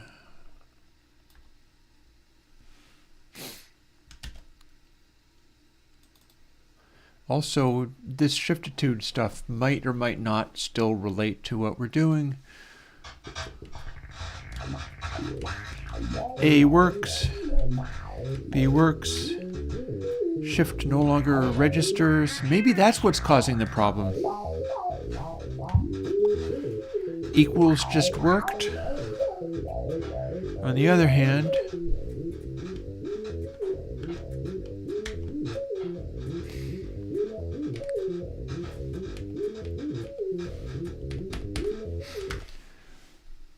shiftitude is not registering. What happens if we assume that's true?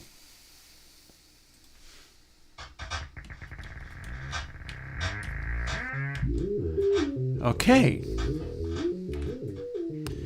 So in that case, now that I've got those, question mark no. Selecting it, no. So question mark is not responding either to being shifted or not. Only the letters are registering. and the letters are registering correctly. We're not using alphabet for a thing anymore.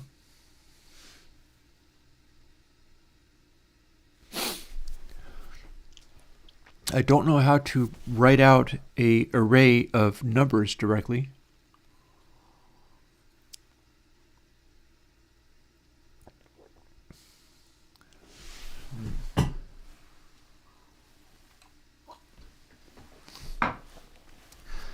Like, some of this stuff is working and some of it is not.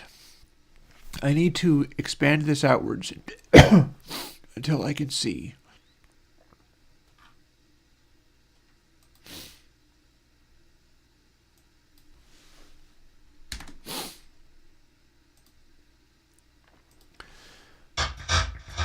There we go. So, A exists. Can I select it by just typing it? No. Capital A exists. Can I type that? Yes.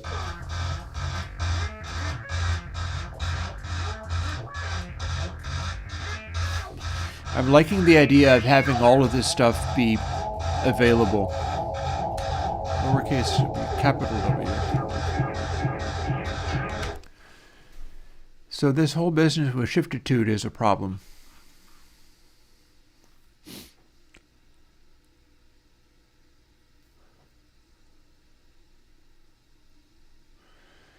If input key, press control key equals shiftitude,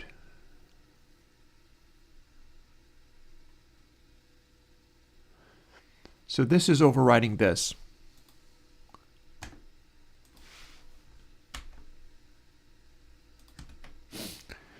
Now, if input control key, controlled equals control key. Now can we select lowercase as well as uppercase? That's loud. No. We cannot select a damn thing. And we've got a whole bunch of... We apparently have a bunch of timing balls because we have... That or they're just blank. Maybe these are just blank. So we just defeated that completely. How is it that this is a thing?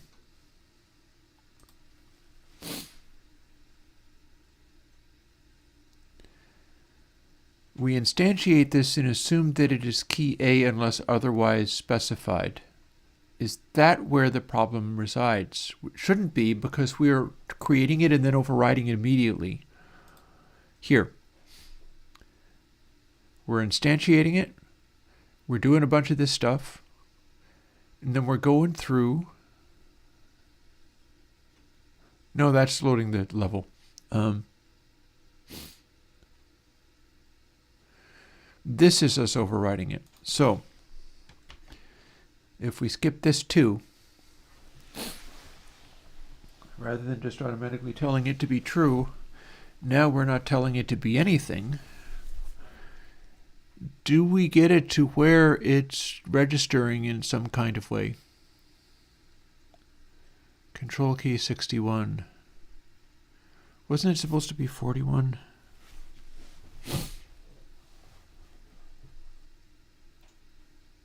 What do we got? Okay, these blank guys are just Unicode characters that are not registering.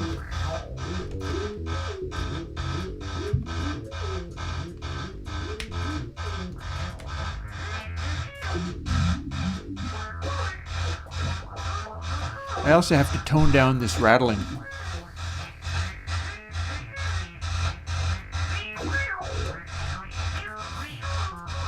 Now that we've got that moving. Oh, that's interesting. What does it think it's doing?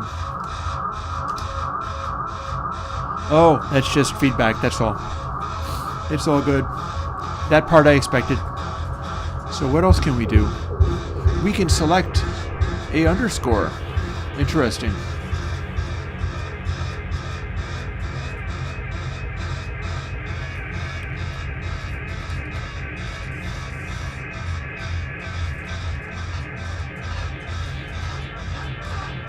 We can, not an underscore rather, but we could select an equal sign.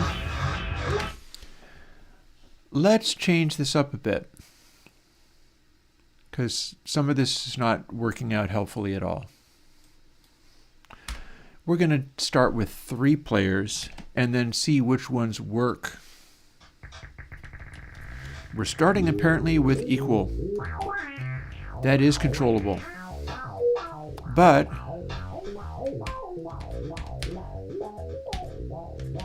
these other guys are not. Only equal is controllable.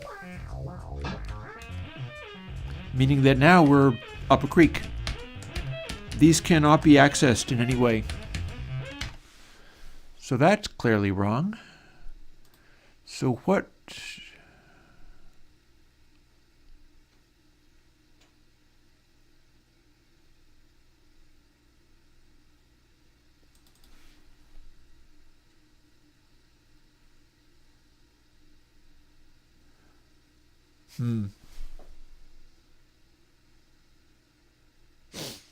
Well, control key was following our number fairly well.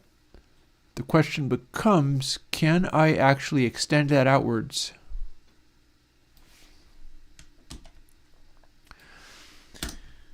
We'll cut this and then stick it on the end there in case I need to put it back.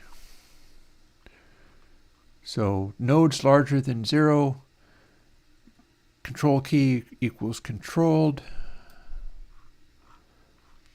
Shift to 2 doesn't actually count.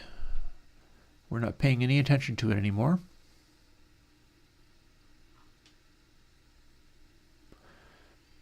So we had better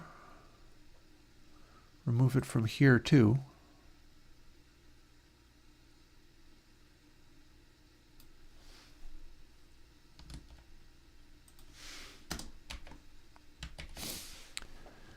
Would suck if I have to put all this back.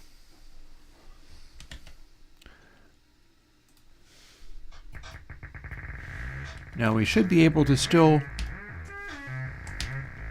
Nope, apparently not. Equal. We can select equal.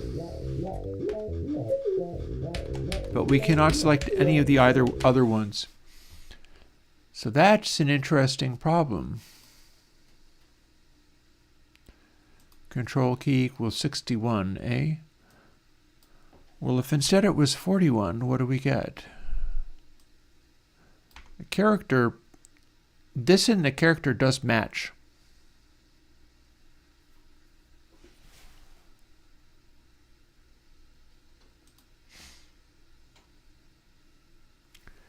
So maybe it's just a matter of finding the relevant ones. Okay, that's super unuseful. Yeah, we can't access any of those guys at all. Which seems weird because we should be able to.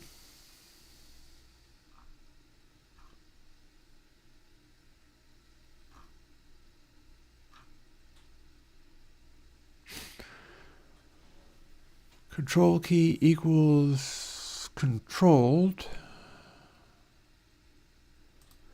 That being a global, yes? Is it? Are you a global?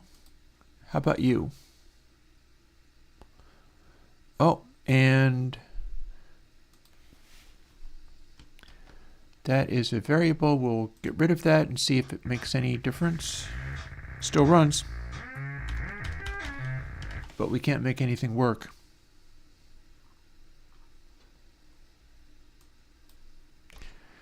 We start that as 1. Nothing changes because we do override it every time.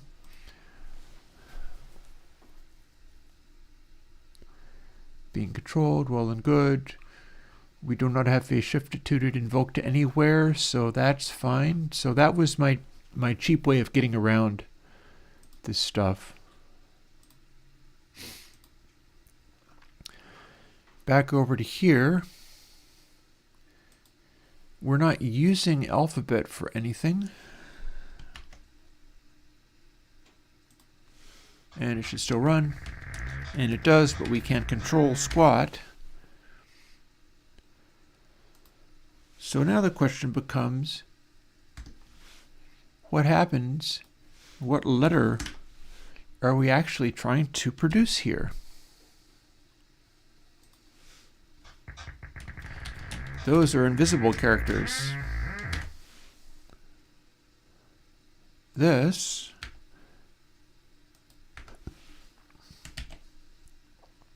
maybe this is an ASCII only. Oh, nope. So we can't make this work. It won't let us turn on these characters, but I believe when we had A and some of the other characters, it did. So this is a subject of much concern. I had the ability to invoke some of these correctly with this like shiftitude hack. That did work. It worked for everything I was trying to do with it, but that means I'm not able to include symbols. And that's a bit of a drag. I wanted to.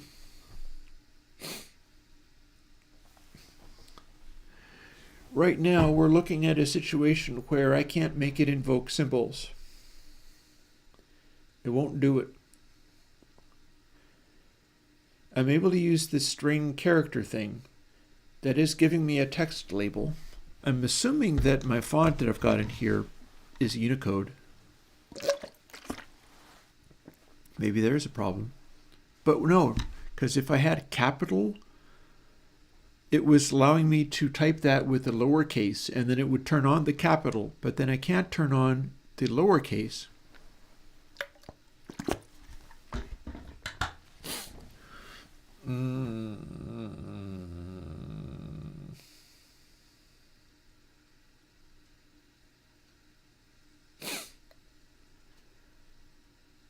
So the next question becomes, if I put all of this back and then put in overrides once I got past 2 layers of letter index, which goes from 1 to 26, if I overrode those and started doing something that allowed me to bring up some of these symbols, what would happen?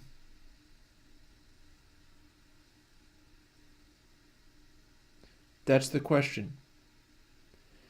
If I put all of the original nonsense back, but then alphabet, 1 minute warning for ads, alphabet includes additional symbols, what does it do? Because we can do get node label text and it doesn't have to be literally just no,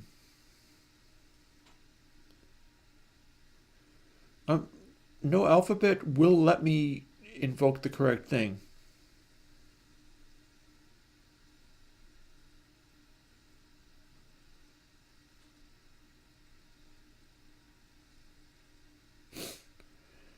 We need to start putting stuff back.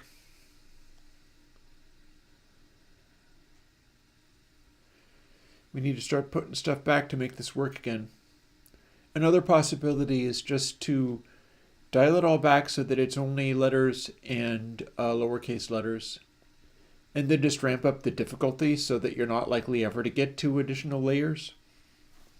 That's a possibility. I don't know, man. I was really looking forward to including things like, now you have to type an ampersand. You know where the ampersand is on the keyboard? I was really looking forward to that. I was really looking forward to throwing that in there. It seems very frustrating.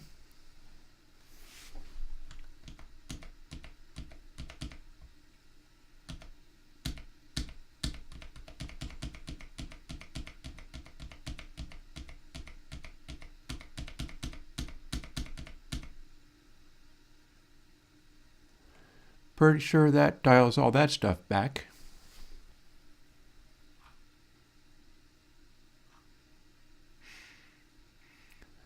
Then we have over here, how much must we dial back here?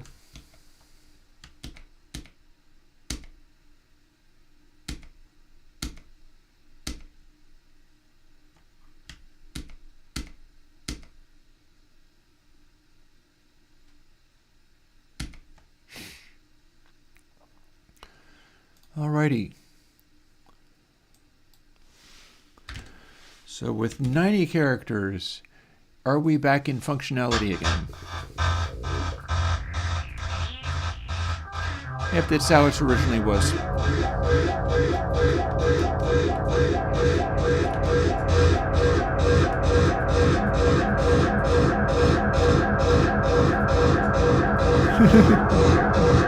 Ominous.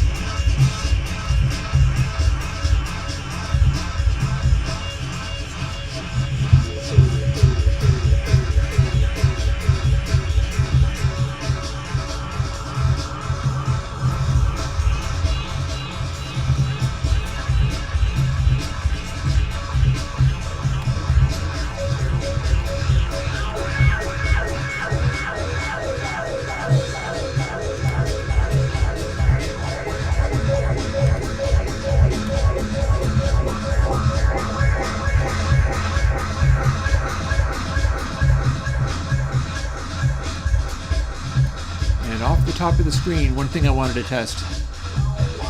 Back it goes.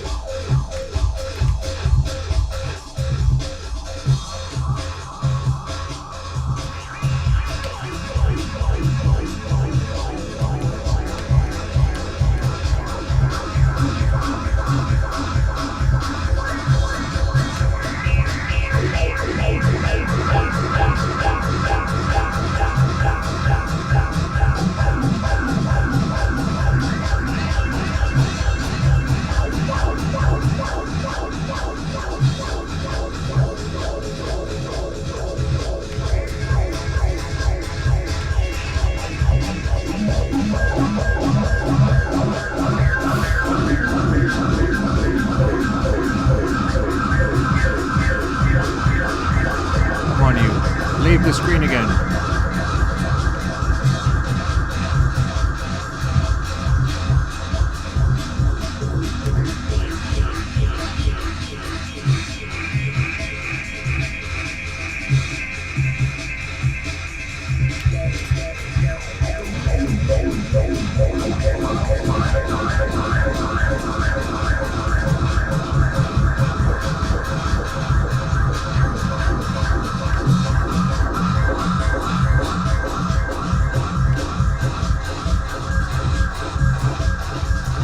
Using multiple ones to bully this guy around.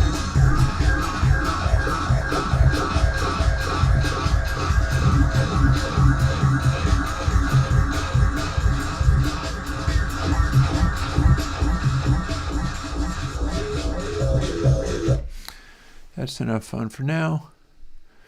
So we've got our letters and stuff back correctly.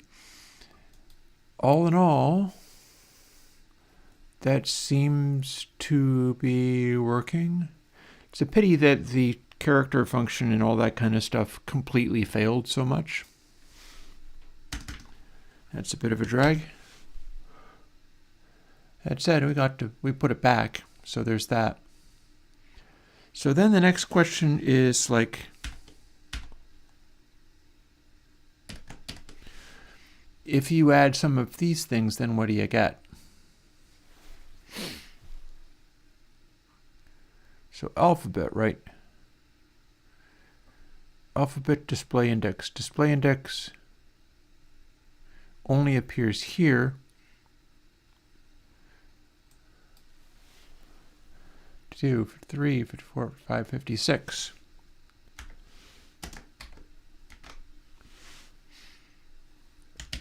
If now I do this,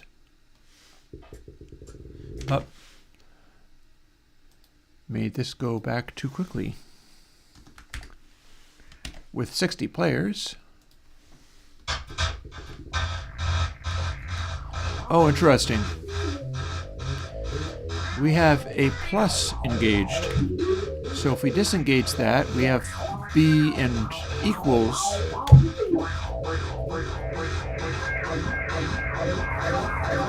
We have thrown off the calculation something fierce. That super doesn't work. Exactly how does it not work? It's just applying what would be next in line. It's not looking at the number at all. It's only looking at where it lies in the ranking. So I can't actually select question mark, but I can select question mark by stepping forward B, C, D, and deselects the question mark. So that's not awesome. That's actually kind of bad. That didn't work at all.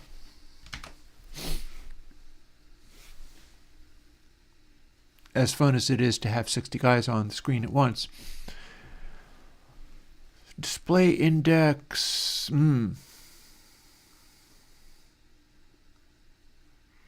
So that's still good. That not so much. And display index as a method of going to the alphabet and getting the text is not giving me correct results because it is not giving me the ability to select additional numbers or symbols based on what the actual symbol is. It's stuck to A to Z, shift or not.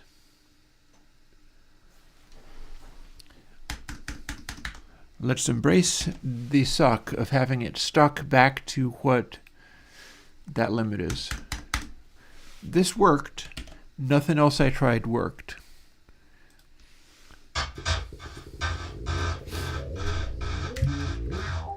Lowercase h's, engage. Lowercase g's, engage. Capital B. It all kind of works, although I do wonder whether I just have so much reverb on there that it's overwhelming. That's being controlled somewhere too. That is being controlled by feedback delay and feedback level dB.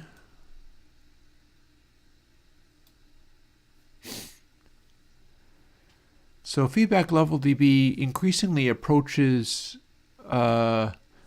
0 dB down.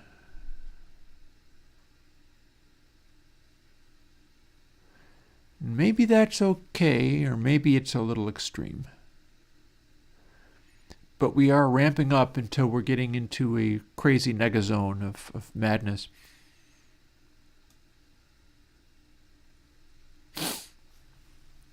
See where it says minus 80 divided by players minus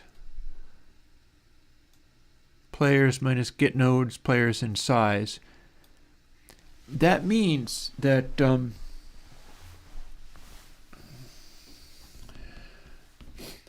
it's kind of based on how that's working. Like, it will get to be closer and closer to 0 the larger numbers I've got going on in there. But then the closer you get to having the level completed, it dries back up again. And that was the idea. It's just a question of how close to 0 it's allowed to get.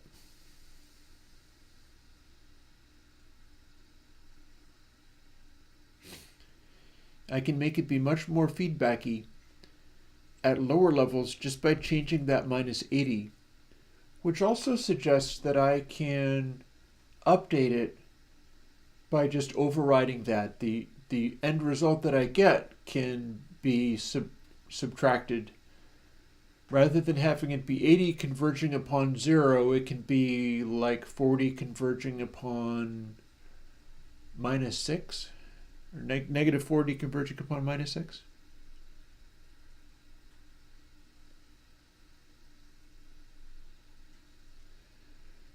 So there's that.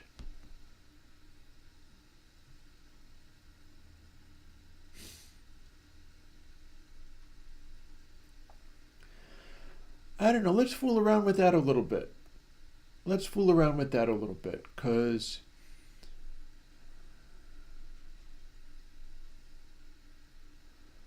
let's see what we're looking at here. I don't know how many times I'm invoking that. I know it's on Tanker. Is it on Game Map? Yup. Sure is. So we're starting with this and then going to this. That's 80 divided by whatever this is. Game Map, it's 80 divided by 1 plus whatever this is.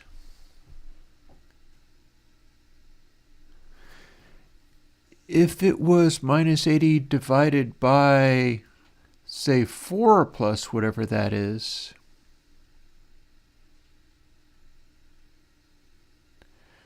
then it will always start at a more reverby level because this is dB. This is negative large numbers means quieter.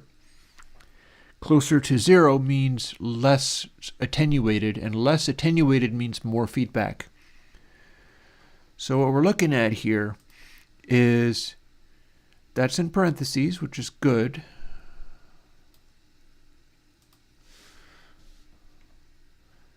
There's our total parentheses.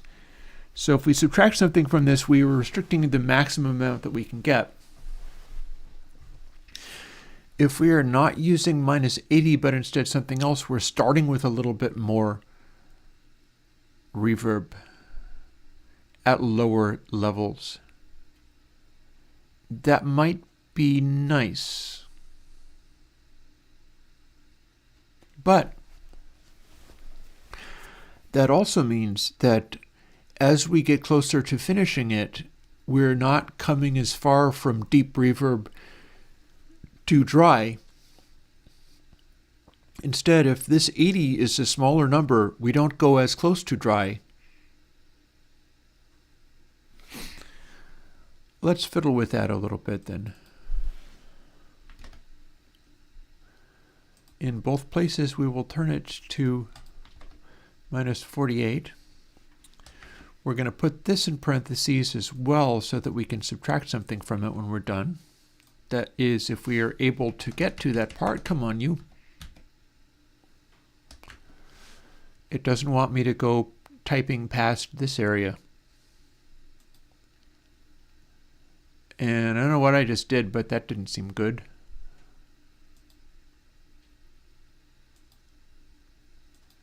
Okay, we're skipping around. And we are not able to make this overall global view go away. I thought that was what I just did clicking on a thing, but when I clicked on the thing, nothing happened other than something changed. So that's worrying.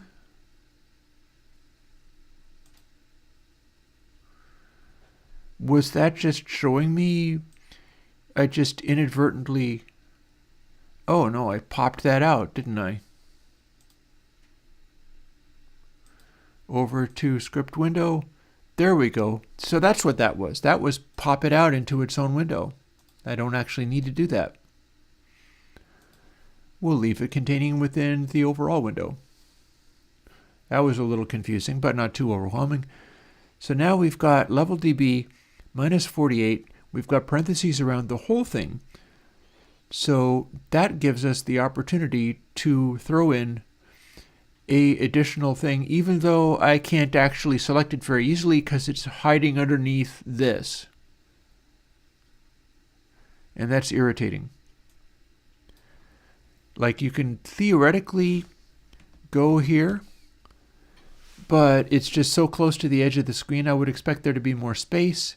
If I click on here, I'm just doing something up here, so that's lame. But now we have a number that is going from minus 48 or so to darn near 0. If instead we cut down on the maximum level, feedback level dB, if feedback level dB is 0, that's where we're getting into that infinite sustain nonsense, which is not terribly useful. So what we're going to do is just subtract something from each of them. And what might that be? How about minus 3 dB each time?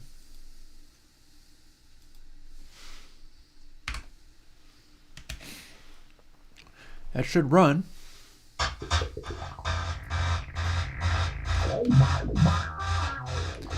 And that's really effectively reduced the sustain. Oh, no, wait. No, wait. My guy left the top of the screen and all of a sudden it was a lot louder.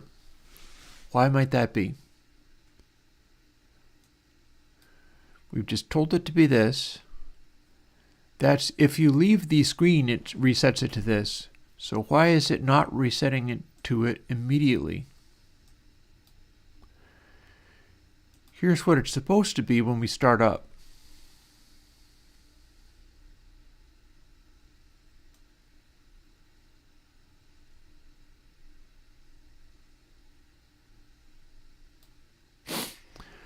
That's supposed to be honoring the level we start with. What if we make it literally be exactly the same as that other operation? What do we get? Didn't like it. It was a 0.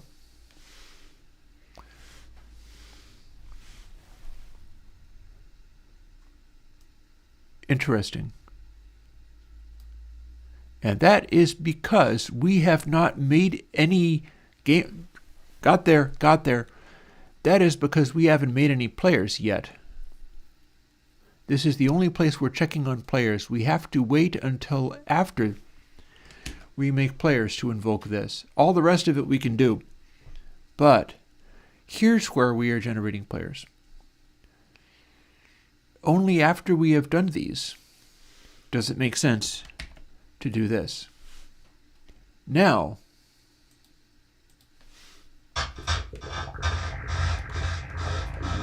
we've got it.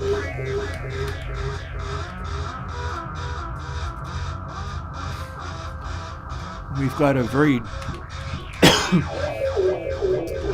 heavy grade of nonsense going on here.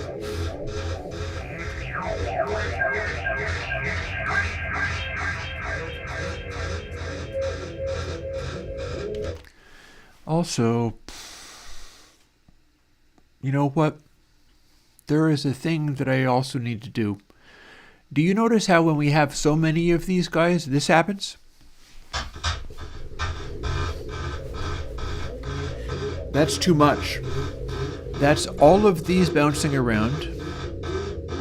And they are the default bounce of all these unselected ones. That's too much. That's an annoying sound. That is an annoying sound. And that's done down here on body entered. So if the node's timing ball size is larger than 0, then we can bounce around. This is if we're controlling the one, it will bounce, and this is 2 different places where it's bouncing in tempo. That's what this stuff does, frame between updates and so on. Same for this, but this is for literally all of the other ones.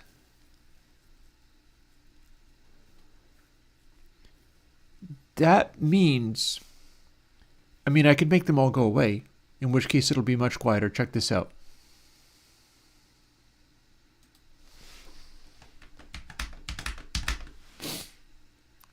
And I'd better take that as well. Now if I do it,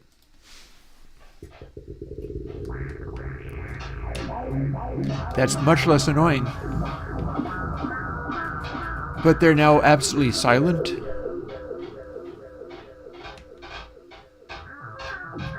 Which is okay. Maybe this is even desirable. It certainly gets away from the annoyingness of... But I feel like what that did, that the noise there was in time. That noise was in time.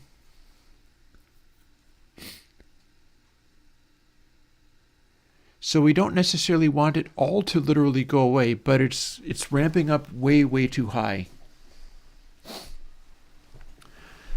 So I could throw a randomness in.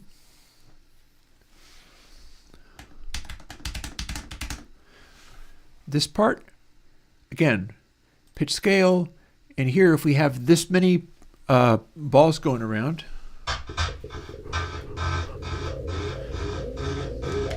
deeply annoying.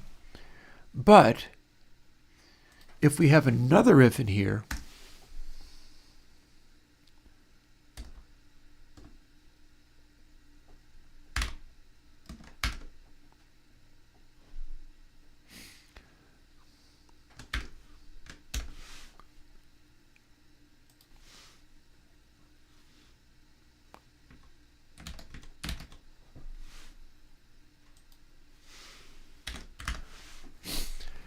and that should be including that. So now we've reproduced the previous. Now we need to do a randomness. And we've got that in our breakbeat stuff. Audio breakbeat player. That breakbeat stuff is part of, well, we do have randf.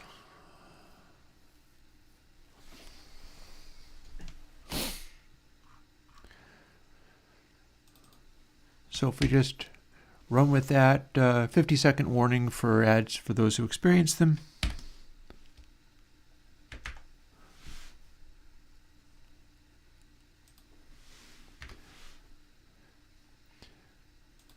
So now we've got a random test. So if randf is sufficiently rare,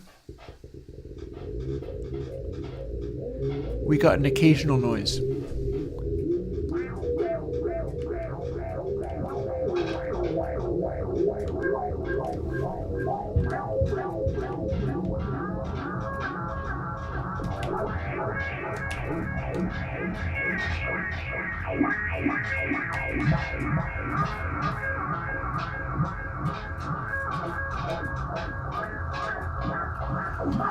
We can sort of hear the vibe of it. That said, that's not that optimal.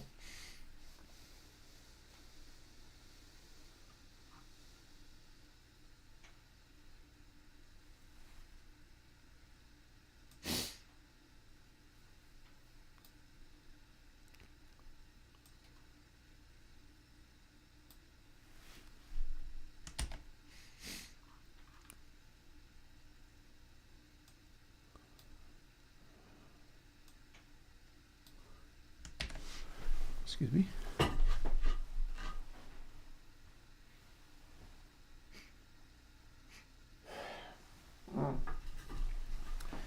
Was going to sneeze, but it didn't happen. Dang it, that's always super annoying.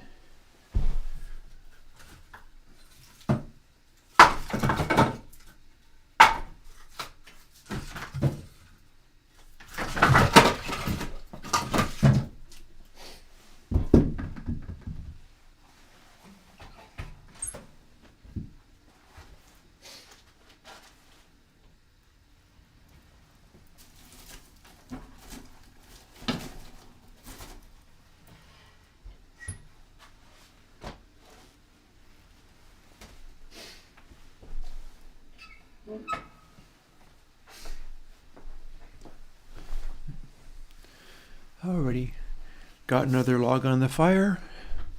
Onwards we go. Hopefully it catches and burns properly. Well, it's going to do fine. See, it's not really very bright, but it'll go.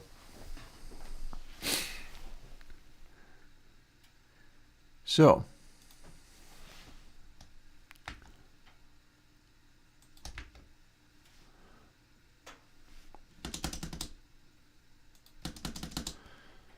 if randf is less than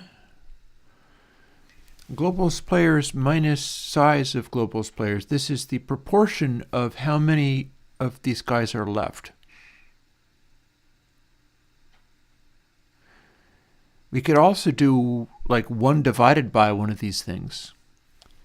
So get nodes in tanker size is going to give us a pretty good accurate representation of how unlikely this should be.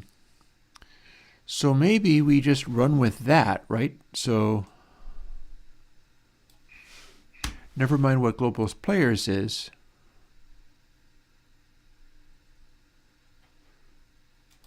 Never mind this extra parenthesis.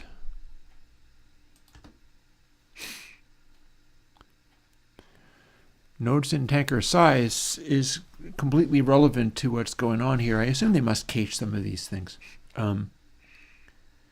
So if it's less than 1 divided by, well, it has to be more than 0 on body entered. I don't think we can have tanker on body entered trigger unless there's at least one node, because this would be the node in which it's being triggered by. So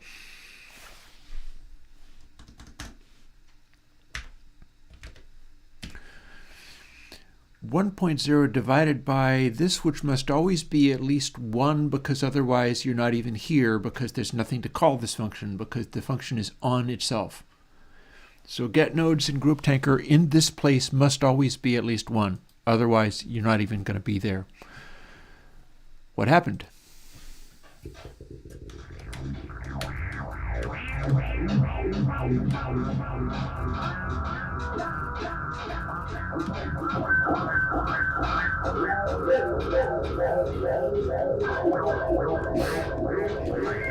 It's cleaning it up.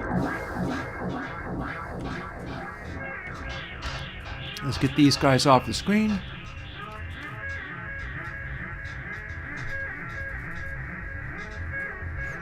Now we're hearing the likelihood of this to be triggered.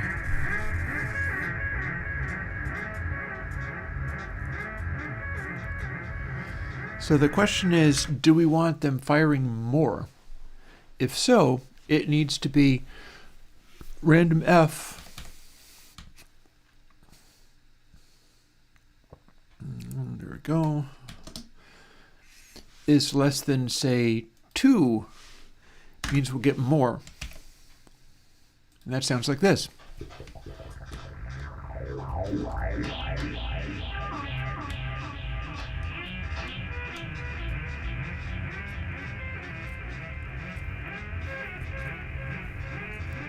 I like the slight randomness of it.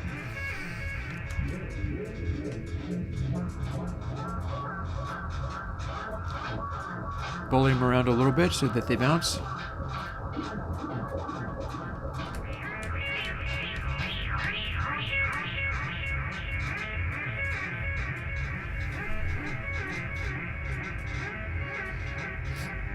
I think there's a little too much. Let's make it a lot sparser. Instead of 1, here's a lovely opportunity to try to do one of our signature moves, namely throw in the golden ratio in a place that doesn't need it. So if it's less than the golden ratio, then we get a percussion hit. And they can double up, but more likely they're not going to. And if we start with a large number of players like this, what we get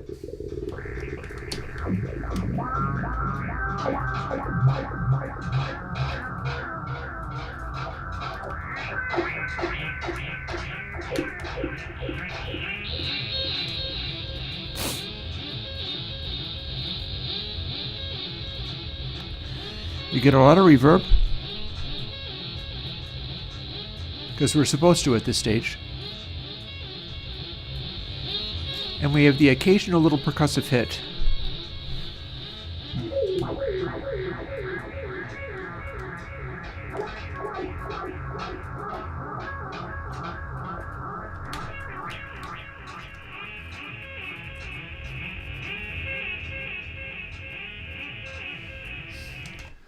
But what we don't have is the beat happening.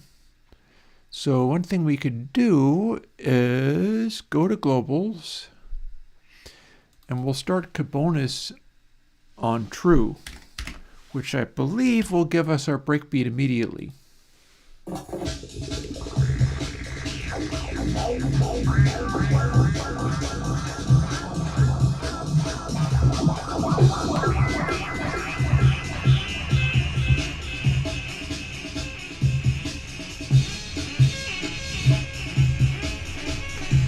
Our breakbeat is drowning out or clicks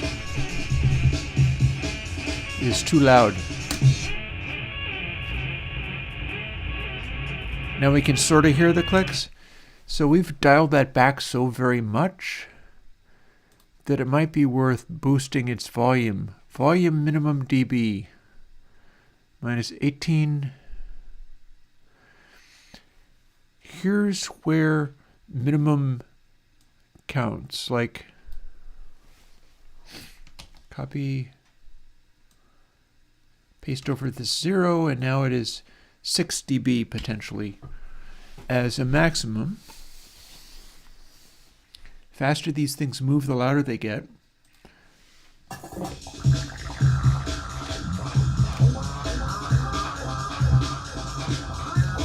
Just get them moving, and then off the screen.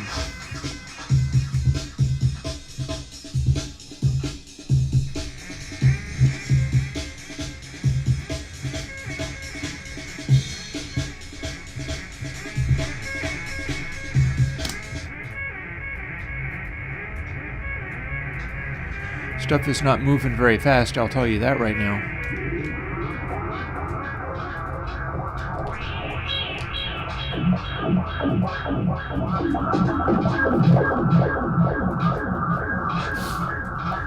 I'm basically happy with the reverb in this.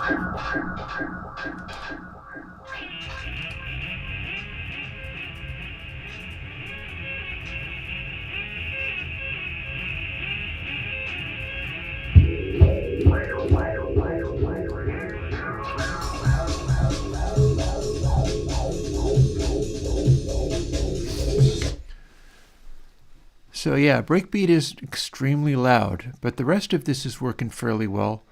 Also, I am essentially happy with this golden ratio thing here divided by the nodes in the group, because what that's doing is basically just counting it way back. It's making it much less likely to hit, but there's more volume when they do.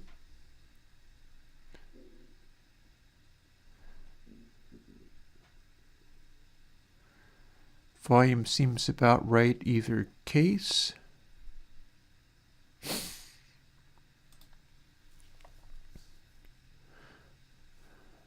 Let's play with the loudness of that breakbeat while we're at it. I think I had it here.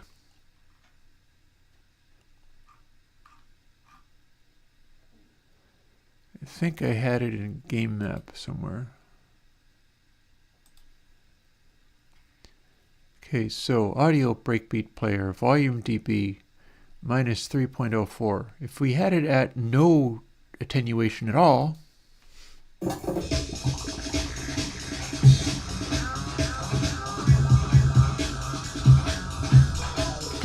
cool. I'm not sure if this is doing anything. Then, yikes, that's not right.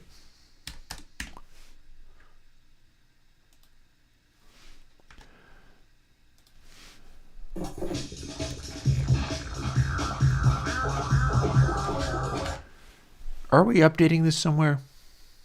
Are we updating this volume somewhere?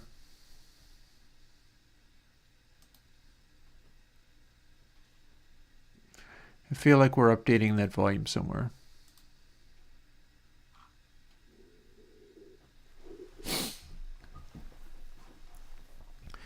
Man, I'm doing so much of this, I'm getting really hungry for my tacos for dinner. Boy. Where might I be updating the loudness of the breakbeats, if anywhere? Well, that's not part of this. Feedback level is all very well, but we're not updating it there.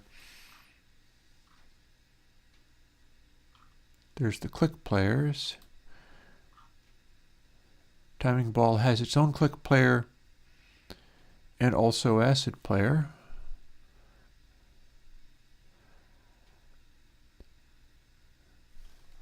It has a potentially very loud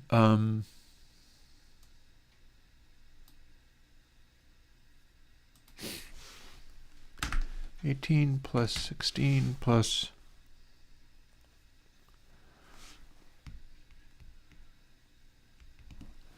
24.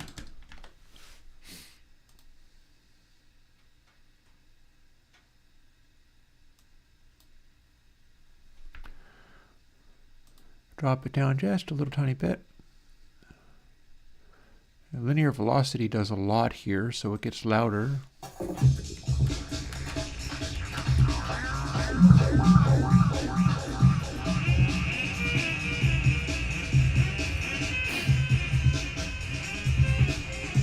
Maybe this is a good mix.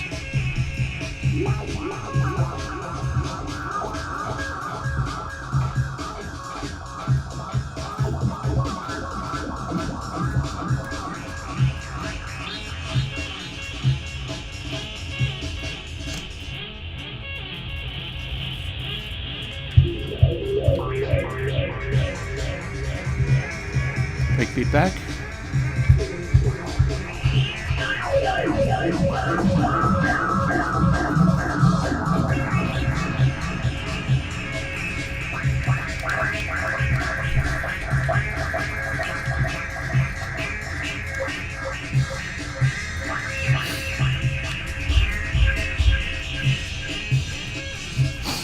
Madness.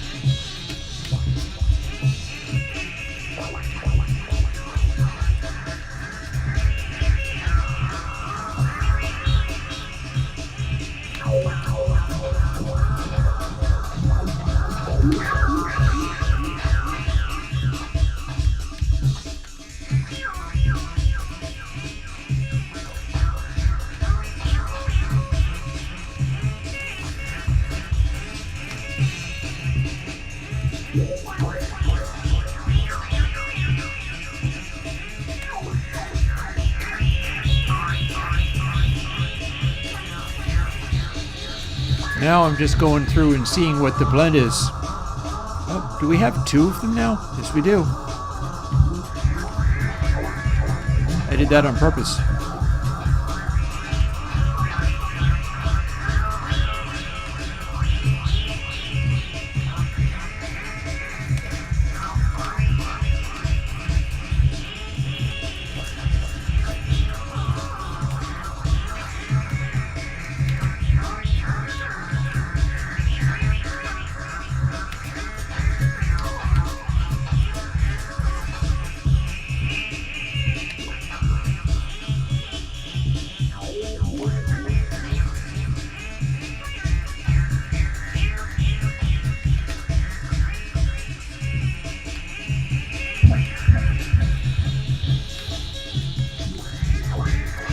This is an okay blend. The kick is very loud, but it's meant to be pretty loud. And I want to hear what it does once we're down to relatively few and the reverb is supposed to be quieter.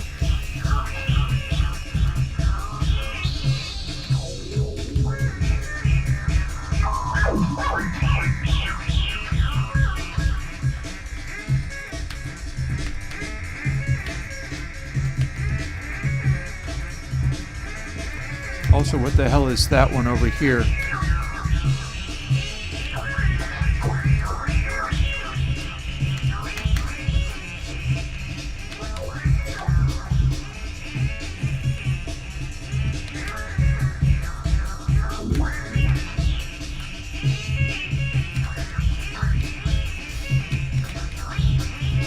Multiple G's, E. What are you? L? Capital I, capital I. So now we got two of these guys. And our reverb is still kind of there, but also kind of not.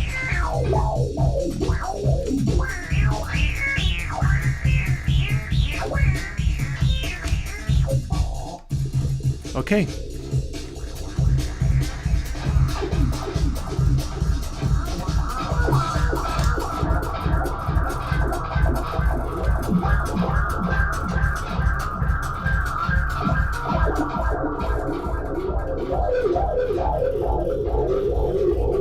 Okay, I'm liking that. There's a grrr thing going on.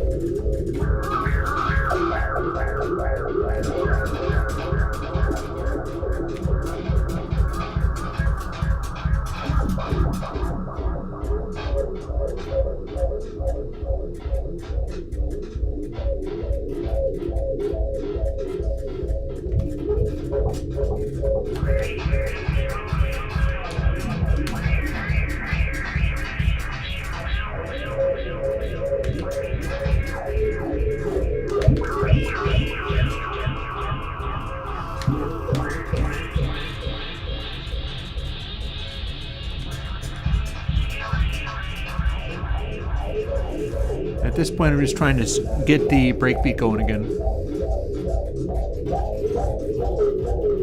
while also listening to the percussion riffs being produced by these tiny little guys.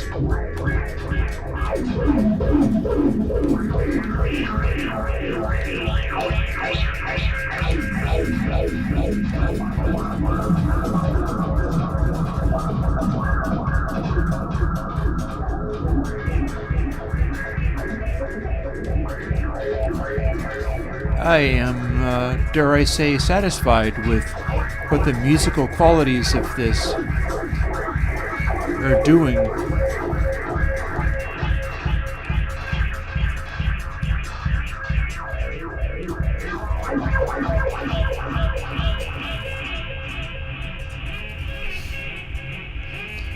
With this madness.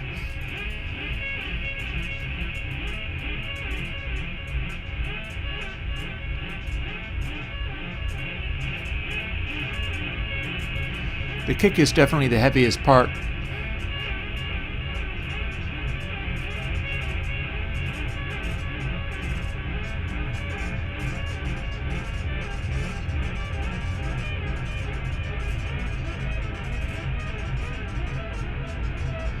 We got a lot of feedback.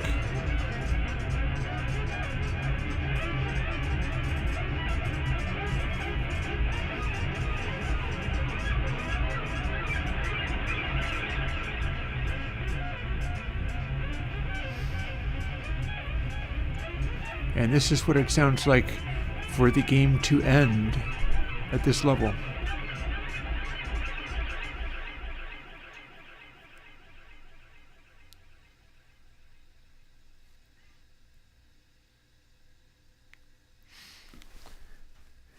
I'm going to say that is a yes. So far, so good.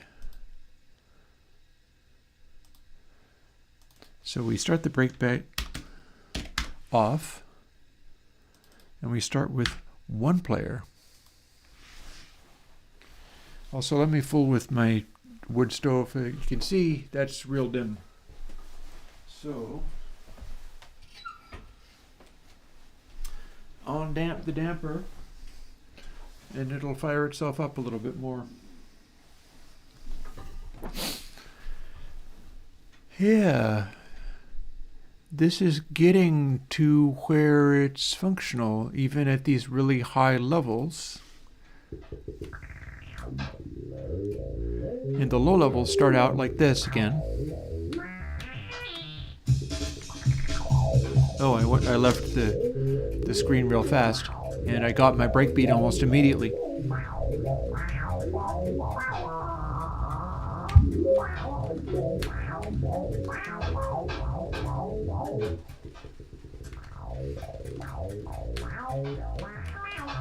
So we can play kind of chilled out like this.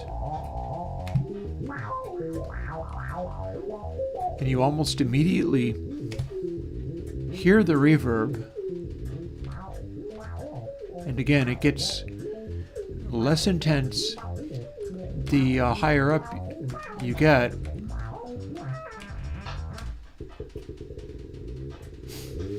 And as you start the level, the reverb is the most intense. And we can already hear it, even though it's only like the 4th level.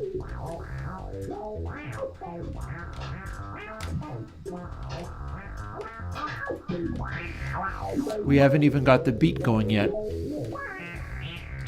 technically.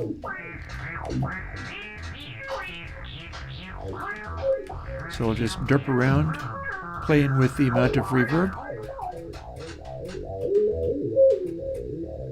Oh, there goes one of the guys.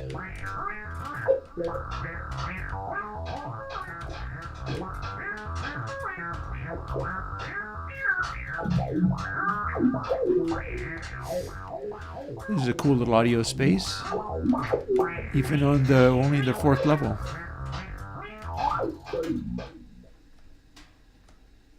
And now things are quiet for a while.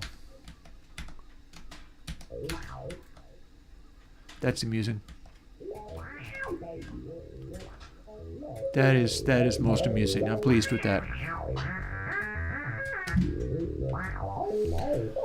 Now we are least amount of reverb, which means still a tiny bit. And off to the next one.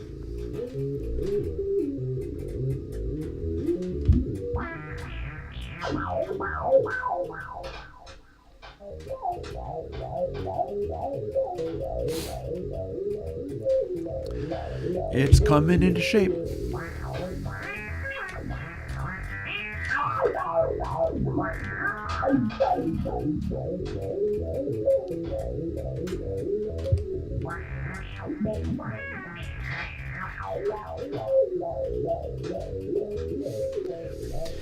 The idea is that this should act like a musical composition and a game at the same time. Although I feel like there's bound to be ways to do this in a more sophisticated way.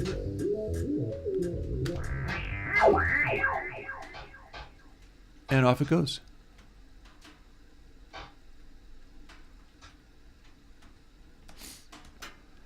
Very low key here.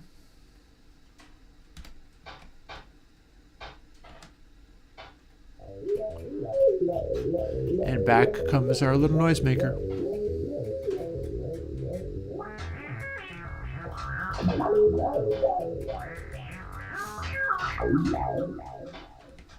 And away goes our little noisemaker. So this is very chill. I am satisfied with how this is going. A bunch of things, honestly. Like you may or may not be able to see it, but each of these little guys has a sort of white ball under image. And that is also the case for the timing ball, which is bouncing around nicely. And you can see it there. It was whirling as it went. And it's subtle, but it's not so subtle that you can't see it. And the reflection, the sunlight on it, is not twirling. It's two separate images. Part of it is whirling, having to do with the physics of it. And you can kind of see it go.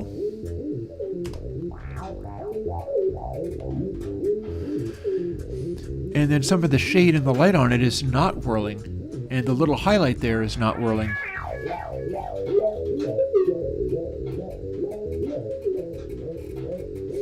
And that's just a little subtle detail, but I feel like it's part of what makes it have the... it's part of the aesthetic there. It's part of what I'm doing with it. So the remaining thing, now that I've got that going, is let's amp up the actual difficulty of the game as a game.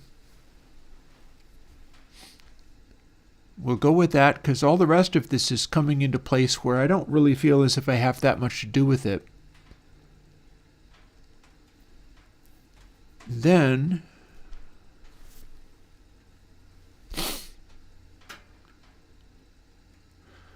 so self linear velocity times equals 1 minus, and delta is what scales it to how fast the frame rate's going. So 0.2, if I take it to 1.2, this should now become impossibly hard. And I'll tell you why.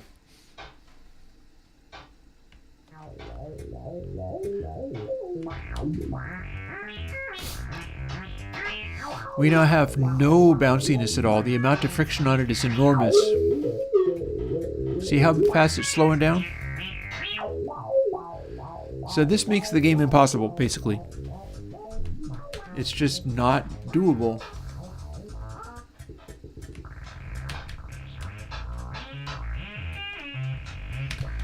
And I'll prove that by trying to play it and failing.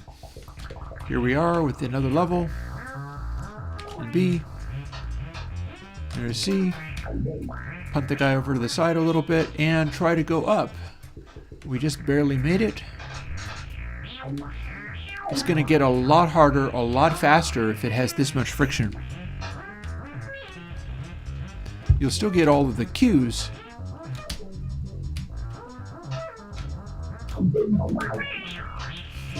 And all the rest of it still functions.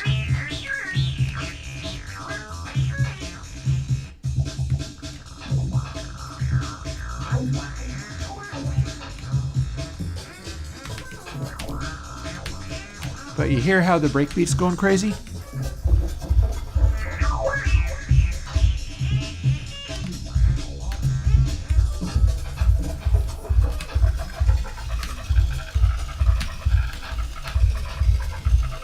And we're starting to shrink.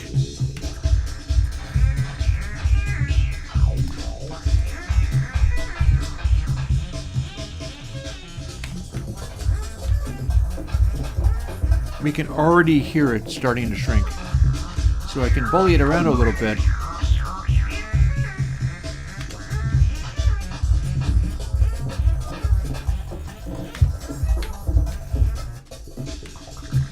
And it turns out I can clear the levels actually surprisingly well. But this is going to get to where it is insuperably difficult. See how much it's coming to a halt and then refusing to continue while I try to get this guy out. Then I use F to push it. Then I grab G. And now I have to get C over here, move it.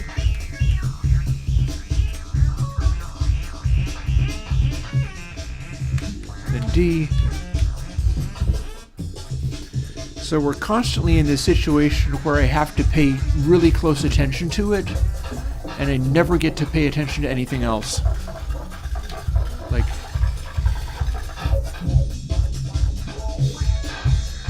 now can we get out this hole? Yes.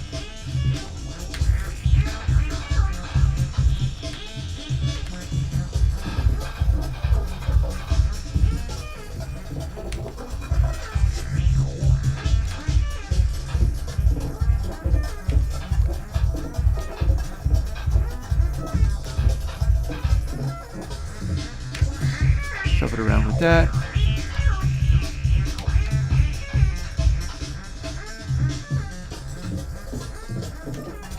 And again, I hear it starting to freak out already.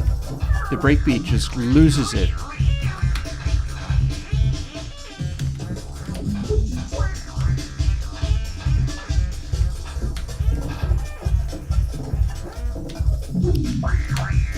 Gotta go back and deal with it. That's a bad place to be. And now, I gotta get this guy down here so that I can smack it and stop it from being... Come on, can we do it? There we go.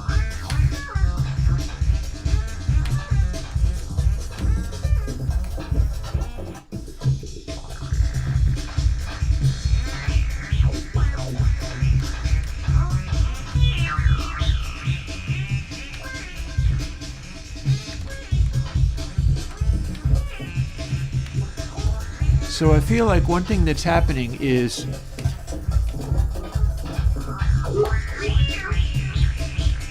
now that I'm playing it in this mode,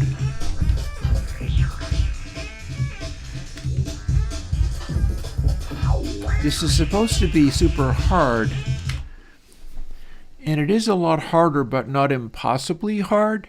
However, what I'm finding is that it's throwing in the insane high-speed breakbeats way too eagerly. Like, it shouldn't be throwing it in that much. So what we got, there's audio asset player, there's click player. And where's our breakbeat speed updating itself? Hey, before 23. You caught me working on a weird little bouncing ball game.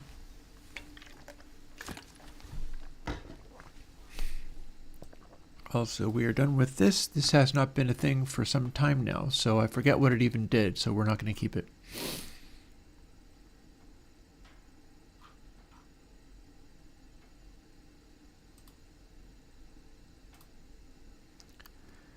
I bet it's in here somewhere.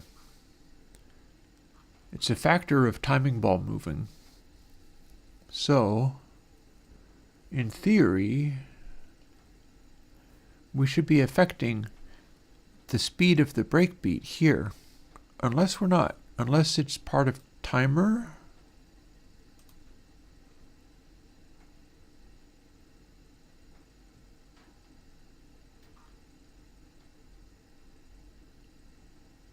Uh-huh.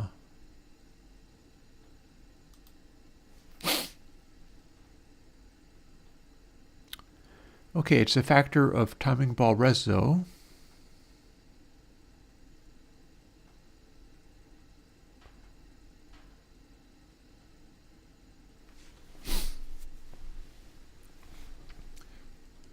Max 4 divided by timing ball reso, comma 1. So times this. It's making it go crazy because timing ball reso is dropping to tiny amounts. So if we had it be 1 rather than 4, then what? Well, for starters, we can play through the game a little bit. We do need to get up to the point of having a breakbeat happening. As we do. As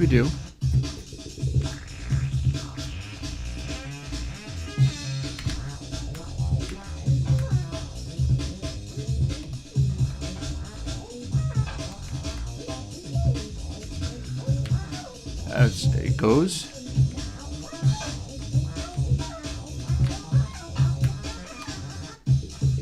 So we could listen for the cycle to go nuts. That's all cool.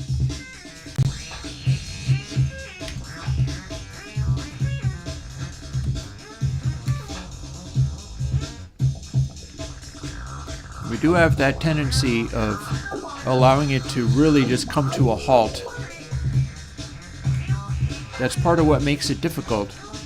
It's not as fun when it's not bouncing around crazily.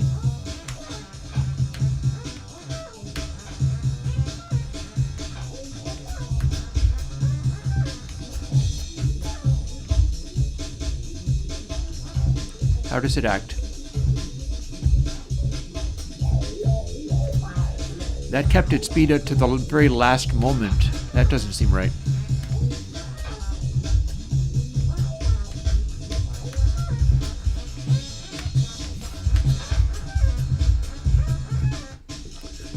I do, however, like the fact that we're primarily listening for the speed of the synth as it goes. I'm not liking how that ball comes to a halt all the time, though. But then we'll change that.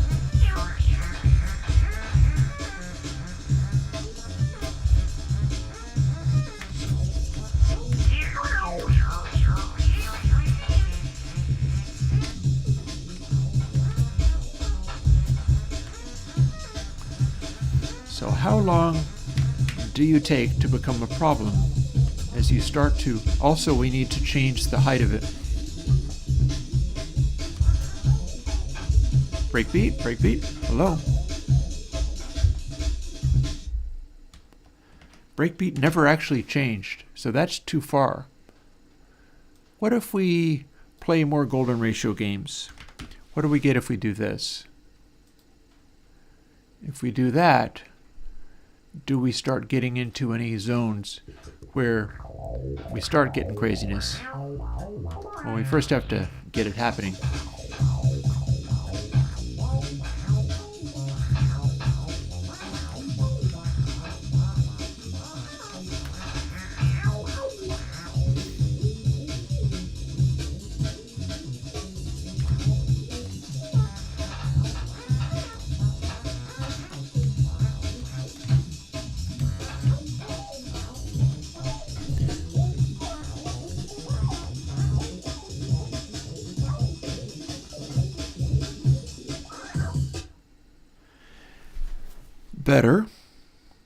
Better. It started throwing in those one note up breakbeats, where all of a sudden it's like a full step up.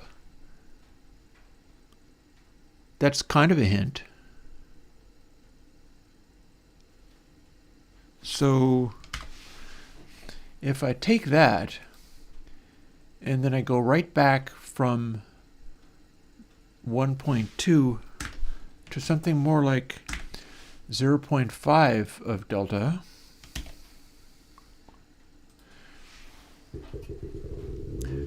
now our ball bounces around more enthusiastically, but it's still losing mojo a little bit.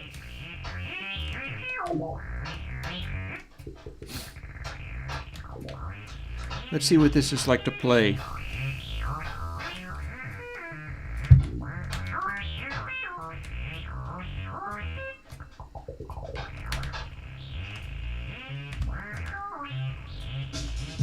There's our breakbeat.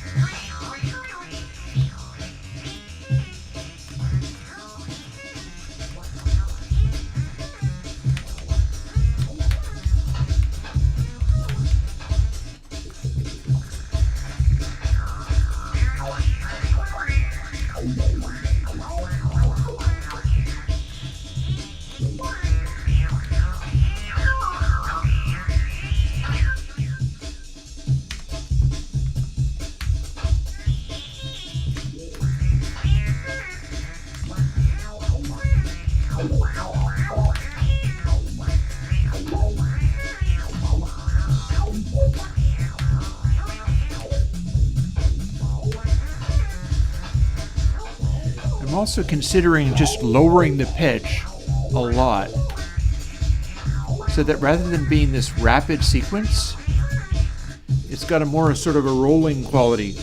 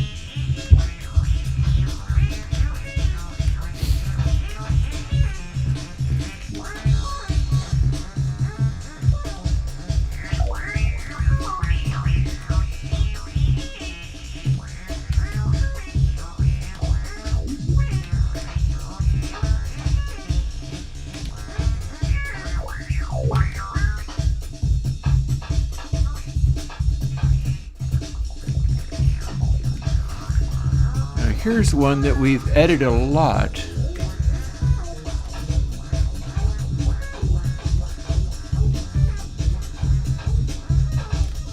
Specifically to deal with some of this nonsense. Out of there.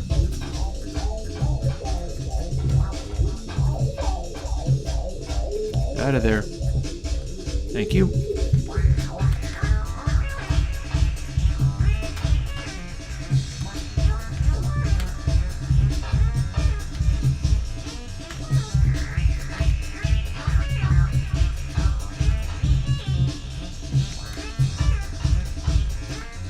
it's definitely easier to get out of this.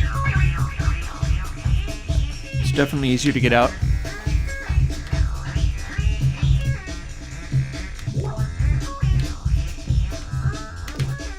And up and out.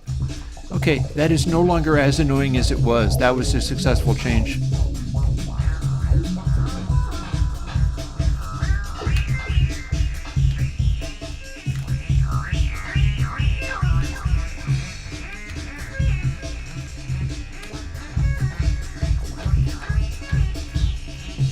Oh, that guy was totally going out. There we go.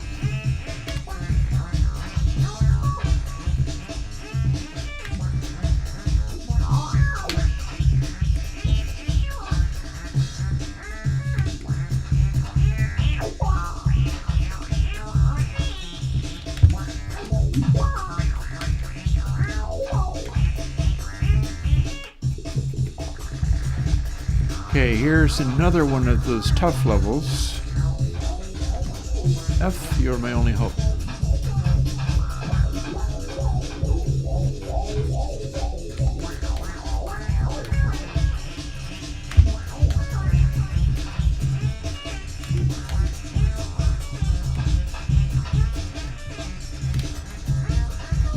These are easier to manage. I'm warming to the idea of making the synth go a lot slower and deeper.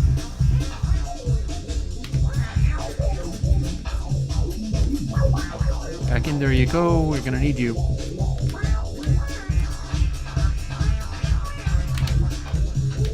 Back in there you go.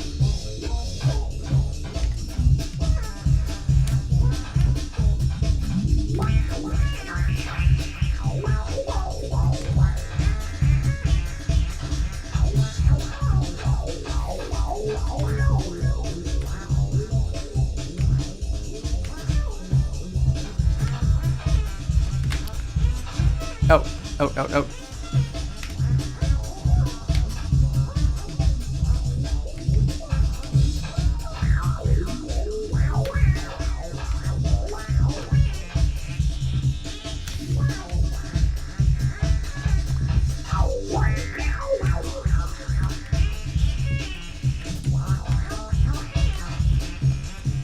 Yeah, the stuff that I was doing with the collisions, all that work a little while ago, that was very effective. Got there.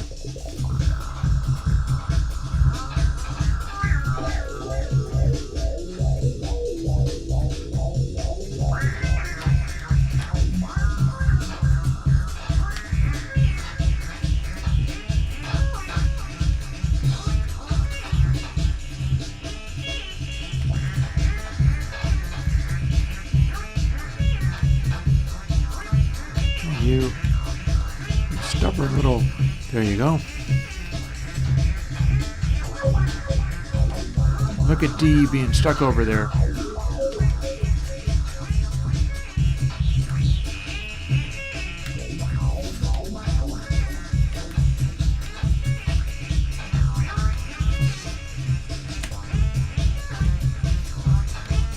I hear trouble, but not too much. There we go. That's more like it.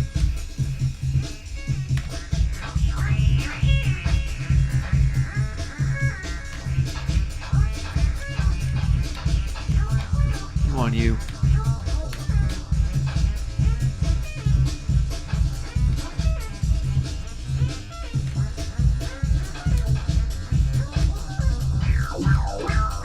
Got back.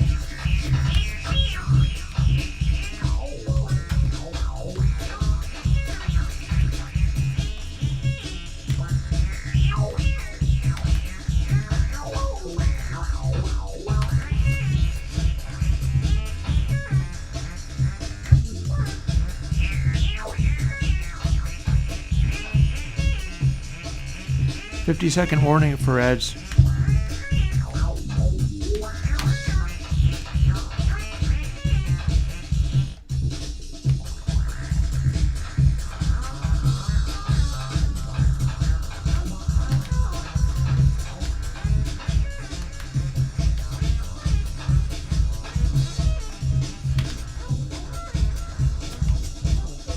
that didn't work. There we go.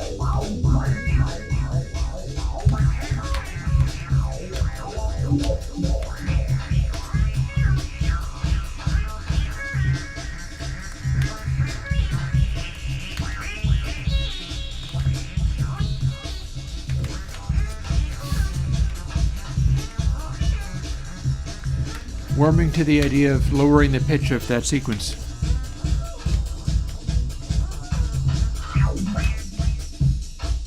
And away it goes.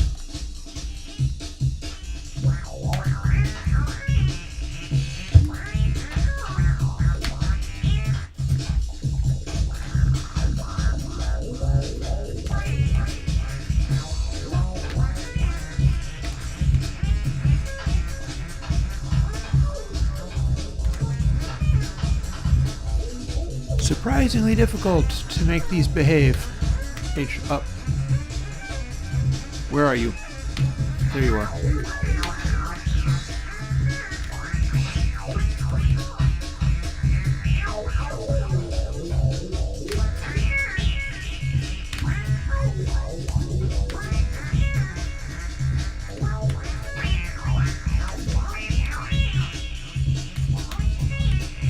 There we go. Very good.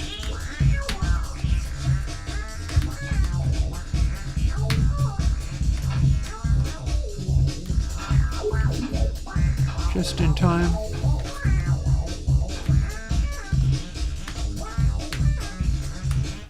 On to the next level. So this is going pretty good. It's engaging. It's requiring attention. Let's do the thing. Let's do the thing of lowering the pitch, because as you notice, the way it starts with the pitch of the sequence being very low. So let's do that thing where pitch scale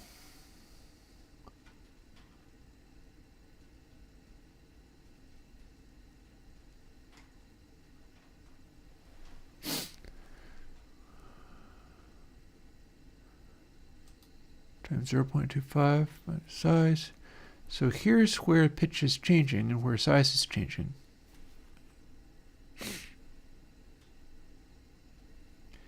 It reverts to 0 again, or reverts to 1 again.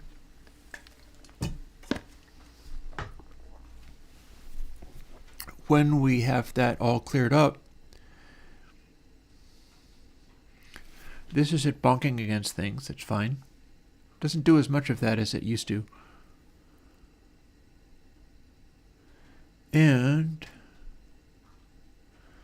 here's where it does these things. What's that? Pfft. Well, shucks, I didn't need to do that at all. That was completely useless to me. How about let's go back to what I wanted to be doing. Thank you. It's like go to the instruction manual. Why does it have a thing for that? Why is it even saying that? Toggle bookmark. Okay, no, that's not what I wanted. We just have a random thing saying go to the instruction manual for no reason where nothing else seems to have that. I would love to know why it's doing that to me. That said, it doesn't seem to be a breakpoint, so I can safely ignore it. And then here's another one. Func on body entered. Oh, it's connecting to a method. Maybe that's what it is. It is connecting to a method, so this is being connected to by something. Node, signals, physics process.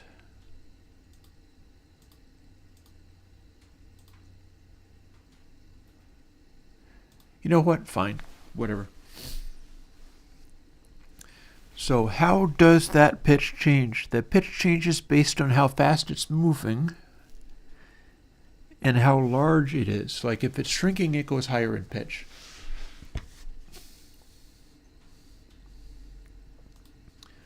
This is also how that works.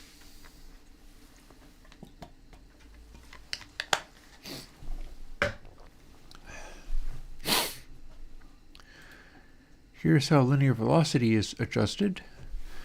And this is what's modulating the pitch.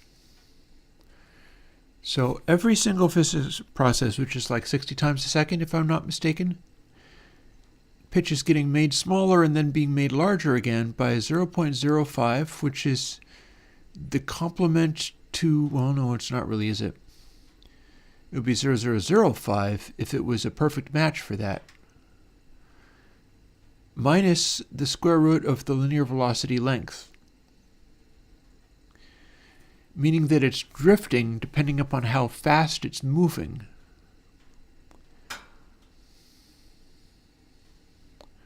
And if the pitch is larger than 0, then it's also times this times size. So the question is, what happens if we don't have this bit here anymore? This is 0.05 minus the speed. If we didn't have that,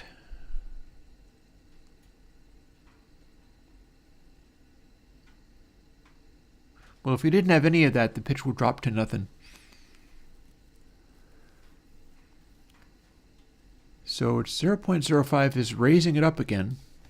So if we add a 0 here, then this is now summing to 1 at max. Therefore,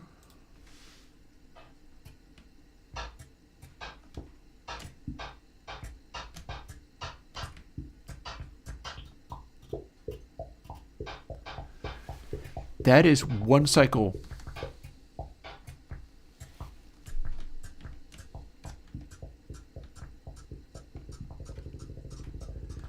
And now it's playing bass notes, kind of. Now it's starting to ramp up because size is decreasing. So we went too far. Instead of plus 0.05 or 0.5, we can dial it back having it. That might take it down an octave. Let's see what we got.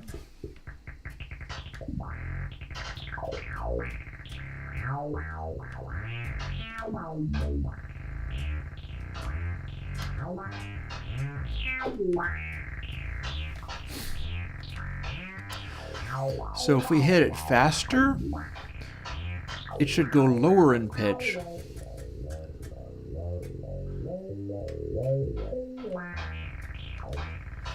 And we also could use a reference. Let's see if it converges on something that feels good with the breakbeat.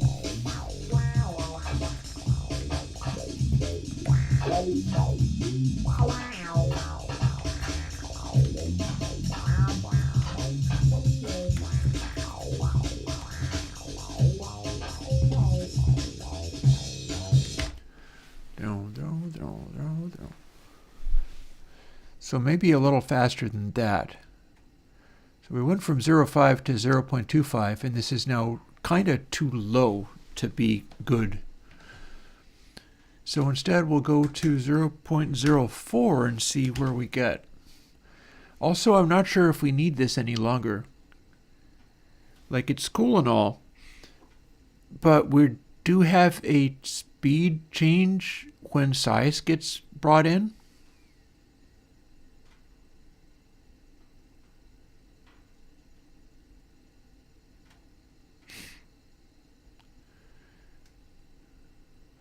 So that ramps up real quickly.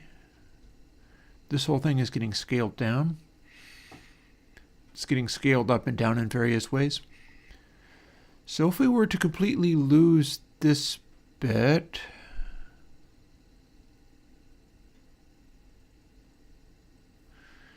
this is what's converging on our pitch. However,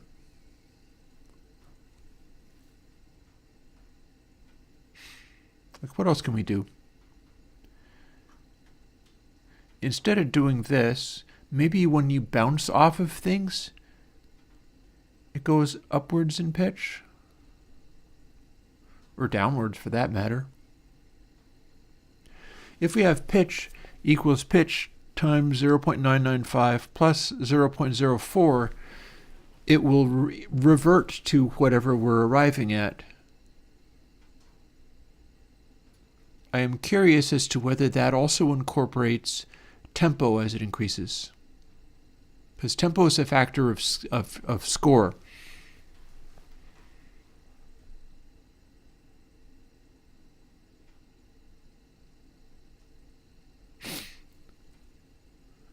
And I'm wondering whether I can make it approximate the tempo in this way.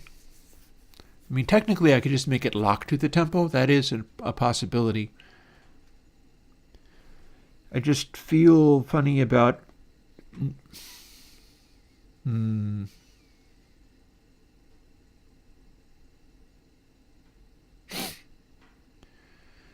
So if I was to try to lock it to score, what would it be? There's the question. In theory, I could just straight up lock it to something. For instance, let's take all of this away by commenting it out because we might want it again. So if pitch was 0.1 and we just had pitch being 0.1, we'd get this.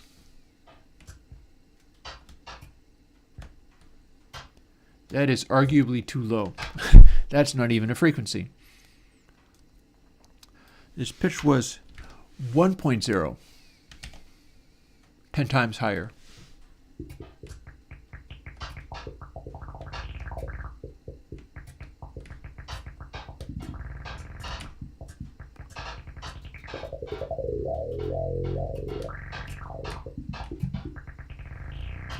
Yeah, it turned into an LFO.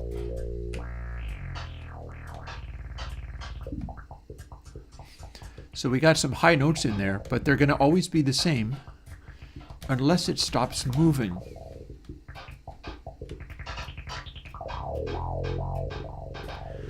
But it is a solid note anyhow.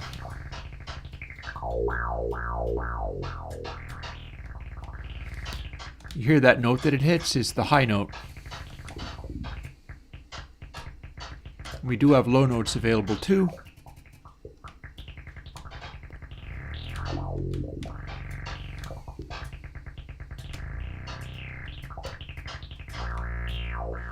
And there's that high note. So now if we allow it to come to a halt,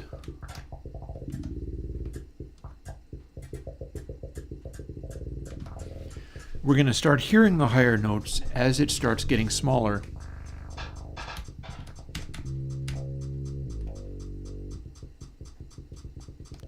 You see it getting smaller?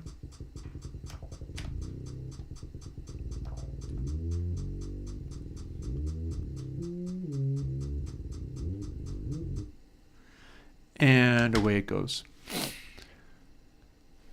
So that's, well, for one, I think I need to kick it in a little bit earlier, but I don't know if that's necessarily true. So if we multiply that, make it be 4, what do we get?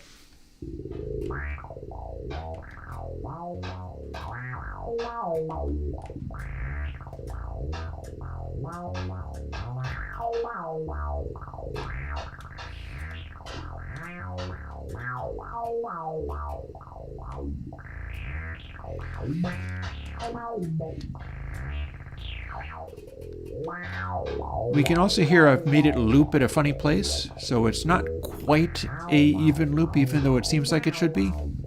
3.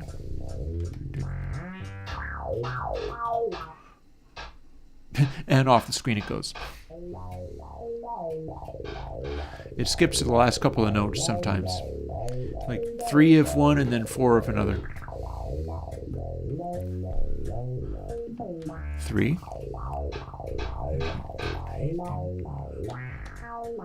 4.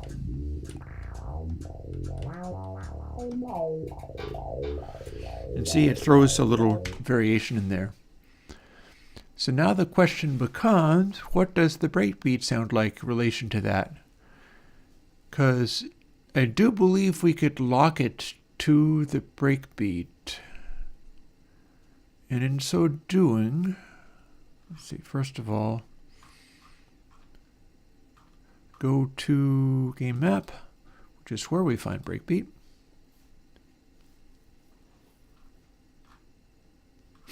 And then we're modulating this somewhere. because that is relative to score. That's relative to tempo. Our tempo isn't staying the same. It's ramping up, and it's ramping up relative to score. So is all of this. So if the milliseconds use this formula,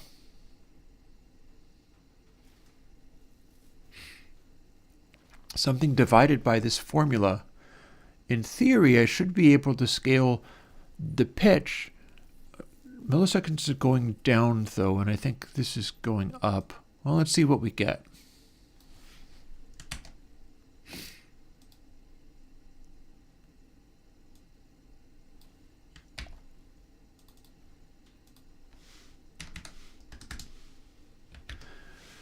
So if that's divided by this in order to ramp up the pitch, oh, hello, do we not have enough ternary operator condition? What the hey? We don't have enough parentheses. That's why that's doing that. There we go.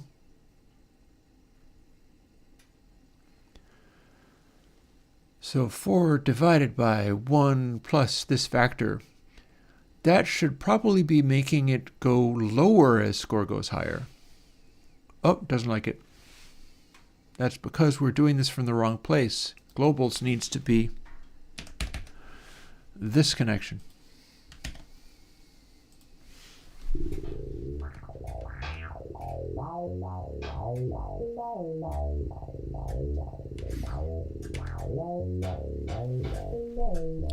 Let's invoke the breakbeat.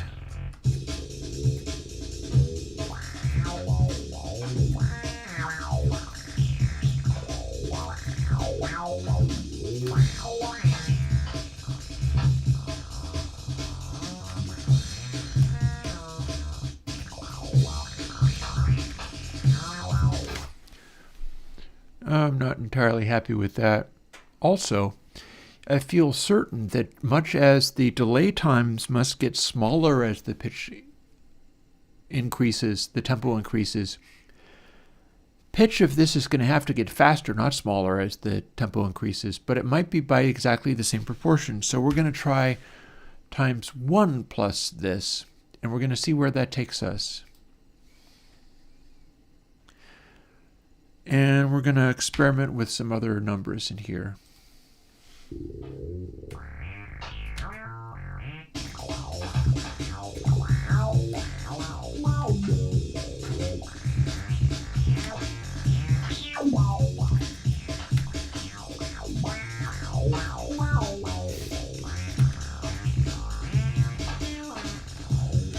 I wouldn't mind having that be a lower tempo, though. What would happen if we start playing with really low notes?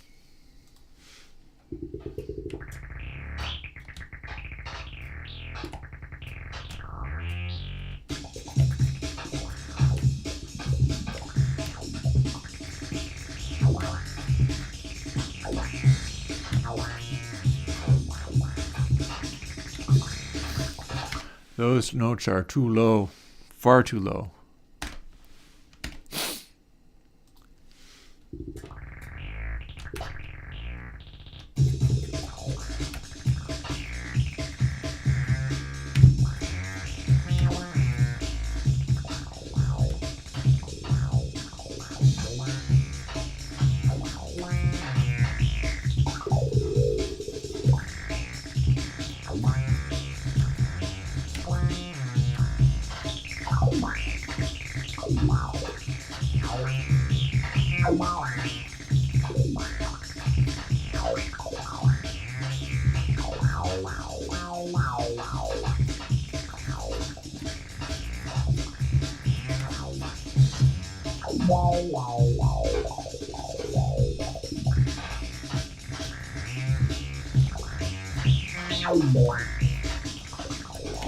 It's playing a little fast.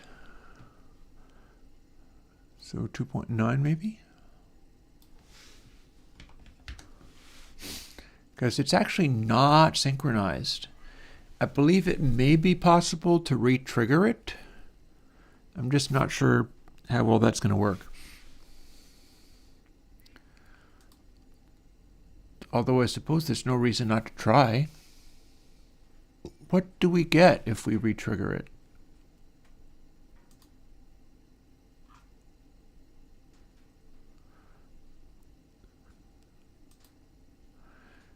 Okay, so if it bounces, this happens. What else can we do?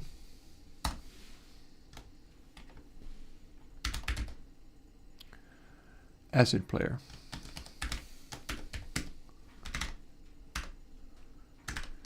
D because it is in stereo.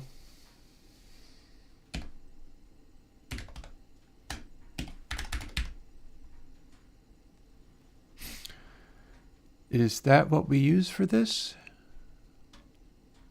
Do not know.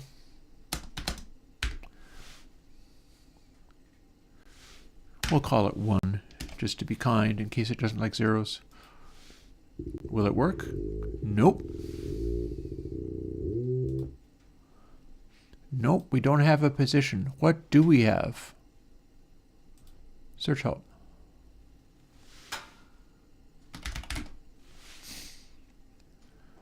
Gonna have to look up these too, maybe at the end of the day. Audio stream generator, audio stream web, audio stream player 2D, that's the one. So can we reset the position it's playing from? We got an audio stream. These are all properties.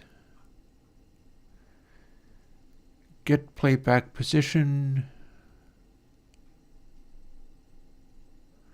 This is how we synchronize things, so that could be useful too.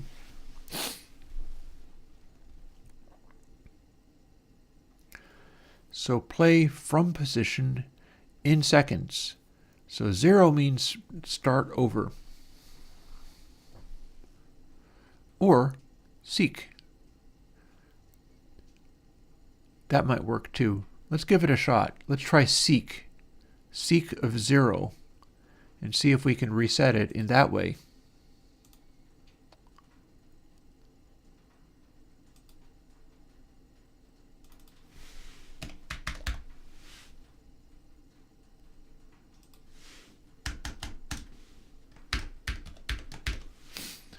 Now what do we get?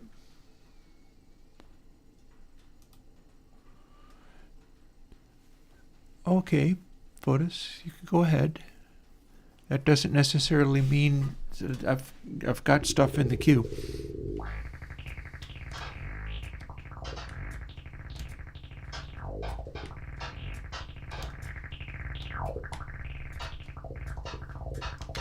That's restarting. That's absolutely restarting. Which means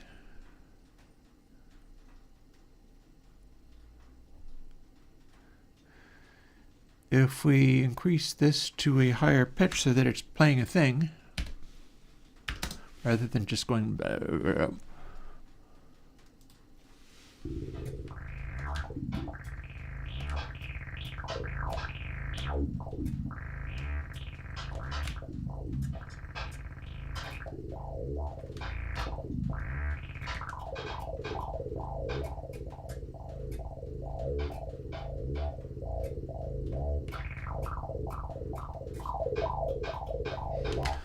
wow, we're really not doing much with the pitch, are we? That's funny. Let's ramp the pitch up even more, seeing as we're doing this, and see what we get.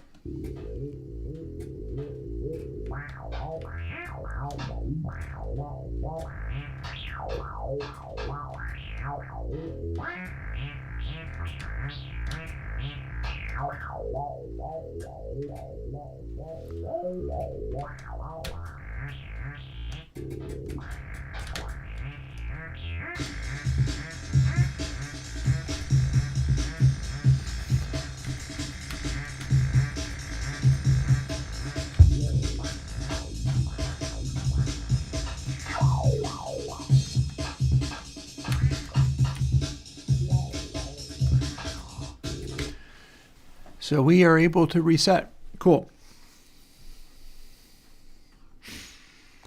Audio acid player seek is the answer to which I seek. The question becomes, then what?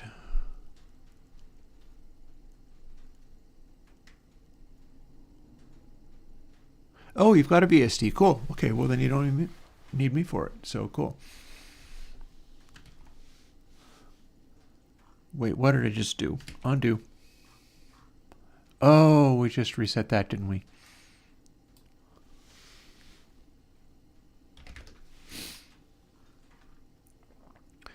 I selected this, but I did nothing with it. So rather than go on body entered, we want to trigger this reset from something else, something relevant, like audio breakbeat player. But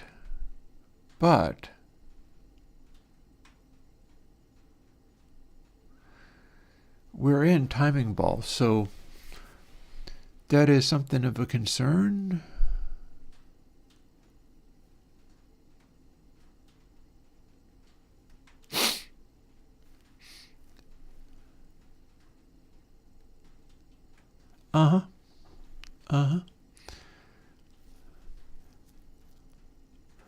So we're trying to re-trigger this, but we don't want to be constantly re-triggering it. But we maybe want to occasionally re-trigger it based on whether something else is in synchronization with it.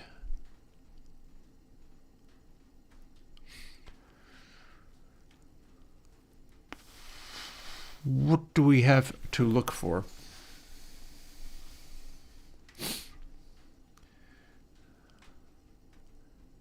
See, this is being updated regularly.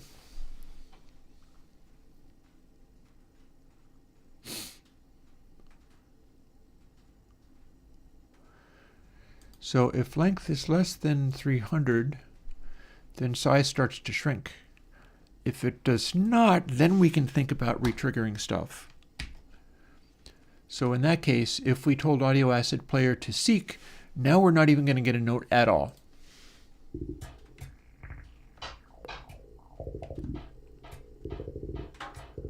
It's just constantly retriggering.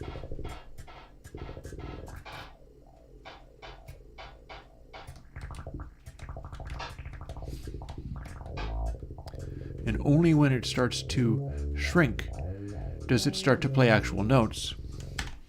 So there's that. So now what we need to do is control when we're invoking this by perhaps comparing it to timer. Timer frames between updates. That's being exported. So if frames between updates is low enough, then that means we have hit our tempo and we are resetting our tempo.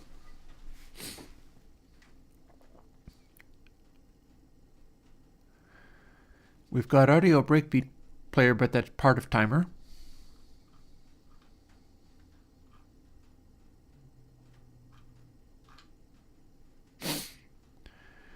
Here we are in physics process.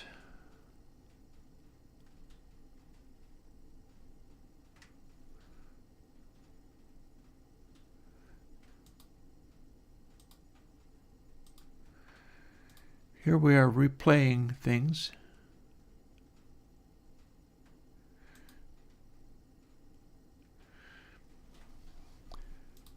Here's our playing audio breakbeat player.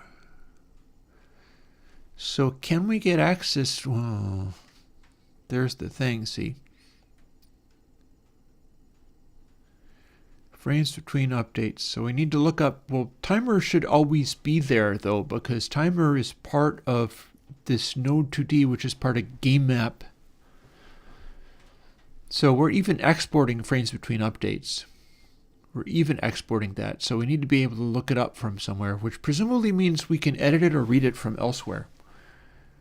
So where might we be doing that? I know we're doing that in Tanker for our flashing light.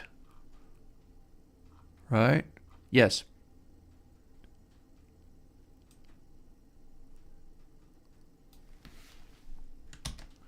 So Licht is this.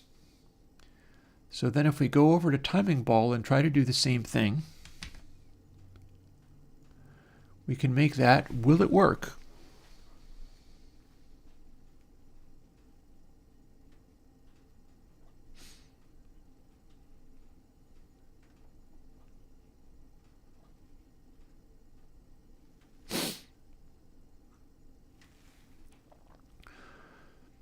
So the light is frames between updates divided by tempo. We don't necessarily have to look for that, because all we're looking for is if frames between updates has gotten small enough.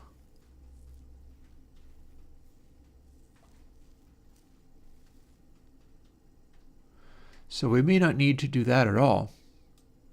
However, it does seem to have, it's not throwing an error.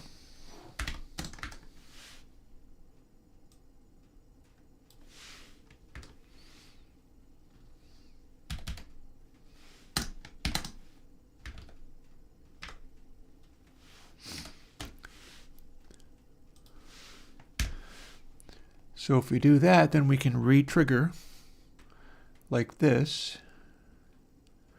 Oh, fair enough. Yeah, using analog things is always pretty cool. That's right. I better throw another log on my fire. Look at that. It's kind of going, but it's kind of not. Oh, I have the perfect log to throw. Check this out. Been saving this one. Giant, huge log of doom.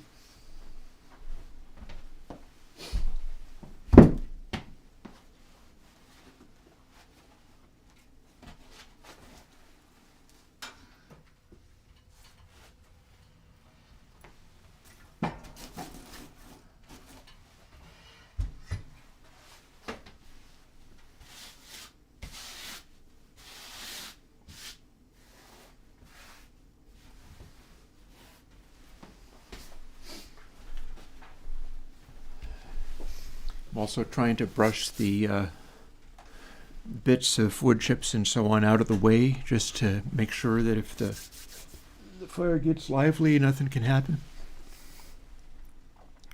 So now, how big is frames between updates get then? 0.01 minus delta 0.055. So it needs to get to less than 0 to reset. And tempo is also a very tiny number.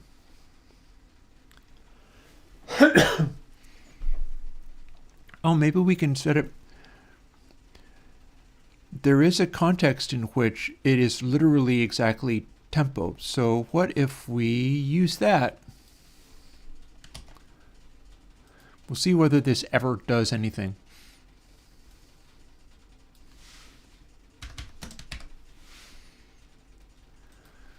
So if it equals tempo, that means we have restarted.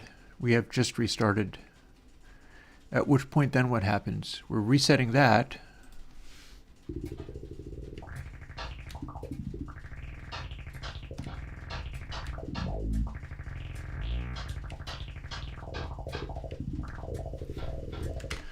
I need to make this much faster so that I can hear what it's doing. Let's try 5.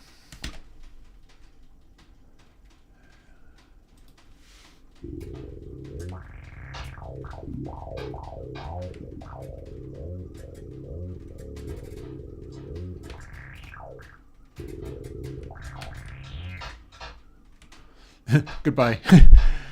Sometimes it's much more difficult to make that happen.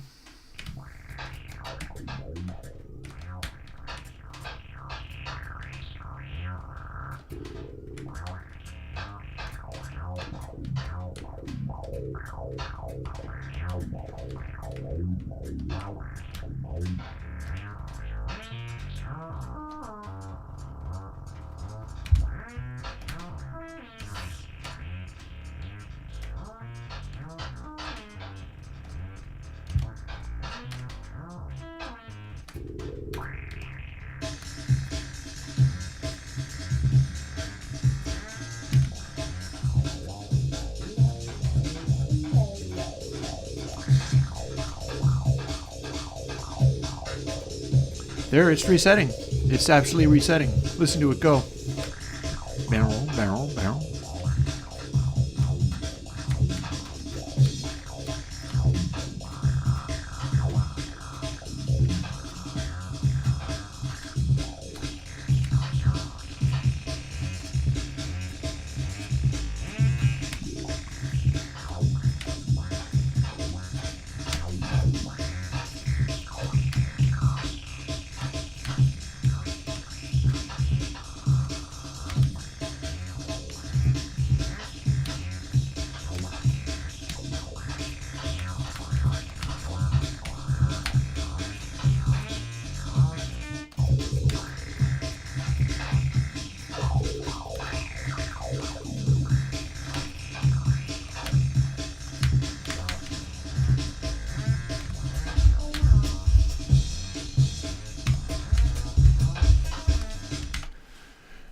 So, time to try a couple of things. So it's resetting only if it is exactly tempo, but we can also throw in the same randomness through which we are modifying the breakbeat player.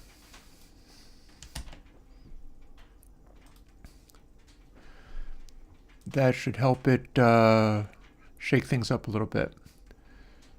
So if that equals tempo also, and random F is less than golden ratio, or we can make it be the opposite, greater than. And that will make it reset less than it was. And now let's try to get a groove going with the way that it's playing and resetting.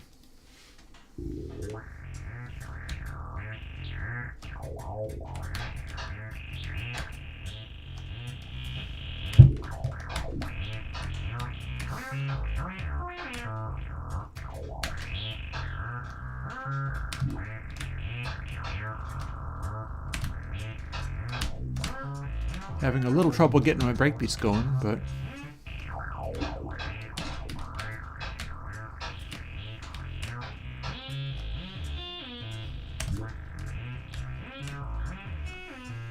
no matter.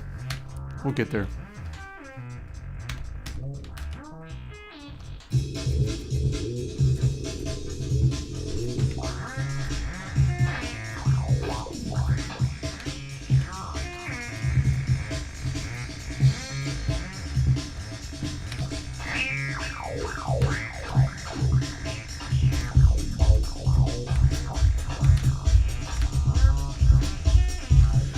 Yeah, it's running a tiny bit fast.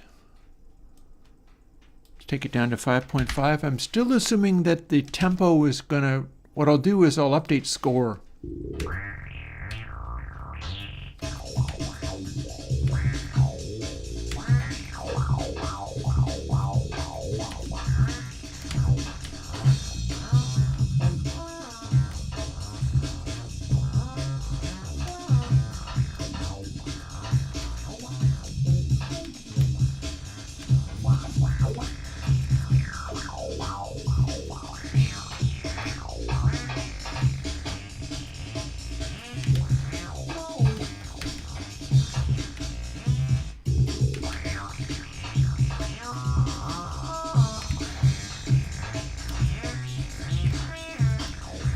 Now it's a little slow, so 5.9.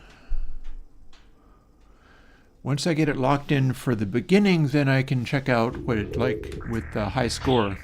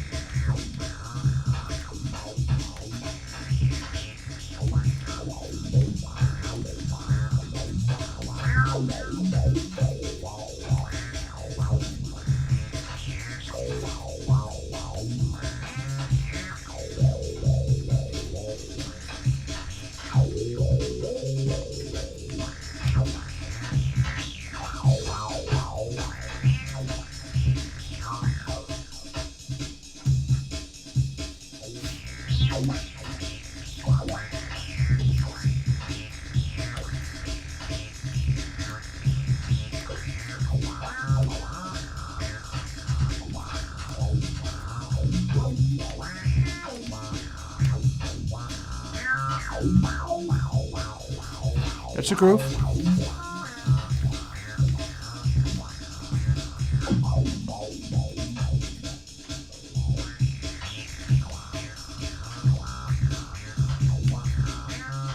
And now if you don't touch it,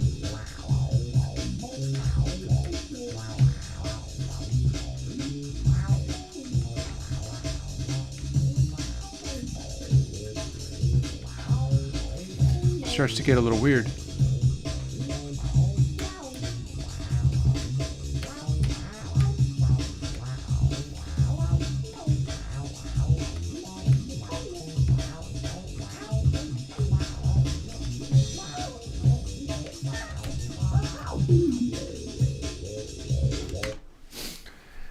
Okay, I'm wondering whether it's a little slow, but this is a fine time to play with globals and bump our score up a little bit.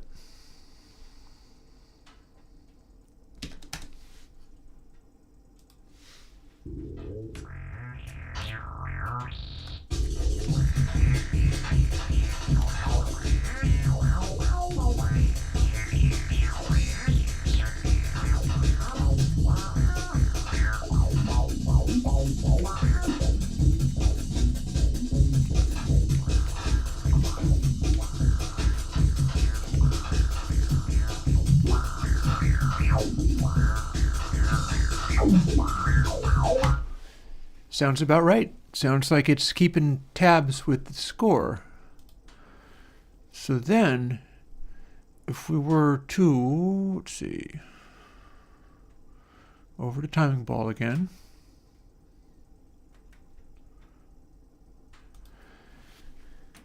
I'm wondering whether I can edge it back in the direction of faster. And lastly, let's make this considerably less common. It has to hit exactly tempo, but that has been happening. There's been a number of physics processes where it successfully goes, oh, you're at tempo, cool, let's go. And then sometimes it doesn't, but that's cool too. I don't want it to be perfectly regular. Otherwise it would just be like every single time. So let's have rand f be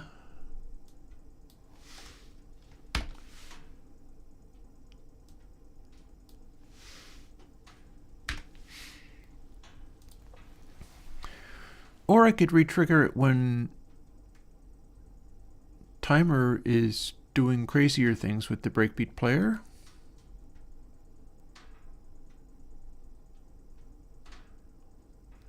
Like that's where we reset that. So its pitch scale. Let's see. What are we doing here?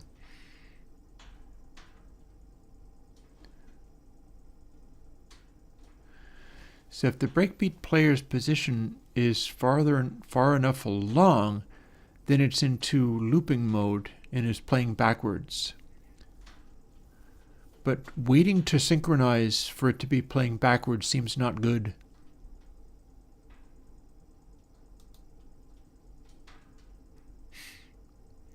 Maybe we're doing okay as we are. Got the rest of this stuff all working.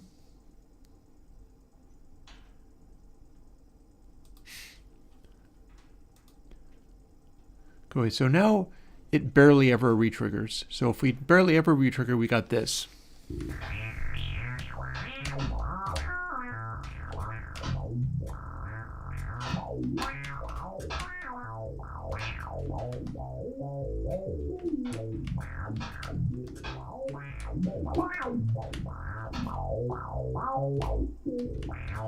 That was the loop.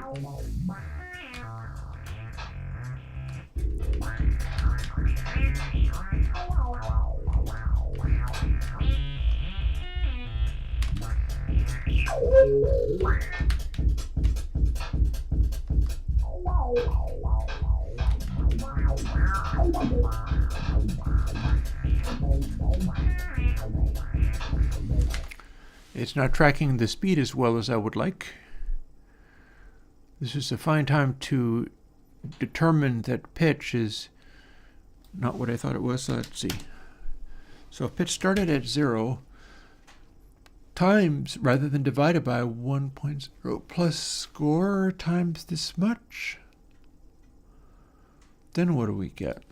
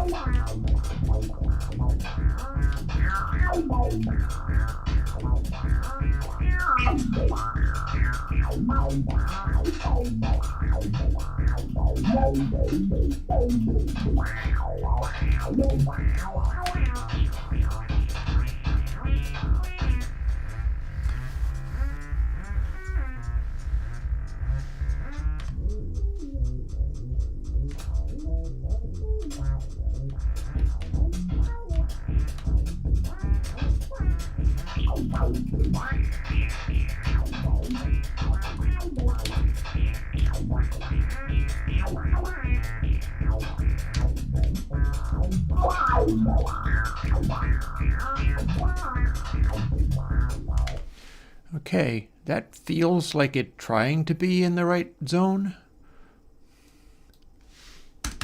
Take score back down to 0.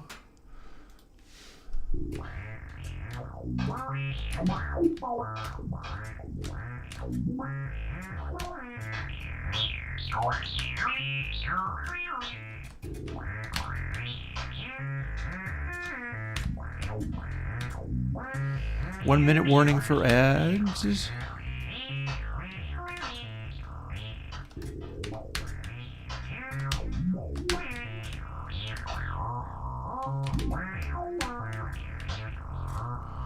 I can't get the breakbeat going to save my life. There we go.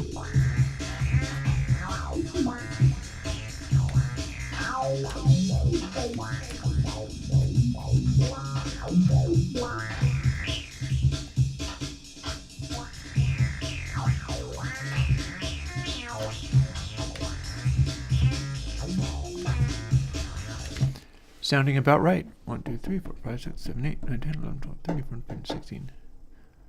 10 seconds warning on ads and over to timing ball again. And we re-trigger. We trigger based on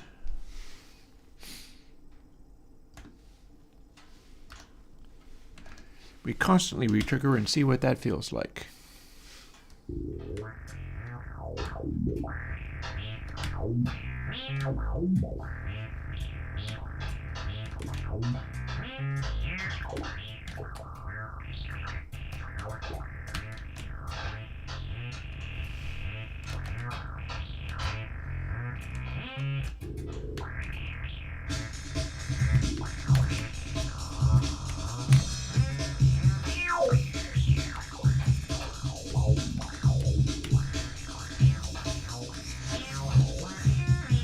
Oh, also the mention of,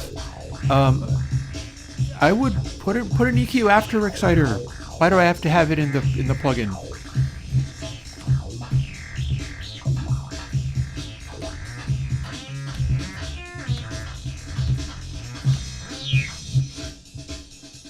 Oh God, now what happened? We're still alive, but our ball has disappeared. Where has it gone? Have I forced it literally outside the world? Well, one thing about it, I can certainly keep going, so we're gonna go to the next level.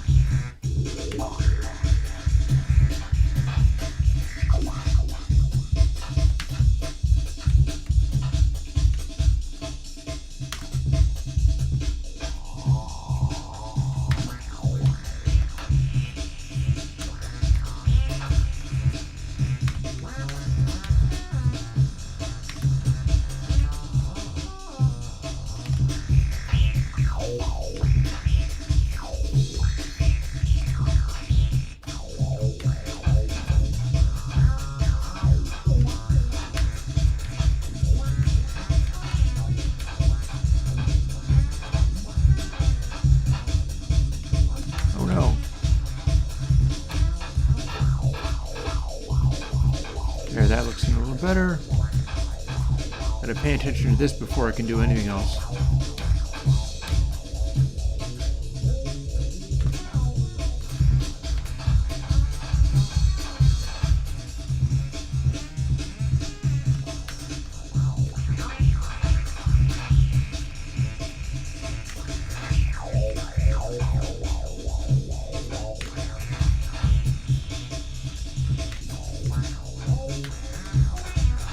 This level has become less annoying since I modified it. Uh-oh.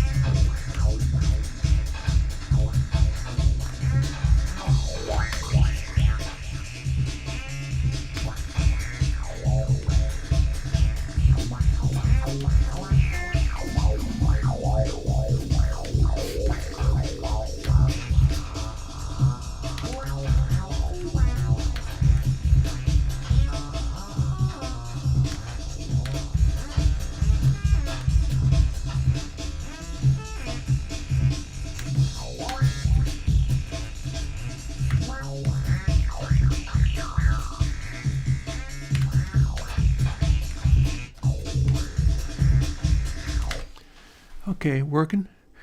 Sebastian, I'm guessing they put mics on. Or this was still fairly early, but it was not so early that they wouldn't have put individual mics on. That said, they put mics on. See, if you want to get really fancy with that kind of stuff, you can try the opposite. Sometimes you can get amazing sounds from carefully designing pairs of mics, like Blum line or some kind of good stereo miking condition, where rather than having individual mics and having them do weird phase and comb filtering things with each other, you can just put up a couple of mics and capture it that way. That's what I usually like to do, although I don't have Tom sounding like Steely Dan's Asia drum solo. That's Steve Gadd. Part of it is just the sound of his drums. So let's see now. What else can we do?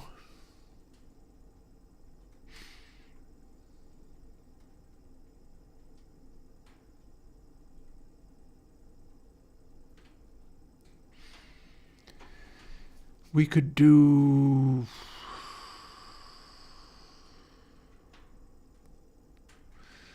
linear velocity length. We could have it only reset when it's going slowly enough.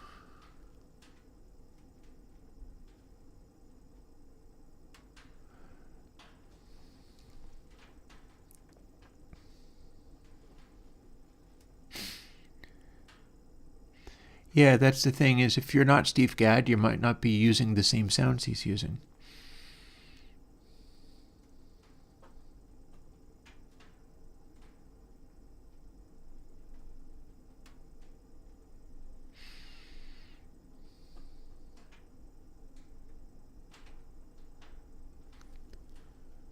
So,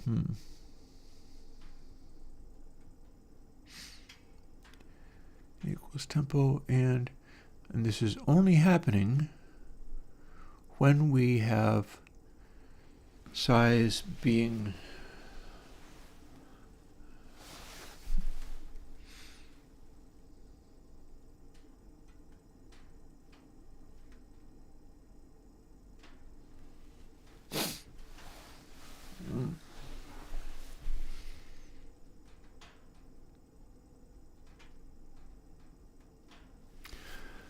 well, we can adjust this a little bit too, right? We got this stuff here, but we could take it away from there and put it in on body entered. What that means is if the timer is on tempo and you've just hit something at the same instant, then we reset.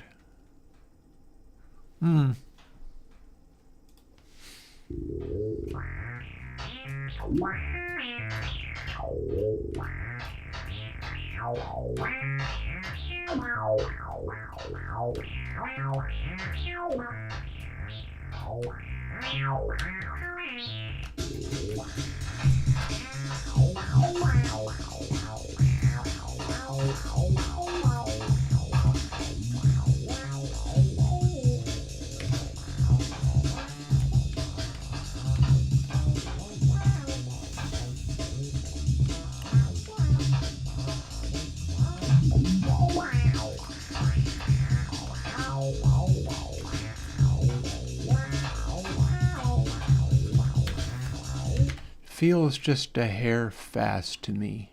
And does it feel fast to you? Because it feels just a tiny hair fast to me. So,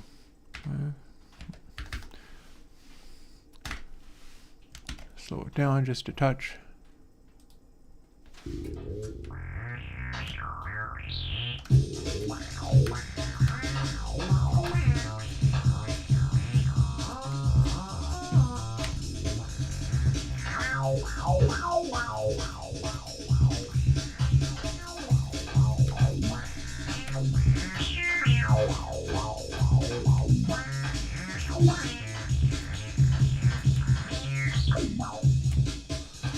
If you can make it bounce around enough, you're fairly likely to have it reset.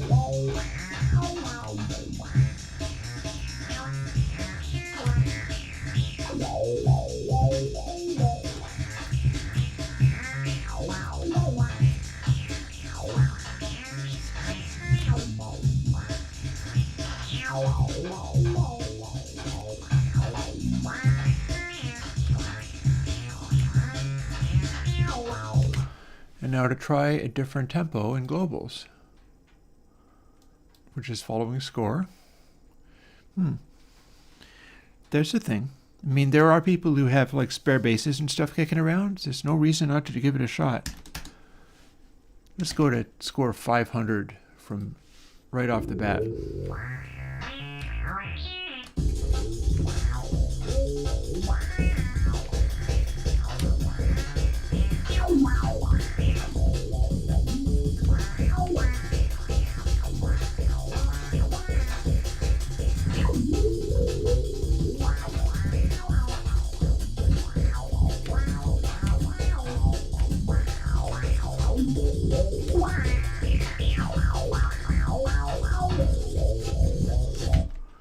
I don't know if that sounds different enough.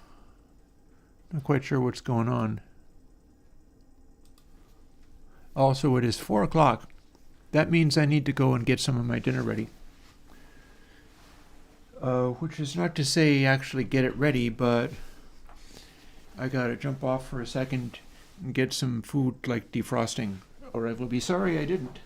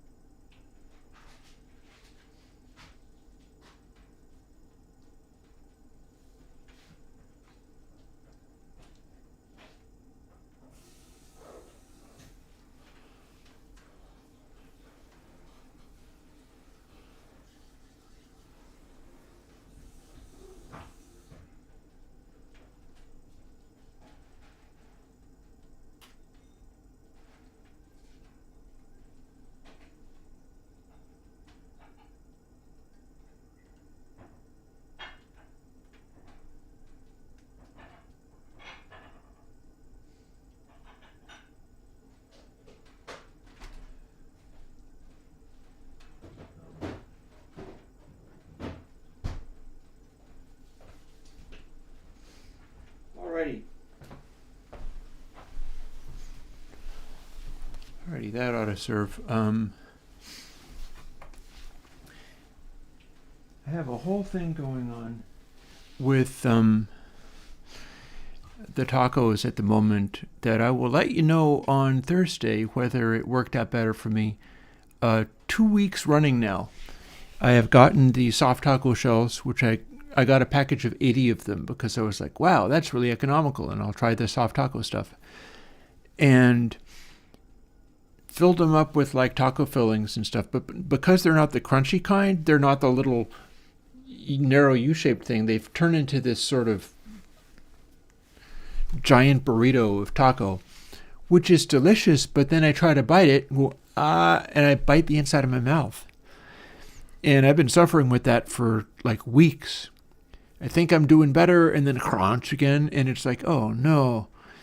And with a bit of luck, I got an extra taco shell out, so I'll be filling them up less, and I'll see whether that helps at all. Because part of the thing is, like, since these are soft taco shells, I can't really crease them or they'll just break. So, such is my drama for the... Now, pitch, 5.75 plus 1 plus score times 001. So what might this need to become?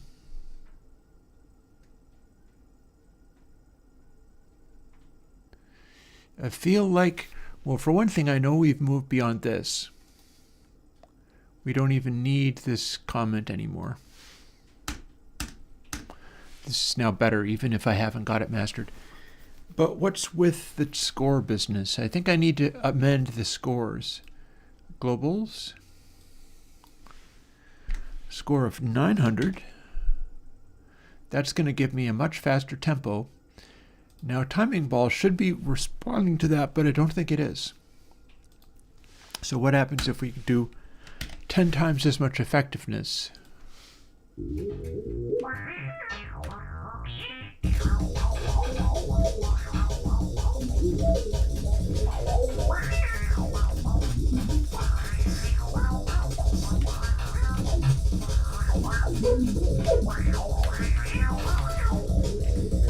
Alrighty then, it's something.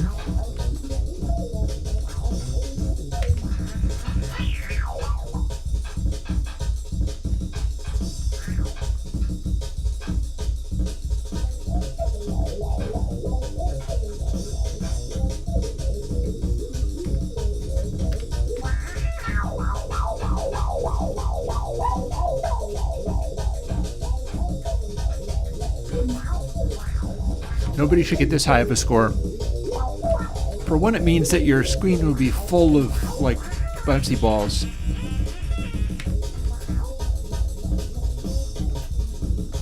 Yeah, if you play this game well enough, you can get up to the score.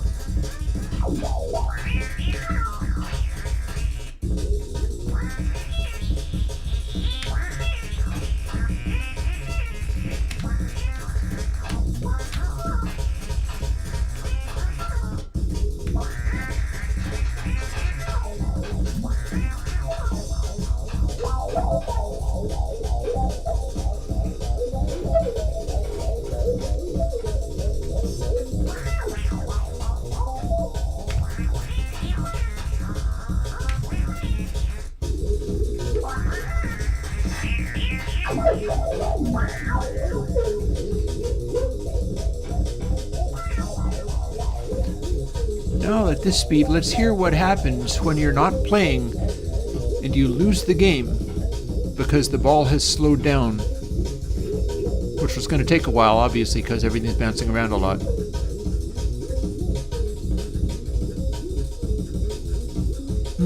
Cool.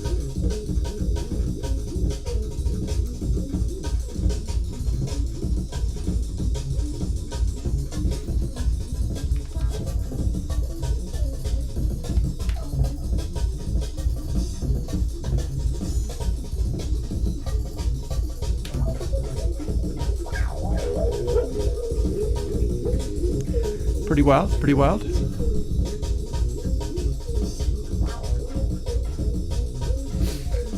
So if you're going this fast, and then something goes wrong,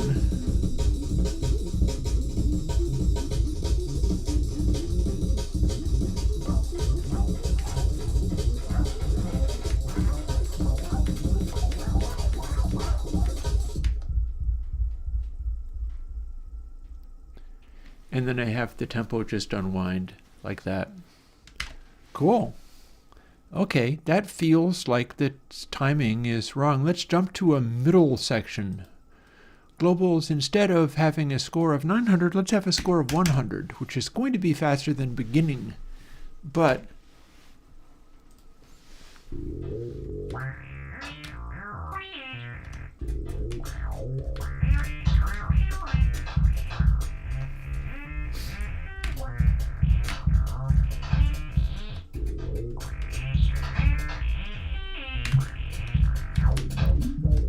I guess we can't do breakbeats today, huh? Just, no, there we go.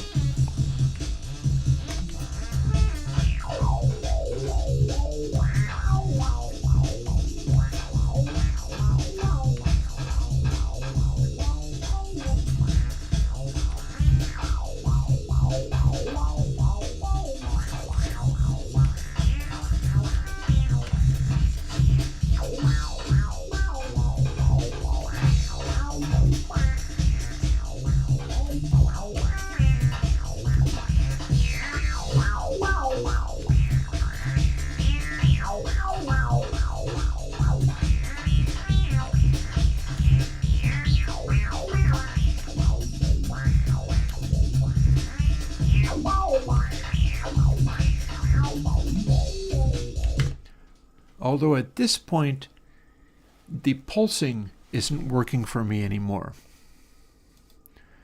At this point, I am not liking that pulsing. This. The fact that it's getting increased more.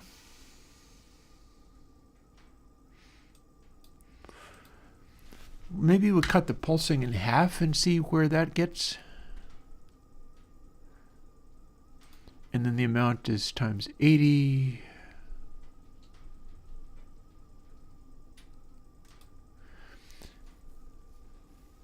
Maybe cut that in half as well. This ends up being a frequency measurement.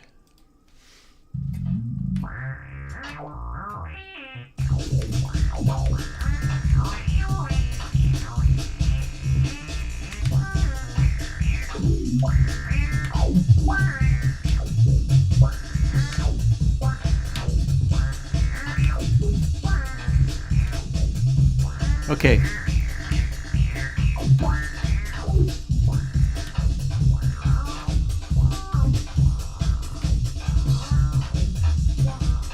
When I do this, and I put inputs in,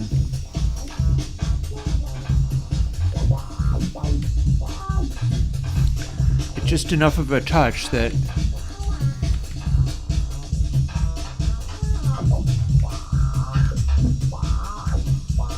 some of the squelches are responding, but you mostly don't hear it as such.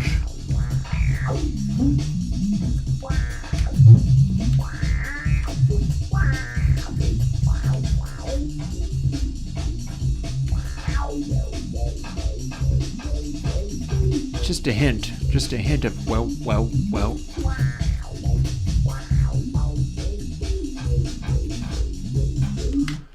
What would it be like if it was lower filter sweep? What's my filter sweep trying to do here? There's filter sweep. Here's where I add it. That's where we subtract, and then there is what's being added from it. So if instead of times 8, which is having it sustain longer, it falls back faster, which would mean having this be times a smaller number. Because if it's times 1, it just sweeps up and stays there. So having this be a smaller number will make it not sweep up as much and also respond quicker. So now we get this.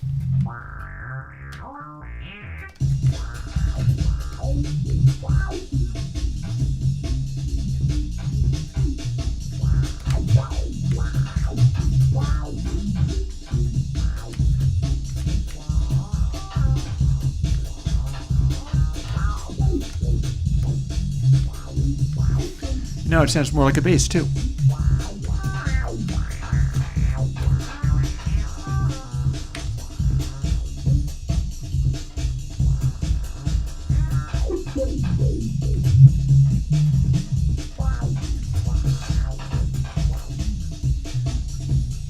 Maybe trying to get too low.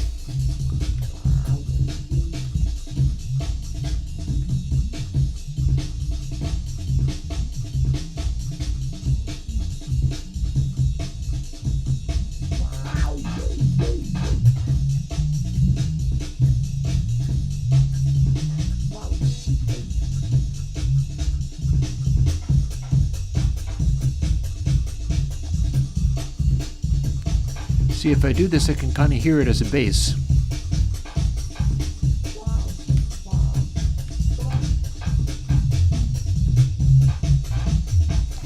Okay, worth tuning this.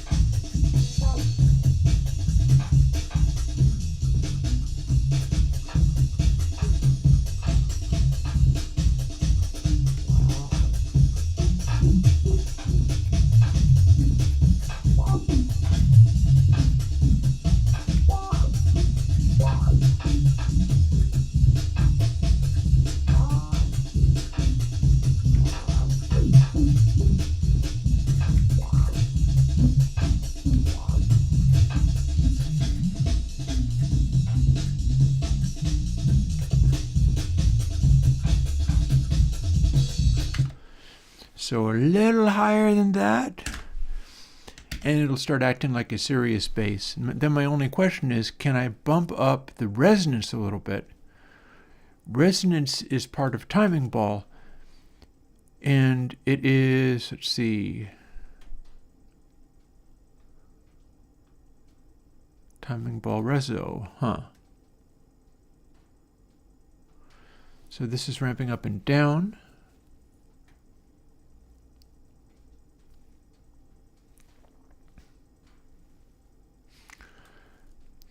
Let's ramp it up even faster.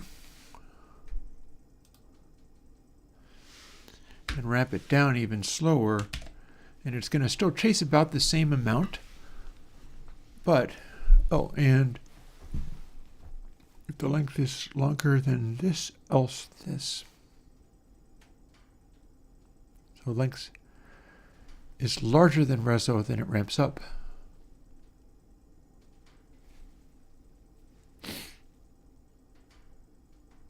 Well, let's see what we got.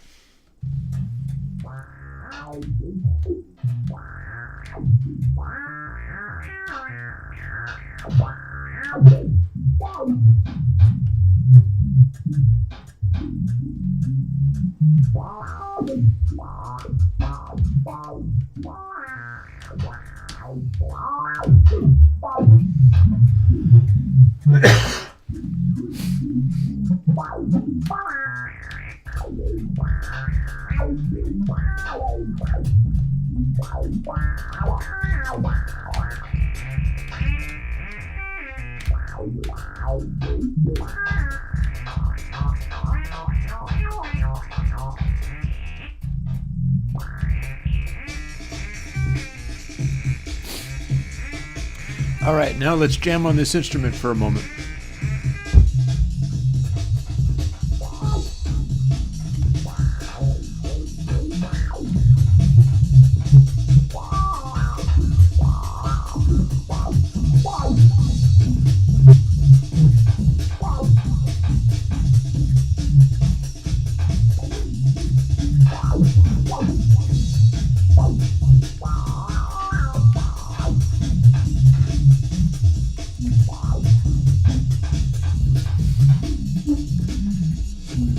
Grimy.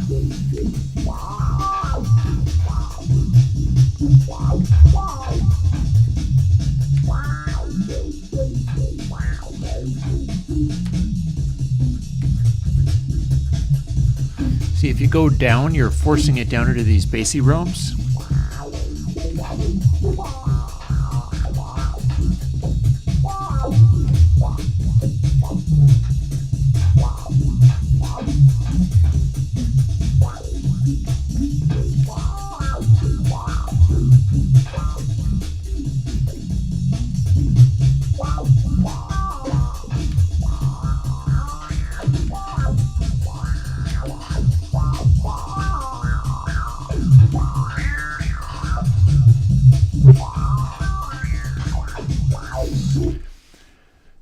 just play around a little bit more, there's one further thing that we could experiment with as far as the freakiness of this. We've got a filter going on here, but we also have the option to straight up change it from ATAN, which is a soft clip, to clip, which is a hard clip.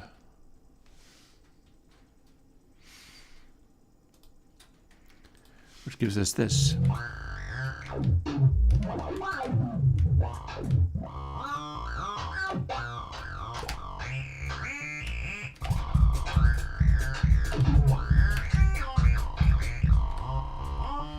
So that's automatically a lot more gnarly.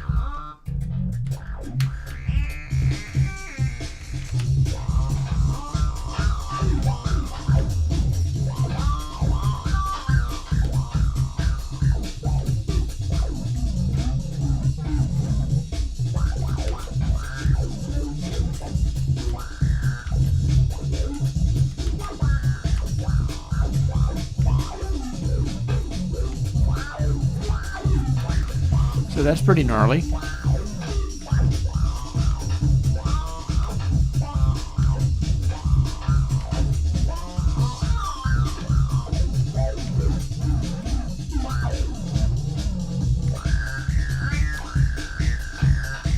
Yeah, fiberglass is pretty bad for you, but it will work for that.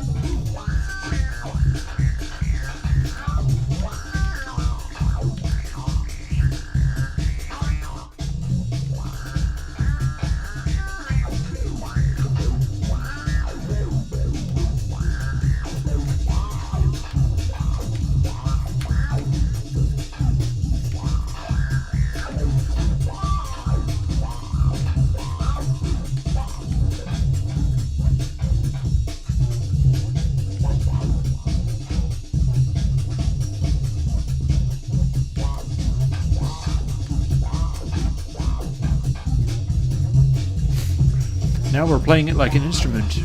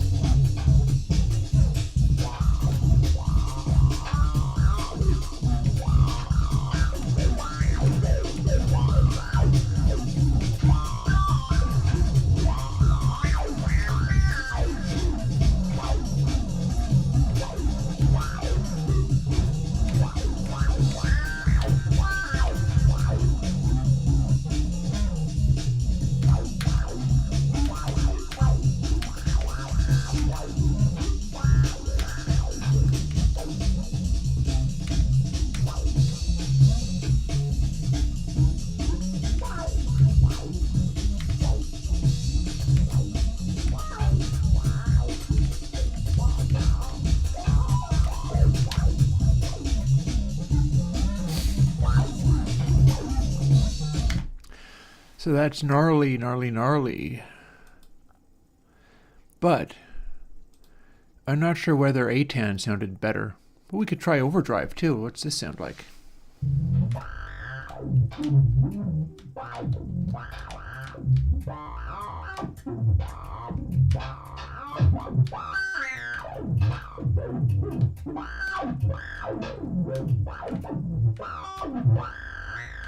Great thing is I can look up this online and find out what algorithm this is.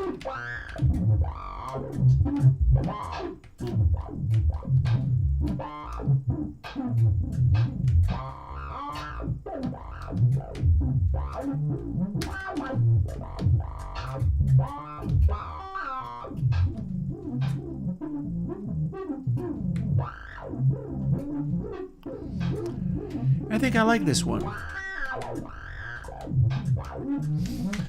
Other options are, we started with ATAN. Clip is just mean. Lo-fi, I don't think I've ever actually tried. What have we got here?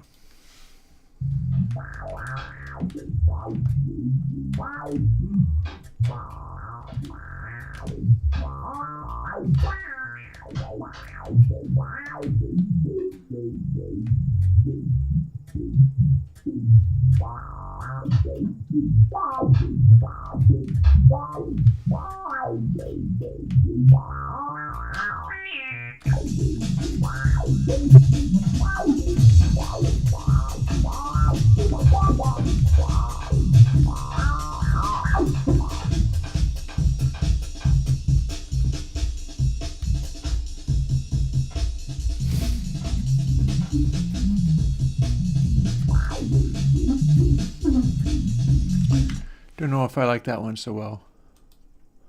And then wave shape. What's wave shape? Do you get a choice for what wave shape it is?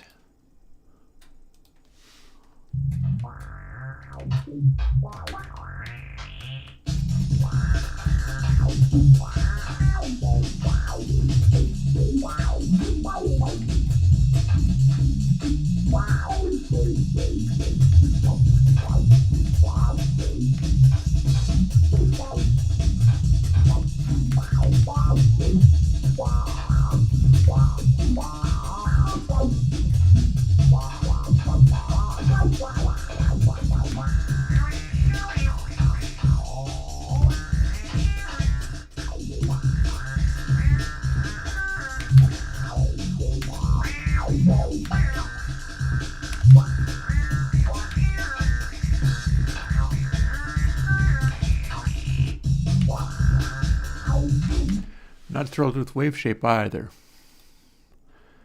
Honestly, ATAN might be your best bet, but I feel like I should make it brighter. 20K. We're going to cut off at 20K.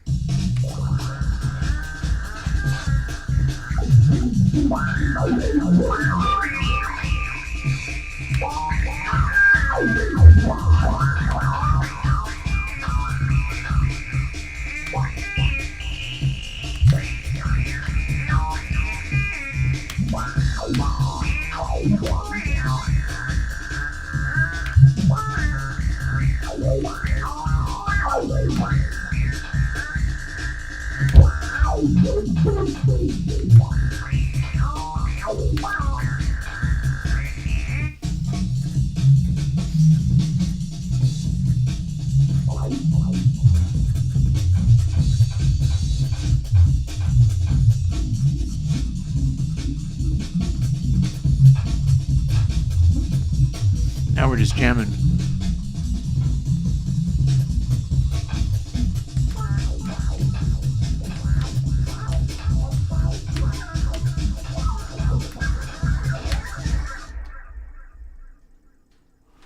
That was cool. So that part's working basically okay, I would say. Yeah, pretty much all LEDs around here. I'm not using incandescent bulbs for pretty much anything. What else can we do with this for the day? Well, for one, I can take the score and we'll try a little of that completely cycle breakbeat nonsense.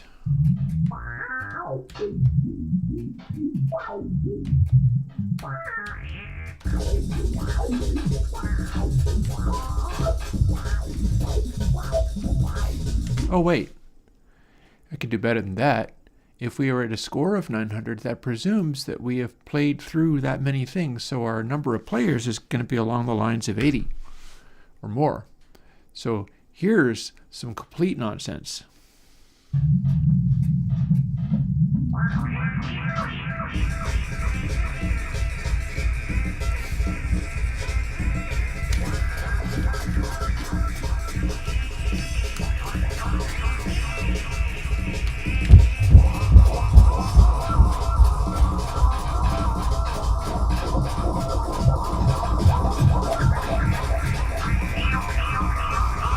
Okay. Laughter is a good sign.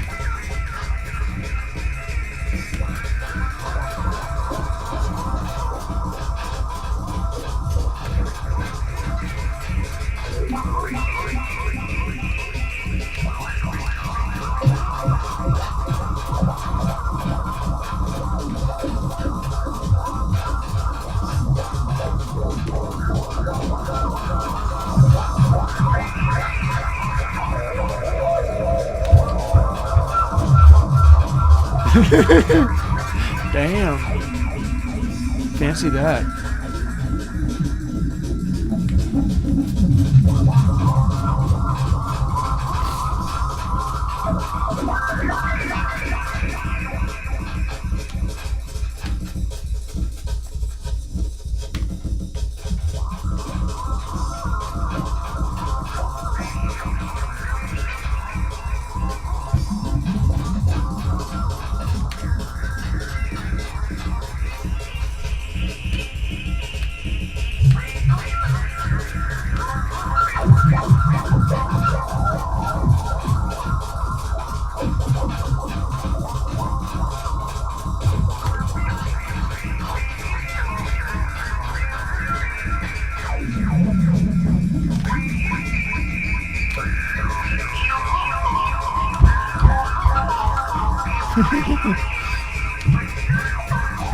We're getting outlandish now.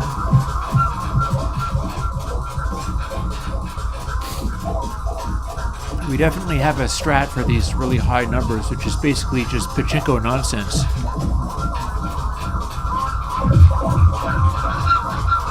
Sounds like a Pink Floyd session.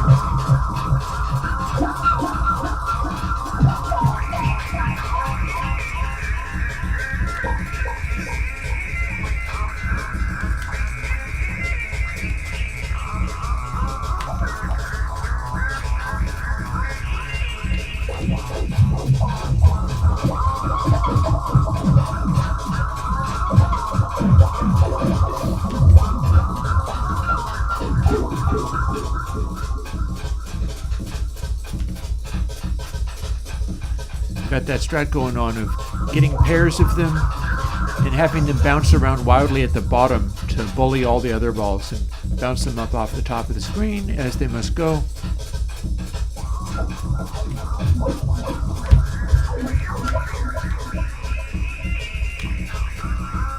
Identifying stuff that's supposed to go, and sending it.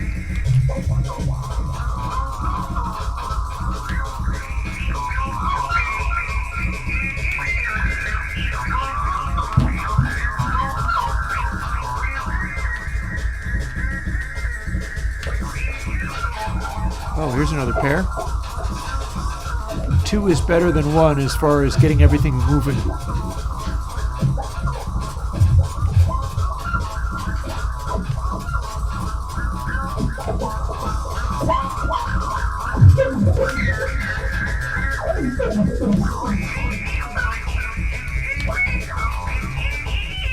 Oh, I hear trouble.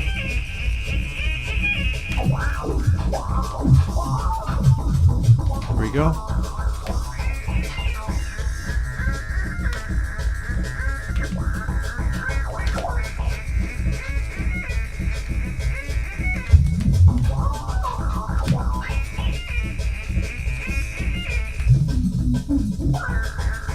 Last one.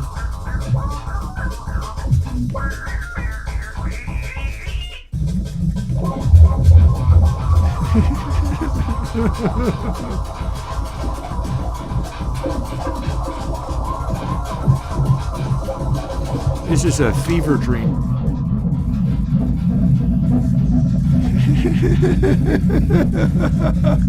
Oh God, it's horrifying.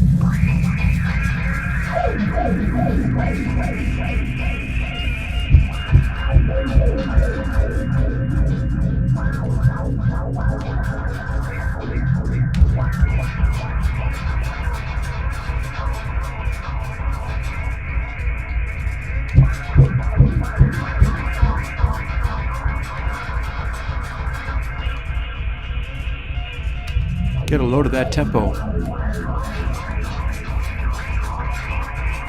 Now we're up to 2 capital A's.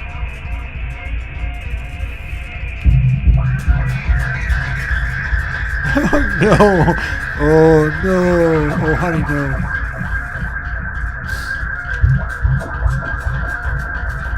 It's just wrong.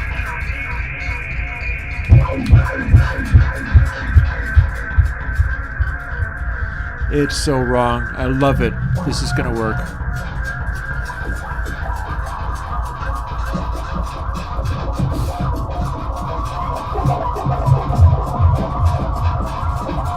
We're going full industrial.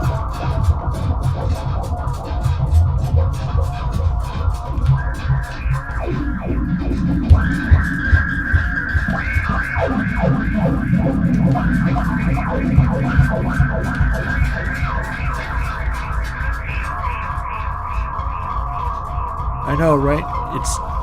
This is beyond.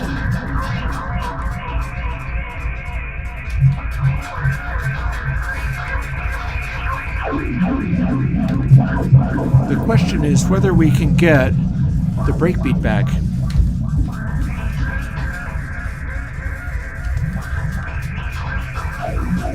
Yes. Okay. All's well.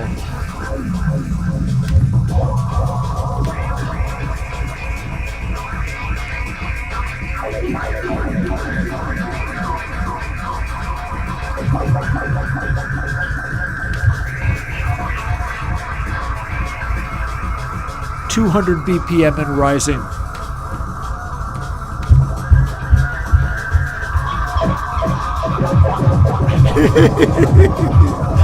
Damn.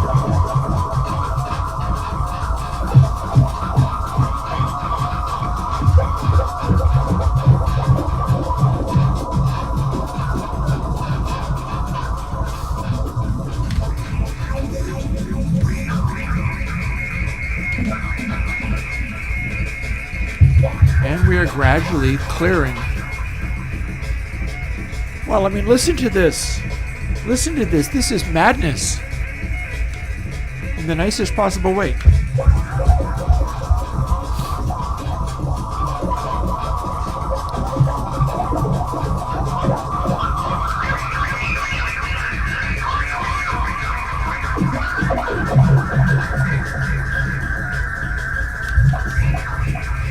My stated intention is to make a game that also serves as a music thing. The changes I've made today have made this really good at it.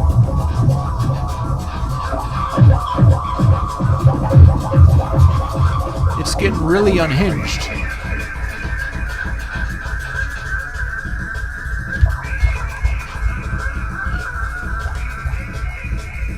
And it's still working as the game, too. Not that it's being a hard game at the moment, but this is not one of the hard levels. I know, right? It totally is.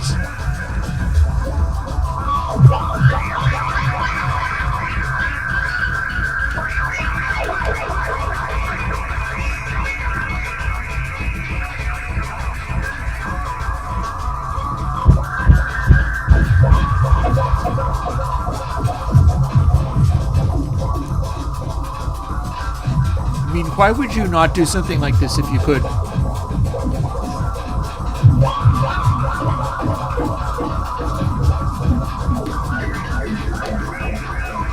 It's extremely unreasonable.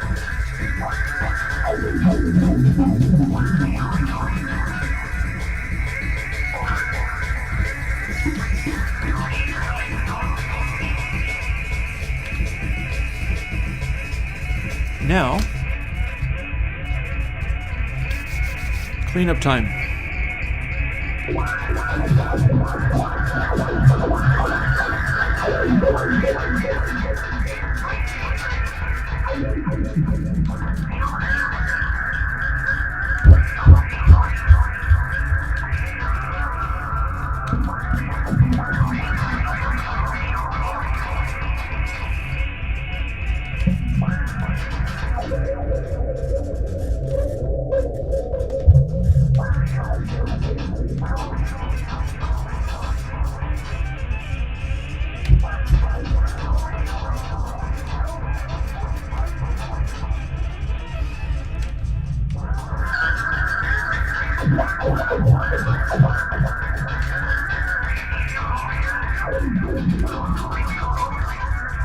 That with you.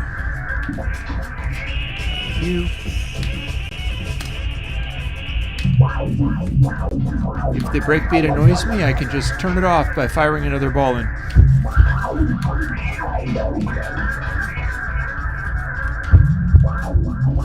We can have breakbeat craziness, or just industrial space craziness.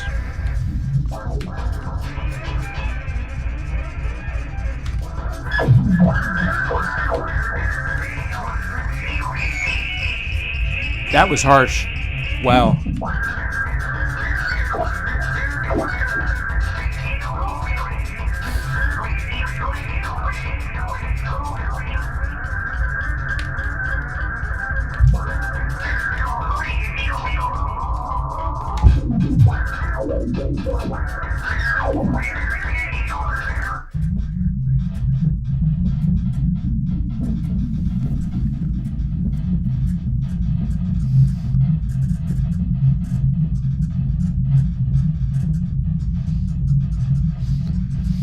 So now we find out what it sounds like to lose the game at a score this high, or thereabouts.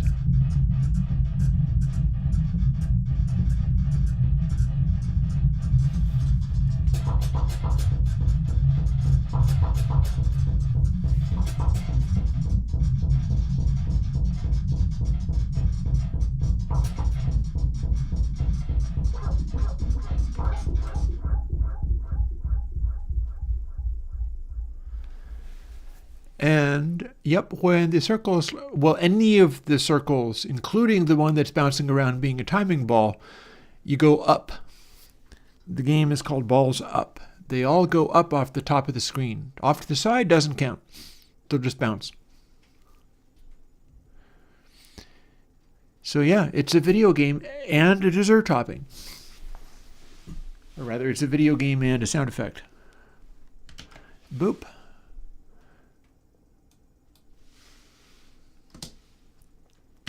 And we start with one player and a score of 0. And it normally starts like this.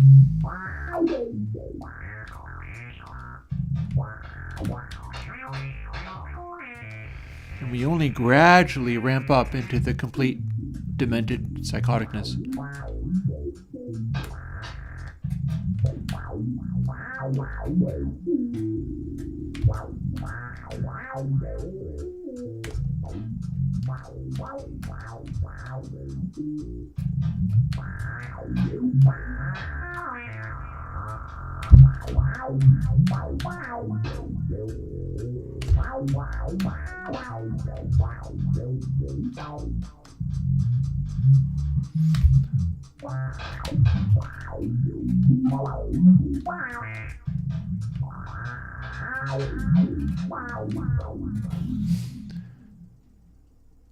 Oh. Okay, with this one we keep having a situation where we're bullying it out of the side and then it disappears. So let's go and explore that level. It's going to be one of the first levels. H maybe?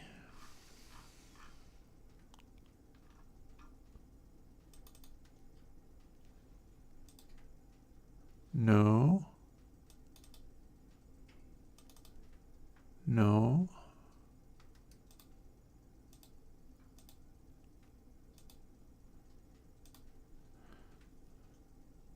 We start with W. O, perhaps? That's happened twice now. No. Damn, which one is it?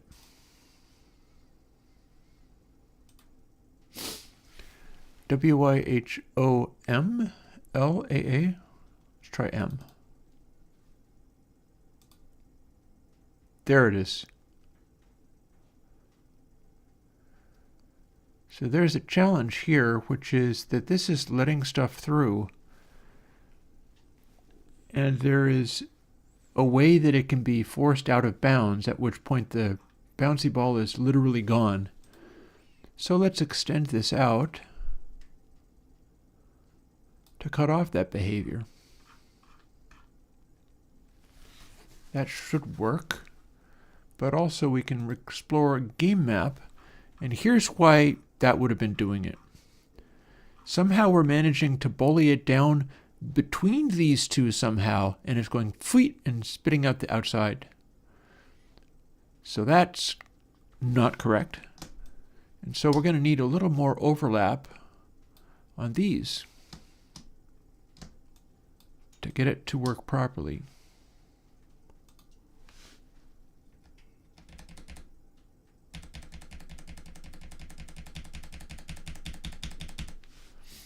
Like that.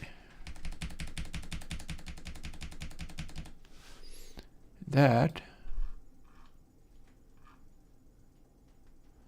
Or indeed, maybe even a little bit more.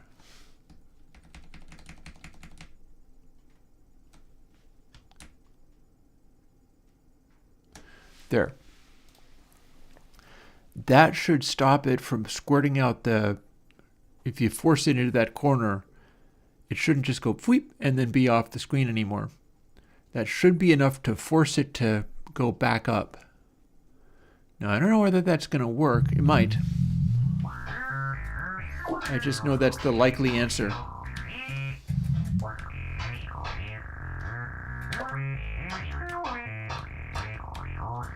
And I'll see whether I can't get it to the same place.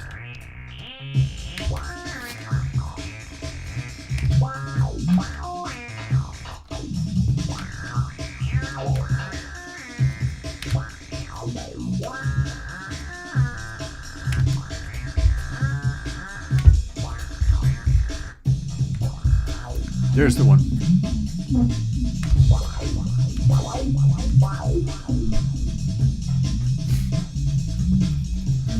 So now we just hang out until this guy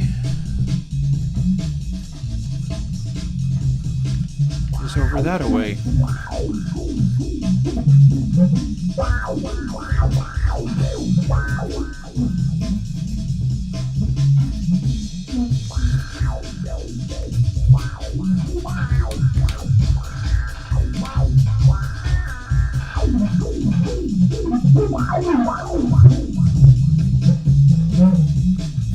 Gnarly.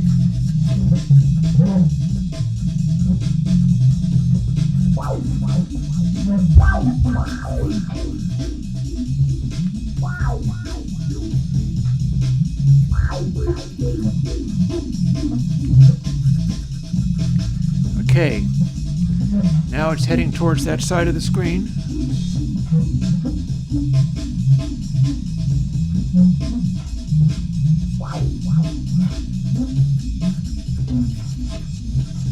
It's going to be a little hard to force it into that corner, but that's the condition under which we have to reproduce the bug.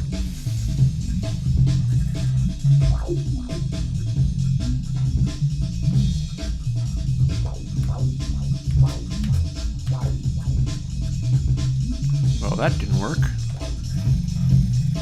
There we go.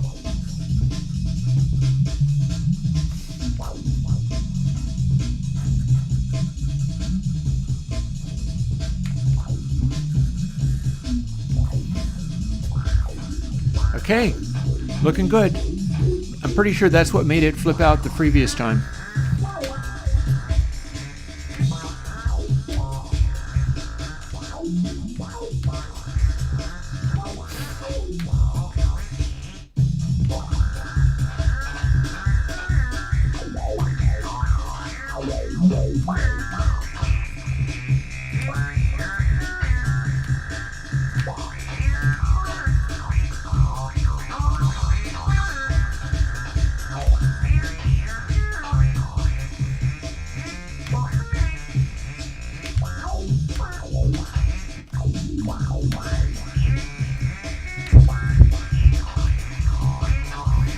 Big old thump.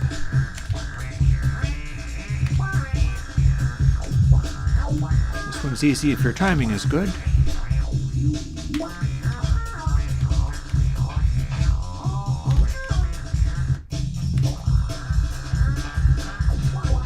And here's one of our challenging ones.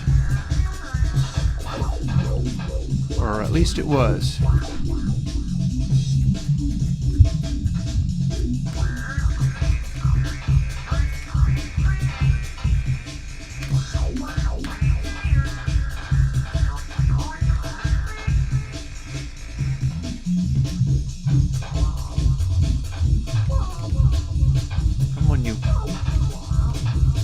Don't do this to me now.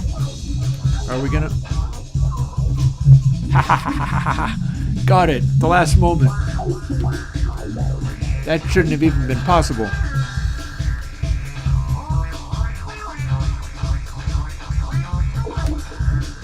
Now we gotta rescue baby again.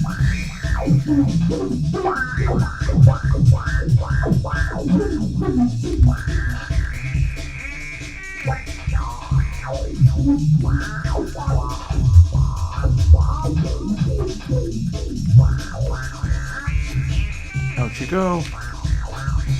And you too. Do we have time? Yes. This is working. I'm satisfied.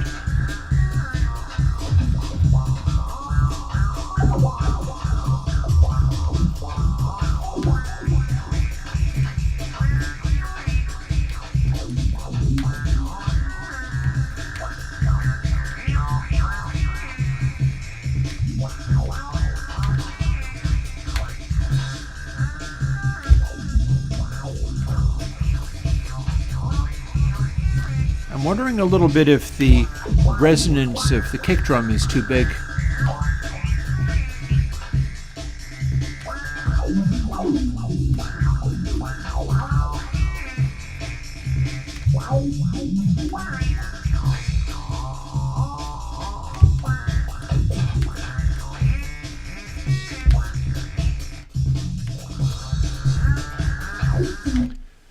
let's play with that. It's 5 minutes towards the end of stream when it's time for me to go and have dinner, so why not try a random change at the last moment? So the resonance of the kick drum is reacting to gameplay. Like if you don't touch anything, or especially if you succeed in getting one of the balls off the top of the screen and then don't select another, the resonance drops right back. But then as soon as you start doing something, the resonance jumps up. So it's up here that resonance will take effect. And that's going to be get bus effect is done here. It's probably in the hat player. Oh, sure enough. So if being controlled, get bus effect 3. So we can look at the audio bus 3 and see it's like 0, 1, 2, 3. 3 is the kick drum. That is our low pass filter. That is changing around. And here's where we are modifying it. So we have had it set to our lovely old golden ratio for our less profound effect. We can dial everything back a little bit, I think. So let's make the bus effect be 2 and then 0.5, which is a very low resonance. And let's engage it so that we are hearing that kick drum come in. It only take a little bit.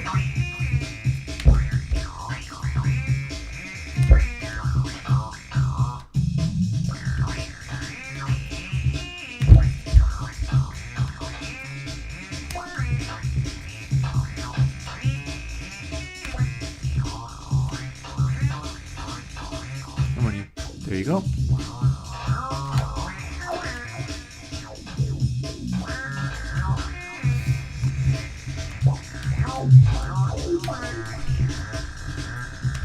Here's our kick. And it's a little less intense now.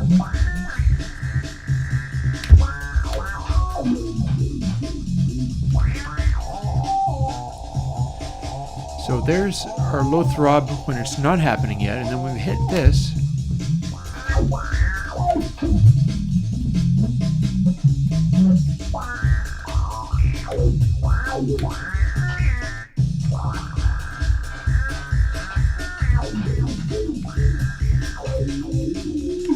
and then as a last little check in the last 2 minutes of stream time, I might run a little tiny bit over though.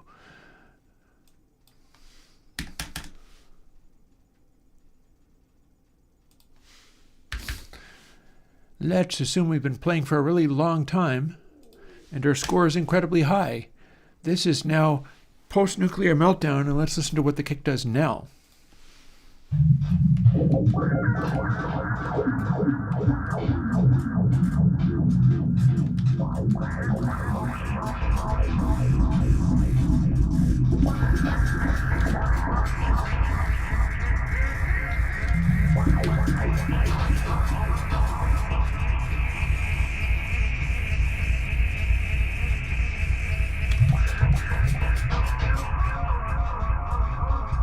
That's not that high of a pitch, oddly.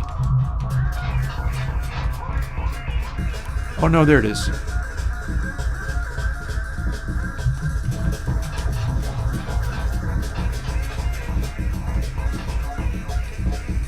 And here it's sort of going talk, talk, talk, talk.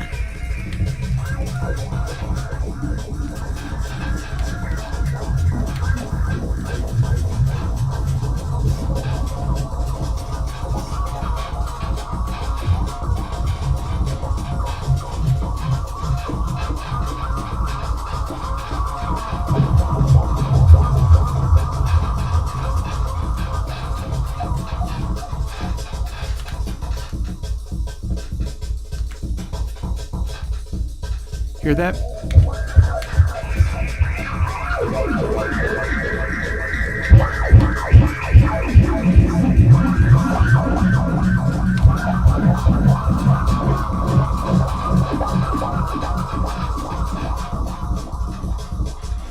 Now,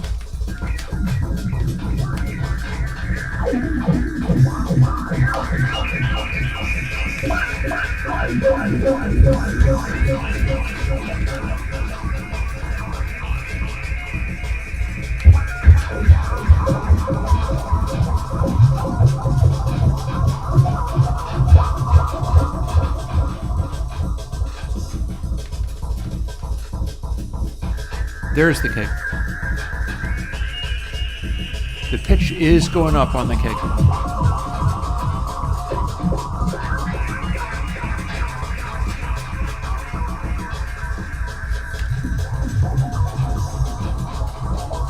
You can just barely hear it, but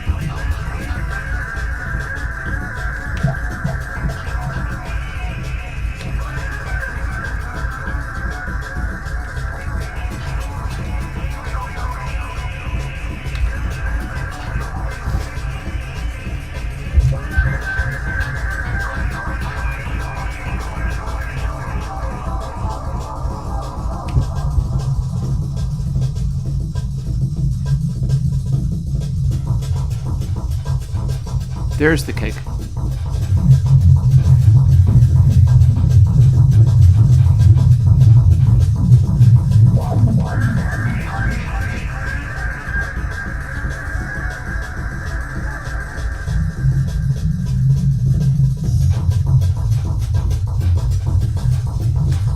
You can hear it.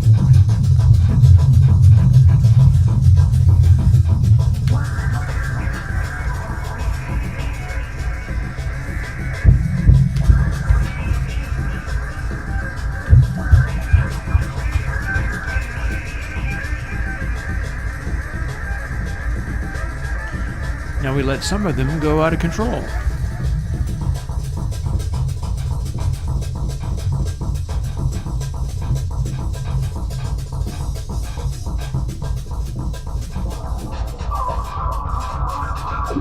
Oh, we just turned all of them back on again. Oh, cool.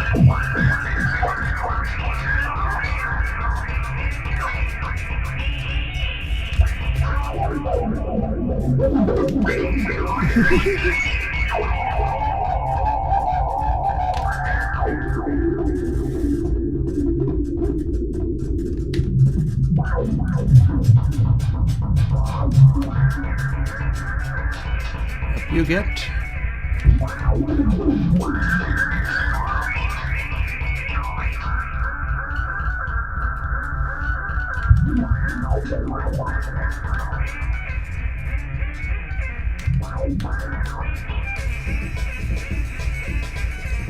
There's our breakbeat again.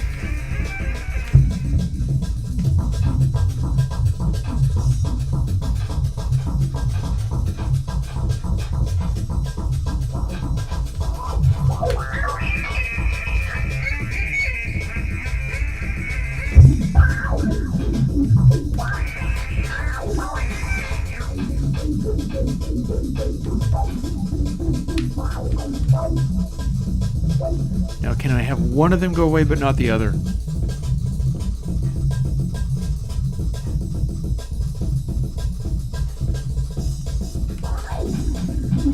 I don't know.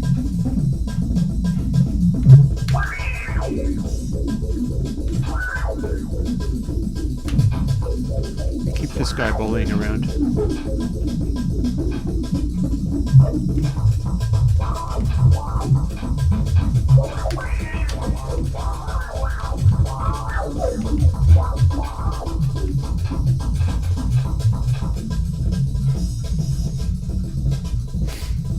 Okay.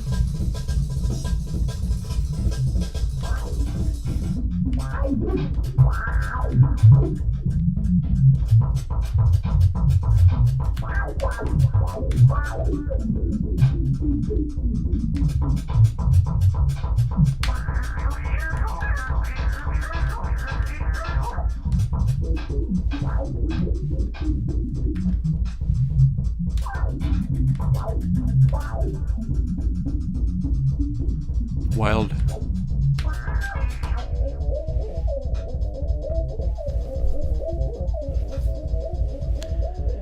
And now if we kick this guy in,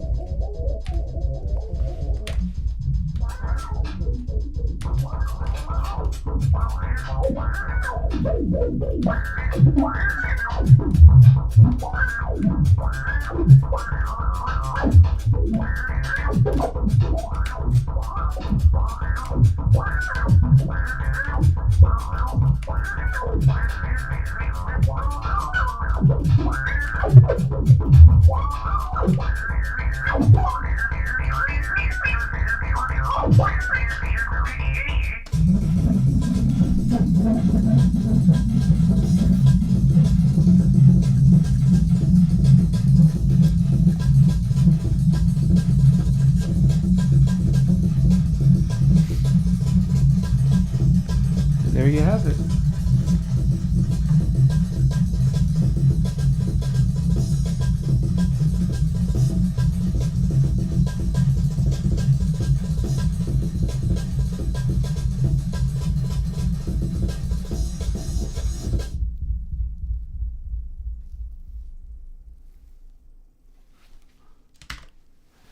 It's a game. It's a game that you could play for, I don't know, 1,000 levels, and just keep working your way up from normalcy to complete meltdown until you play a level that fights you and doesn't let you win. That's a game. And a sound effect. Cool beans. So this has been a fun stream, and I'm going to go off and make dinner now. But I'll catch you guys again on Thursday, and I'll talk to you later. Bye-bye.